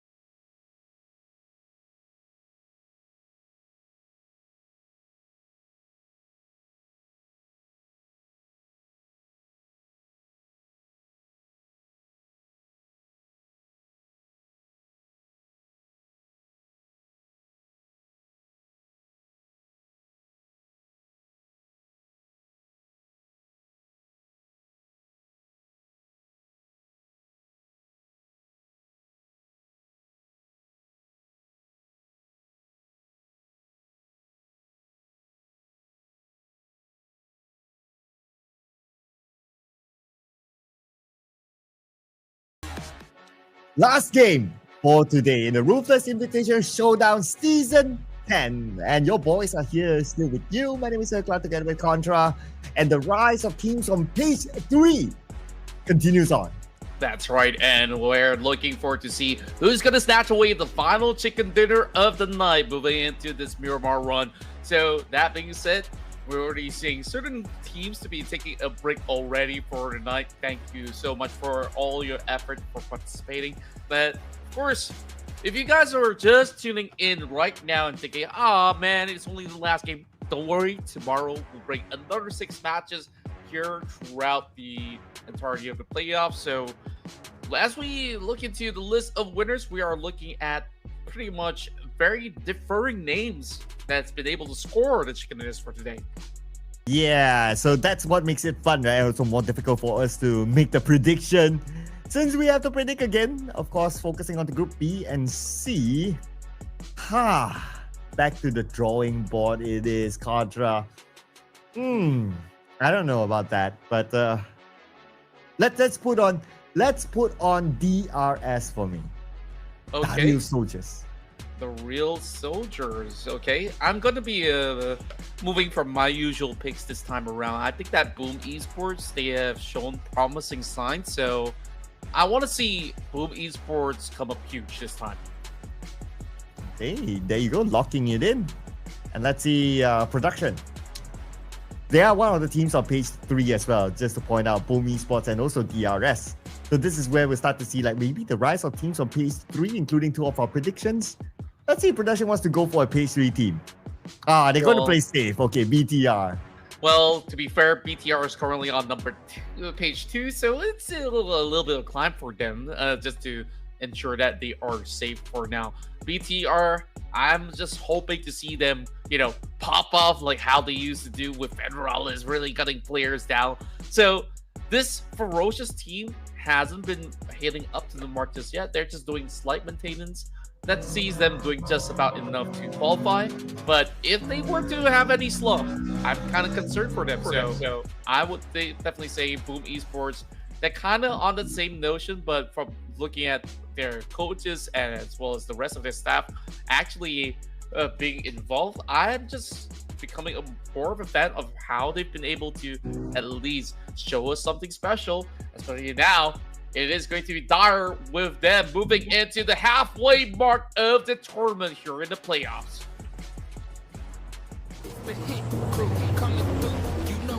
Well, let's see if they'll be able to make you a bigger fan after this round as we head on to it. Mirama, our final match for today. This is match number 18 of our day 3, entirely of our playoffs, that is. So tomorrow we'll be starting the second half with 3 more days to go, and that's going to be the final sprint for these teams to gain those points to be in the top 16. But focusing on to this. Now, from the top, we're going to see a nice flight path cutting across the middle, down south, just below Los Leones. So it's a pretty nice flight path as a start. Fair enough, and we're looking at very early movements coming in from RRQ as well as Todak. Todak, I am still waiting for big performances for them, especially in Miramar, and they do tend to struggle for a little bit. Pulling alongside them is going to be FaZe Clan, so that might just be a little bit of a challenge if they were to move around that corner of Cruz Val. Whereas, with this fairly balanced flight path, I am still thinking that the majority of the action is still somewhere around the center as well as the south side of the map, looking into the corners of Los Leones again, with MVKE moving directly into the city. Ooh, Dora in the fight. Okay, that's all the way up north. It could be with FaZe Clan. But also keep your eye on the power grid again. BTR and Tribe Messi dropping into the same area. Yeah, FaZe Clan is here. They got the first knockout of Dora, and it's going to be Red Bull. Well, he's not in a hurry. No other players of Dora is here, so he can take his time, use his opponent as a somewhat of a bait before eventually securing that point. Yeah, and I think that's a really good call coming from Red Bull with his vast experience playing through multiple regions from the PMCL to the PMSL, and just onwards and upwards for this player who's just joined FaZe Clan pretty recently. So, as it seems like a long wait, I believe that Dodak will not be sending more players to calling the cavalry. So it's just going to be an easy losing phase for the rest of FaZe Clan. Yeah, surely first blood now. Don't see any of the other Todak members actually coming by. But I'm also curious what's happening inside of Power Grid because during the early drop, again, BTR and Trapper Messi. And this is the second time that they both drop inside Power Grid, and we don't see any first fight. So perhaps they have found a way to kind of like work it out. But I spoke too soon. There you go. Yeah, the moment you mentioned, that's where we've unveiled that the first blood instead is taken by Trix rather than Red Bull because he's in no rush for that. He's also not chasing titles for it. So he's definitely just going to let that one slide. While AST always have all these amazing ideas on how they actually fight against BTR. So one member caught out, and what exactly will be the response coming from BTR from this point onwards? Yeah, they tuck at the corner though, and Trix is coming in from behind. Before that, let's take a moment to loot the spoils of his victory. BTR, okay, as a summary, they still have 3 players, but we only see 2 on screen, so not sure where is the other player. But for Tribe and Messi, at least they know that, okay, the 2 players are somewhere by the corner of Power Grid, and we don't know how much have they looted so far. So if their loots are not that stacked up yet, it's going to be hard for them to fight Tribe and Messi. Definitely, and especially with Power Grid being so scattered where you just have to walk on those open fields, it's going to put them a little bit more at risk.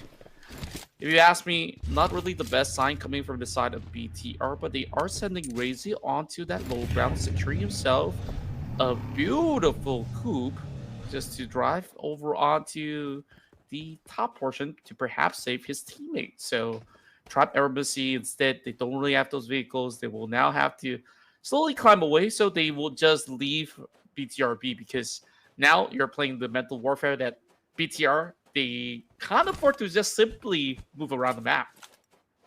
Yeah, because they don't have like a full squad. But Tribe and Messi, interestingly, they are not putting in the pressure of finishing up the job with BTR. They choose to leave this on foot. Maybe they realize that, oh, we don't have a vehicle. And we know how important vehicles are in Miramar. So they have to secure that rather than trying to fight BTR. And maybe risk like other teams taking pole position or prime position within the circle. So they leave that for now, which is okay. Anyway, for both teams, BTR and Trap Messi, they are also very close to each other in the overall charts. 64 points for BTR, Trap Messi 64 as well. I'm sure they wouldn't mind meeting BTR again in the later stage of the circle so that they can try to overtake them. True enough. I mean, for now, they just gotta get their party into the zone because the zone is actually pulling the teams over onto the south region, which you kind of wish to see. Now we get a little glimpse of it. While Tins, I always keep getting the rating wrong because I always kind of remember that, oh, there was a Trongzin. So it kind of rolls off my tongue a little bit more differently. So that's it. The Savior inside of Lost Nones, they don't really have to force any advancements because they're already in the zone. They're happy where they should be. Wow! Check this circle out. Okay, now we have a good glimpse of how this circle is. It goes all the way down south. This is a circle that we kind of asked for before this. It's like, give us a southern circle. The only thing that I'm hoping for is that for the circle not to go into Lost Nones. If not, it will be a standoff, a long standoff that is. But if it goes down all the way south to like the hilly area of Lost Nones, great. That's right, and that's the reason why I would say that a lot of all these teams in Lost Nones, they don't really have to move too much. But if they want to secure some spots over on the southern portion of, you know, the hotels, the resort, or so, there's plenty of opportunities for them to seize at the moment. Where we're looking at a lot of all these teams who started off of Nerve to have a very long rotation. FacePlant now meets up with the rest of Todap. It's still to be Gui. Now, further suppressing them through, getting a little bit over onto Nyan, but it will be hindered instead. Scab now goes for trade. FacePlant arriving a little tad too late, and that's going to be a live being played onto Gui. Nate's now charged right through. It's only 1 versus 3. And with that destination, there's just barely any room. And that will be it. Ripple secures it all for FaZe Clan. They lost Joey in the process, but that's okay. They still scored those 4 points, 4 precious points for FaZe Clan, as they're currently at number 14. they look to sustain their top 16 spot. We shift over to Claw Slayers now. Up against ASI 8. ASI has 3 players inside, but it's only Redface managing them. Yep, Redface has gotten a lot of all these great tosses as he keeps the rest of all these ASI members in check. That smoke is barely any form of covers. I believe that to be a sticky nade over on this purple wall, and it will be a quick maneuver coming from Huzaifa to be able to pin him out. Chipping from this high ground. Is he able to get a nick off here? He's still around this area though, but it looks like he decides to back off. It's totally understandable. That plan did not work out for Claw earlier on. So they have to leave this area for ASI 8. Just a little bit of a tug of war coming from across the field so far, doing pretty decently to be able to steer clear away from danger as they were battling up against Claw Slayers. Take a look at how far FaZe Clan is currently at. I mean, after that fight, they will now have to deep dive into the corners of Los Angeles. That's where the circle is actually pulling towards. Well, RQ got themselves into the heat of the moment, while D-Saber is now taking on the rest of the Vikings at the very same time. So both of these Vietnamese superstar rosters are just going to go for that full brawl. Look at the amount of nades they're all cooking, while Paragen as well as Tins, they're just holding on to those DBS, trying to clear off those corners. When exactly is he going to arrive to see that nade? Perfect! Coming in from Brick to take them up. And he broke Paragen there. Now Brick secures that elimination point. Now coming in from the lower ground. Wunti break Tins. Still in the fight with D-Xavier. So far holding the ground so well. D-Xavier, now the tables have turned. And the pressure is now on to D-Xavier. Yeah, so interesting to actually see these two Vietnamese powerhouse to really go blow for blow. Tony K's on the far end. Take a look at where he's currently at. He's just trying to swerve past. There is still Superman, but he's not going to be all too involved for the meantime.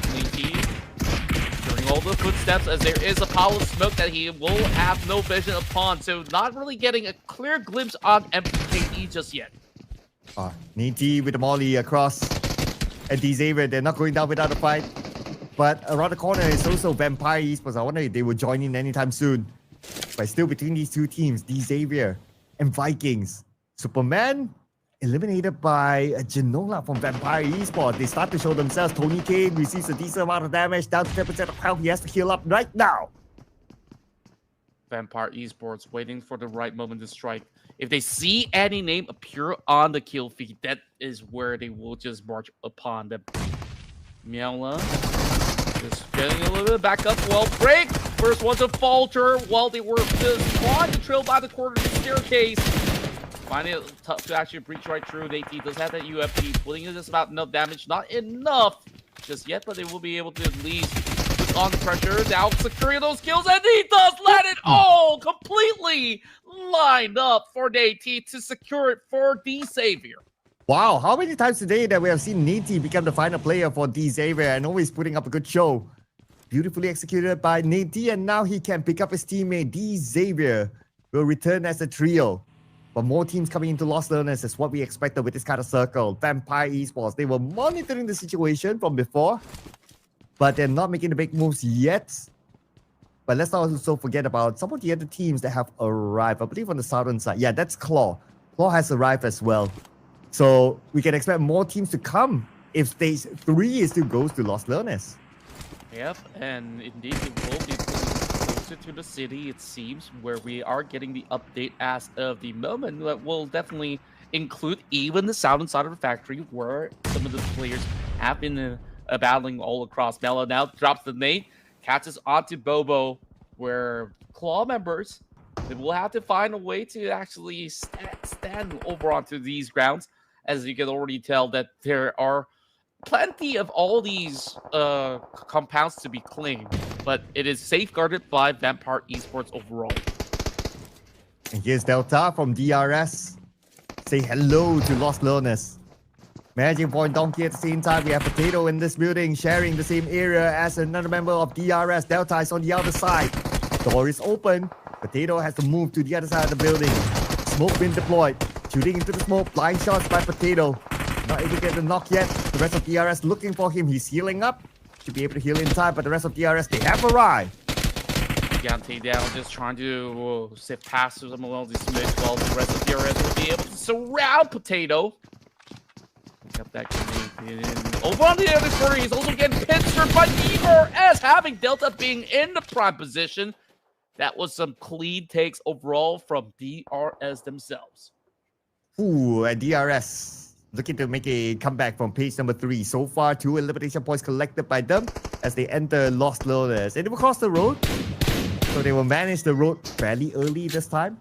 Great move there by DRS, I must say, to secure themselves inside Lost Learners, since there's a big chance that the circle will end in Lost Learners. Sure enough, Yante and the rest of DRS in such a great position so far. This is one of the entry points if you were to move in from the highway sector, coming in from the mid of the map.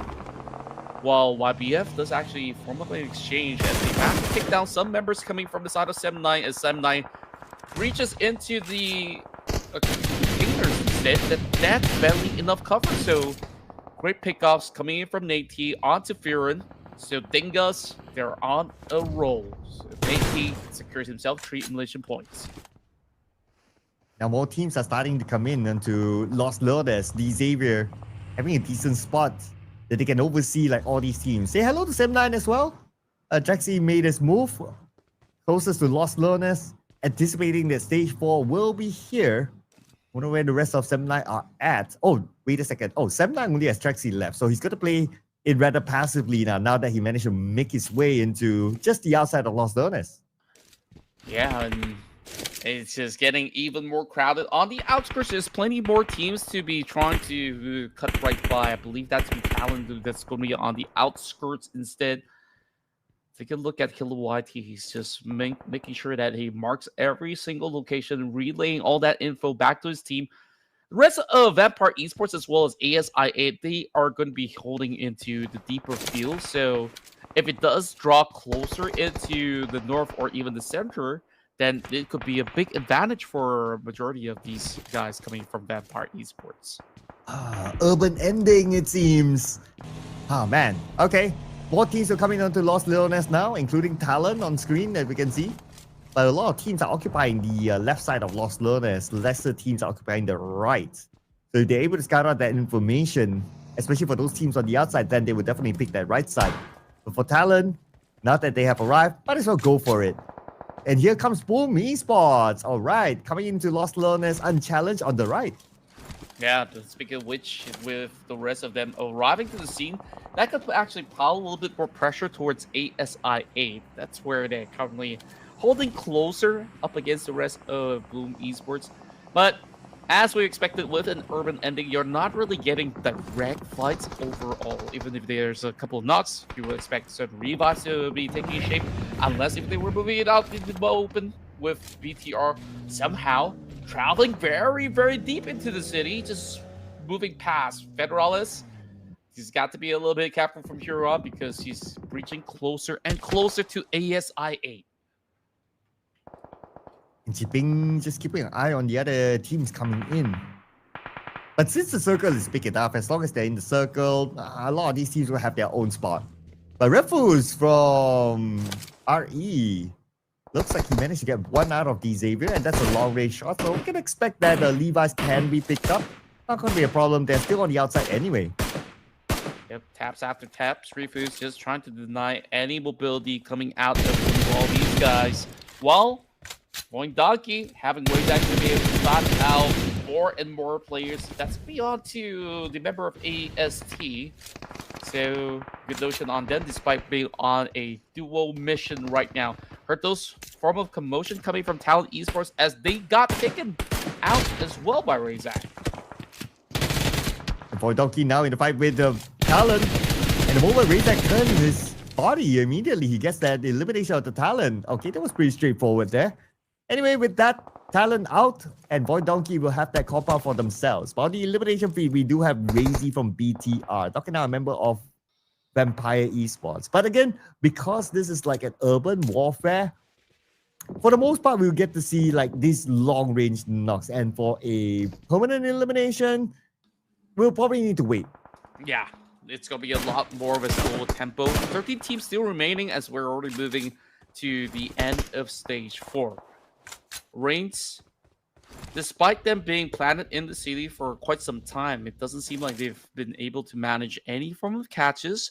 They're playing a very safe role by taking the southern hills, while the rest of the teams, they are already inbound inside the city. I think it's a good notion coming from Reigns Esports because you don't want to put all your eggs in the basket because you do expect that it's going to be a little bit of a hard shift. If anything at all, the ones that we're not expecting too much of a shift is going to be Vampire Esports as well, BTR. They find themselves in the quarter instead.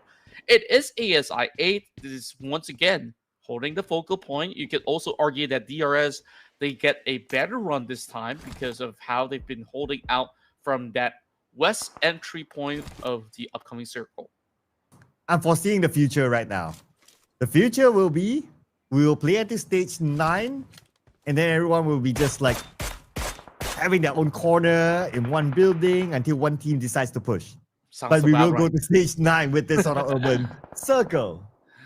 You know, then there's a lot of time to burn, but Red Bull says, you know, we might not need to wait too long. I'm just going to try to clear as many players as I can. Already on the streak of 4 points, while the spot out Reigns members just moving past them. A very, very tough area, as we've seen how many teams who have played inside of this kind of city grounds to even have problems of their own, namely like D-Saver that went on to that MVKE challenge. I felt like they both never really needed to overcommit, but because of those kind of scenarios, DX have been waking up, MVKE has been taken out, and it's just absolutely rough, and same could be said about 7-9. So far, nothing seems to be working for 7-9 for the entire evening. Oh, if there's any good news for 7-9, at least they're at number 13, so within top 16 still.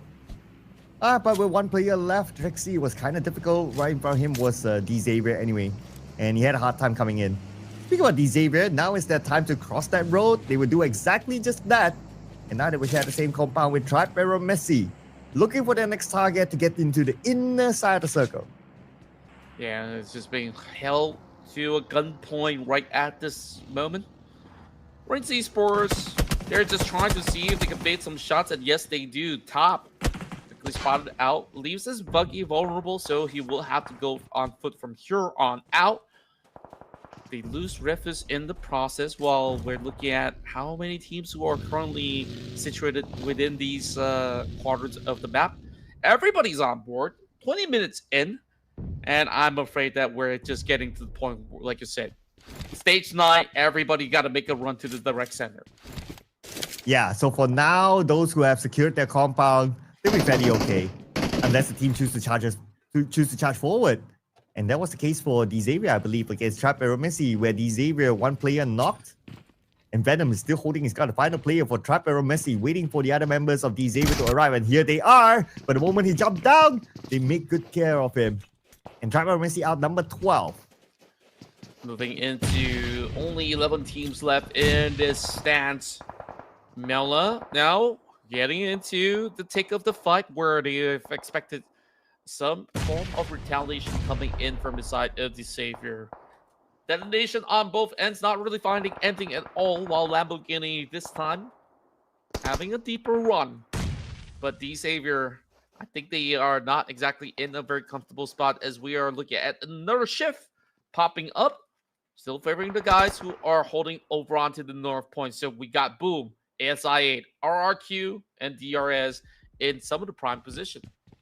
Yeah, I'm interested to see what will happen between D-Xavier and Vampire Esports now. No circle on the south. Vampire Esports on the inner side or closest to the circle. And D-Xavier will need to take this fight. I doubt they'll be able to rotate towards the left or right. By now, you would have vehicles since it's an urban warfare, so they have to punch through Vampire Esports. Yeah, even driving right now will be an absolute risk. Looking at the current standstill, though, Boom Esports, they're getting themselves into a really good position, despite us not really seeing them being too much involved. It is going to be Top that actually secures the kill over onto Top. Lambo instead goes in for the chase, finds Macaris, so that's somebody to actually pin out the rest of FaZe Clan, who's gotten 5 points so far. Sees with the movement. This is why they're punished, because they're on those vehicles. Passing by, and yes, because they have that vehicle, they can navigate around the corners, the corridors of Lost Lotus, and they're safe for now. But can't see the same for Doc, though, receiving a lot of damage. So far, no knockdown to Doc, but not too sure what happened to Levi's. Probably pressured by another team. Oh, Vampire Esports, that is. This is the fight that we did mention earlier on, cannot be evaded. Now with Vampire Esports, they know that they have the man advantage. They are looking for the final player of the Xavier. That's right, and speaking of which, 5 points already for Vampire Esports on a dominating streak. Whereas it's going to be a little bit of a tough run over onto the center fold, where I call this the fields, where you have pretty much some gardens in between. Chama now locking his eyes over onto every single corner. DRS, they're in a very powerful position where they don't really have to really shift their focus elsewhere than to actually just hold some of the members of Vampire Esports. Well, ASI8, I want to see them do more with this high ground. UZM on top, but I don't think that he's going to have those clean takes because he will draw a lot of attention over onto the scaffoldings. Well, UZM is not too far from the center, so likely that he will get the next stage circle. And that's where we might see him fully utilizing his high ground advantage, like what you said. Coming to stage 7 soon. 40 more seconds. D Xavier only has Lamborghini now. But he managed to slide his way into the circle, so he can hold on for the stage. But stage 7, it's going to be Lamborghini against Vampire Esports again. Yeah, it really feels like it's inevitable. Looking at the current stats, Vampire Esports, they're just going to see if they could just cut over onto some of all these empty spaces. We're looking rather risky because they're approaching closer and closer towards the rest of DRS. Here comes the zone. But we also have a player. Razak is actually tanking out the blue. Okay. Not sure he wants to continue to tank out this blue at this point. He is the final player for Void Donkey. He might keep himself up to the blue now. Anyway, the circle shifts over to ASI8, DRS on the northern side. And that is Void Donkey eliminated at number 11, 5 elimination points. Here comes Vampire Esports from dealing with D Xavier. Now they have to deal with DRS or Claw in front. Malo now hoping to prime a lucky nade, and Chipeng is already being tagged up, so this could be a very open space that they're running towards it. That's where Mela gets punished. That was coming in from Huzaifa, coming from an alternate angle, so he will be quickly clipped. No chance for Malo to even salvage his teammate. Here comes Malo. He's going to rush it on all alone right now, the final player for Vampire Esports. Managed to get into the building, but still not in the circle yet, so he has to win this fight quickly. Stage 7 zone is no joke for sure. While we look at ASI8, now they'll play the gatekeeping role against BTR, who's still in the game. Yeah, BTR so far making very slow advancements, but so long as they are intact, they will definitely pull up some really big numbers by the end of it all. Well, it's going to be tough. Pretty much pinch over on the corner walls. Barely enough room with those names also dropping right by. Here comes Pombit as he goes in for the jump shot. Love box. He gets knocked out instead. Pombit goes in for the trade, so he will be able to salvage his teammate in return. More pressure coming in from the rest of the squad, while Malo, the only member alive, he is trying to actually go for a push, but he will have to back away because that's too much damage to be done.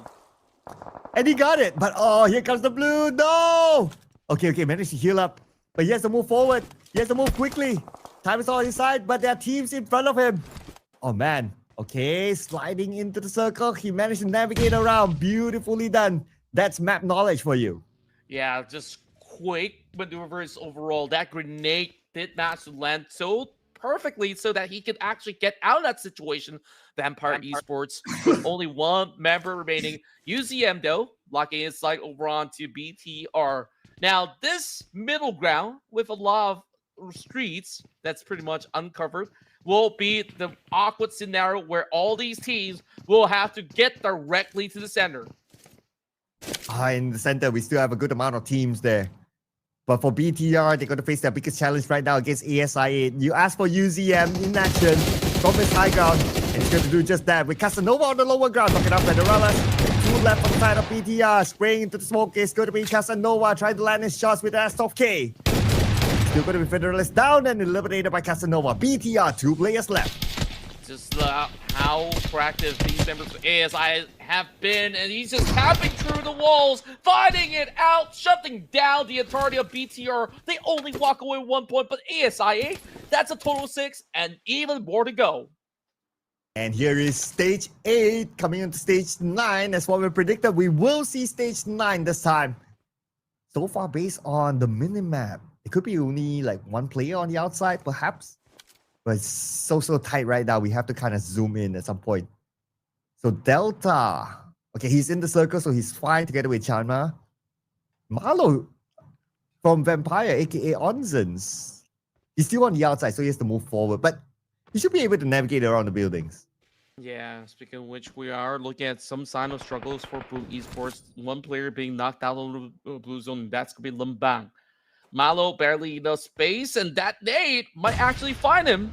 Oh, some chip damage has been done, and he's got to make his way across. So Onsens, he knows that this is going to be a desperate attempt, but does he still have those smokes?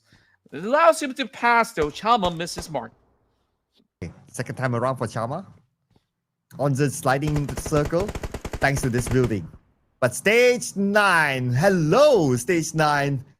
Well, we know this is about to happen since it's an urban warfare, but UZM still holding this high ground. And how far away is he from this circle? Not too far. Anyway, stage 9. Now it's time for them to wrap things up. Shama, grenade onto Onzens. Onzens! Haven't got any room. At least he's somewhere close to the direct center, so he can be staying put for a long time. Spots out Chama running out in the open, but he's getting pinned down! A billful shot from Chama, and there's no way that ASI can go in for the revive. Oh, but now Huzaifa, we need to finish off Shama. Shama is still healing within the smoke. Spraying into the smoke, here comes the jump shot. Huzaifa will not lose this 1v1. He'll pick up that point out of the hands of DRS. Now DRS only has Delta left. He has Huzaifa in front of him. Delta lobs a nade across. Nade will not connect, but that will shoo away Huzaifa. Boom Esports now getting a little bit more bad leverage. They do actually notice his position and brings Huzaifa down to 1 HP. And that will be a nade from Huzaifa to deny himself in this fight. Oh, that was quick thinking there to deny away the point because he knows that he doesn't have the space to play further. Boom Esports, here we go. Pubg will be knocked out by Delta. Delta 1v2 at this point. Where exactly is the other member from the side of Boom Esports? So it's going to be a 1v1 first and foremost. Lumbang now going for those shots, and this must be it. Trying to close, and Delta goes down. Boom Esports, they celebrate victoriously in this battle for Los Leones. The rise of teams from behind. Boom Esports scores this.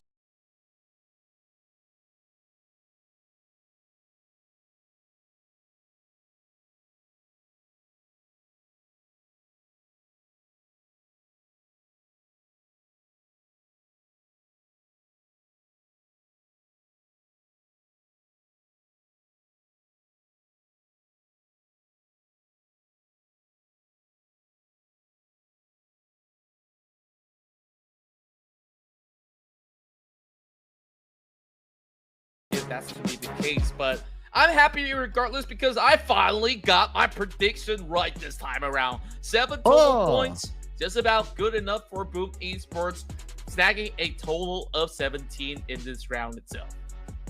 Right, finally kicking off your prediction. Okay. Less pressure now. But for Boom Esports, interesting enough, no damage from Yummy. I believe he got eliminated fairly early. So another case of like, with 3 players, you're still able to get the chicken dinner.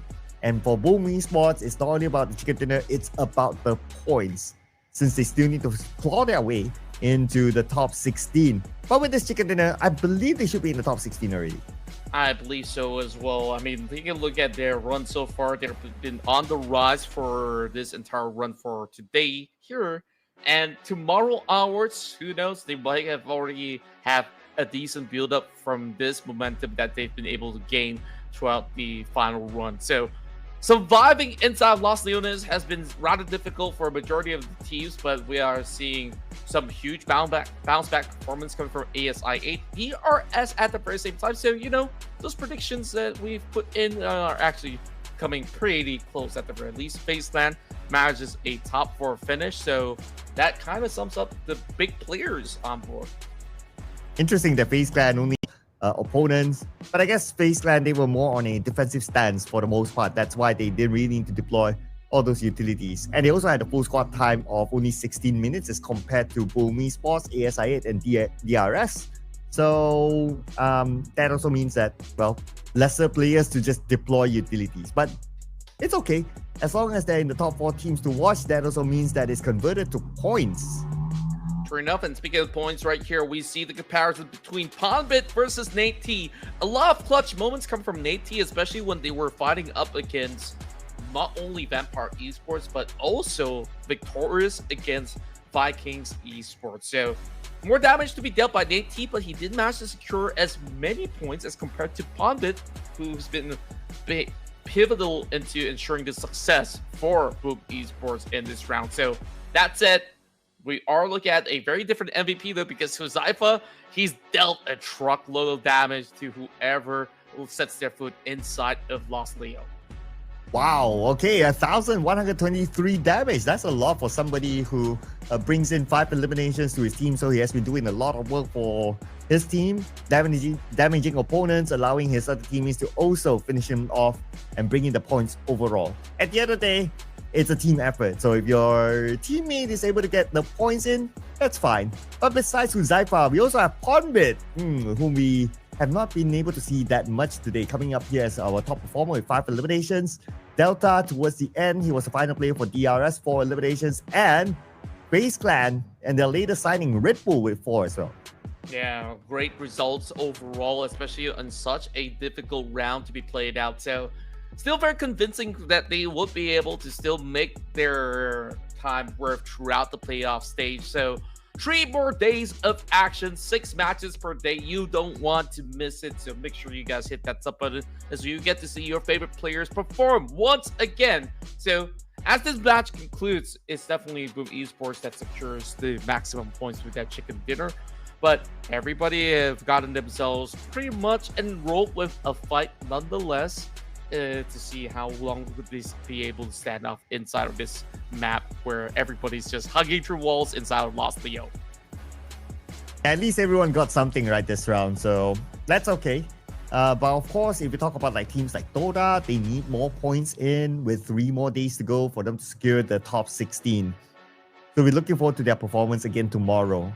But other than that, Boom Esports, 70 points. I wonder if they manage to make it into page 2.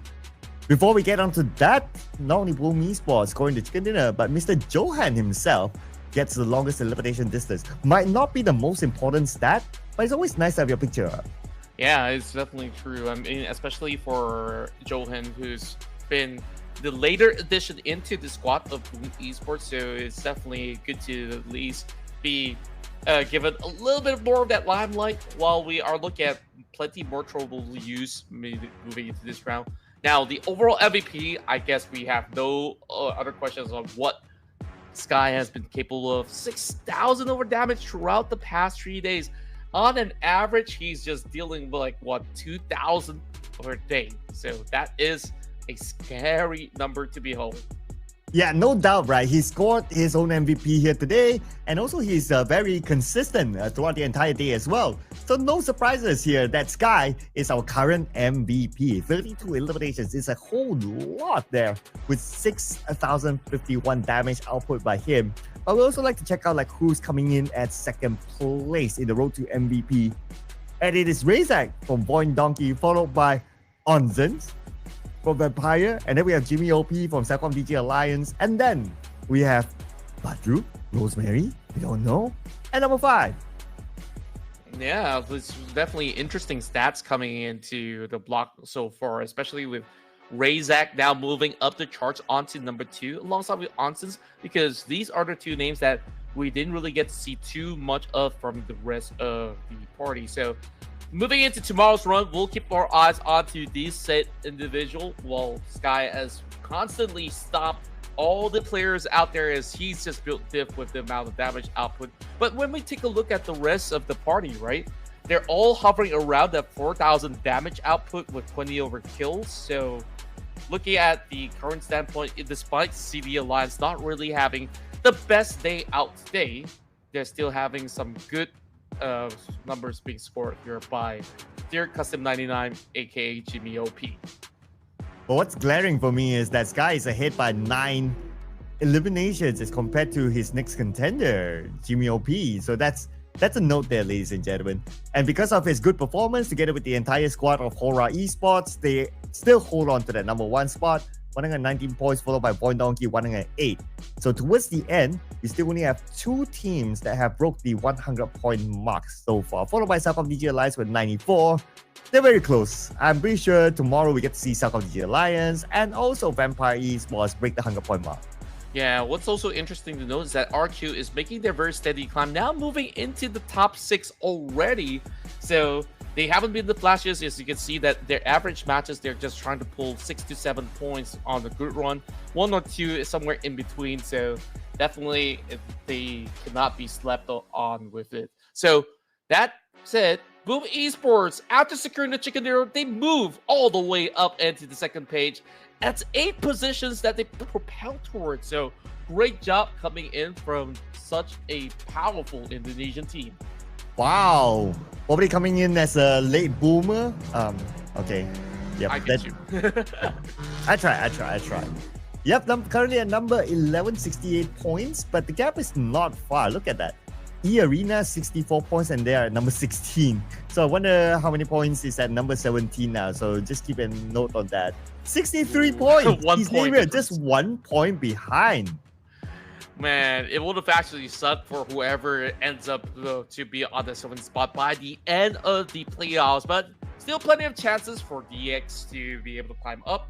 7-9 on the downward spiral, unfortunately, is it did manage to achieve a top 3 finish over here. So they are at least within that safe margin to be able to contest with the rest who are on page 2. And for the rest, some movements here. Of course, 7-9, they dropped 1 spot to number 21 with 47 points. But objectively speaking, the point gap is still close enough for them to catch up. We still have 3 more days anyway. This is a fairly long playoff, if you guys to think about it. So a lot of opportunity for these teams to climb back up to 16. True enough, and of course, that is all of our matches concluded for this evening. If you guys wish to see even more to support your favorite team, make sure you tune in where we're always here by the evening, where you could just get to see some of the best PUBG Mobile esports teams to be contesting upon each other. Sir Cloud, any big takeaways coming into day 3 before we move on for tomorrow? Well, teams on page 3, rise up! That will make the race pretty interesting towards our last day, because we still have 3 more days to go of the playoffs. Anyone can be in the top 16, ladies and gentlemen. And I believe that will be all for us today. Tomorrow we'll be back, same time, same channel, to watch your favorite teams duke it out for the top 16 spot. My name is Sir Cloud together with Contra. We'll be seeing you again tomorrow. Bye-bye.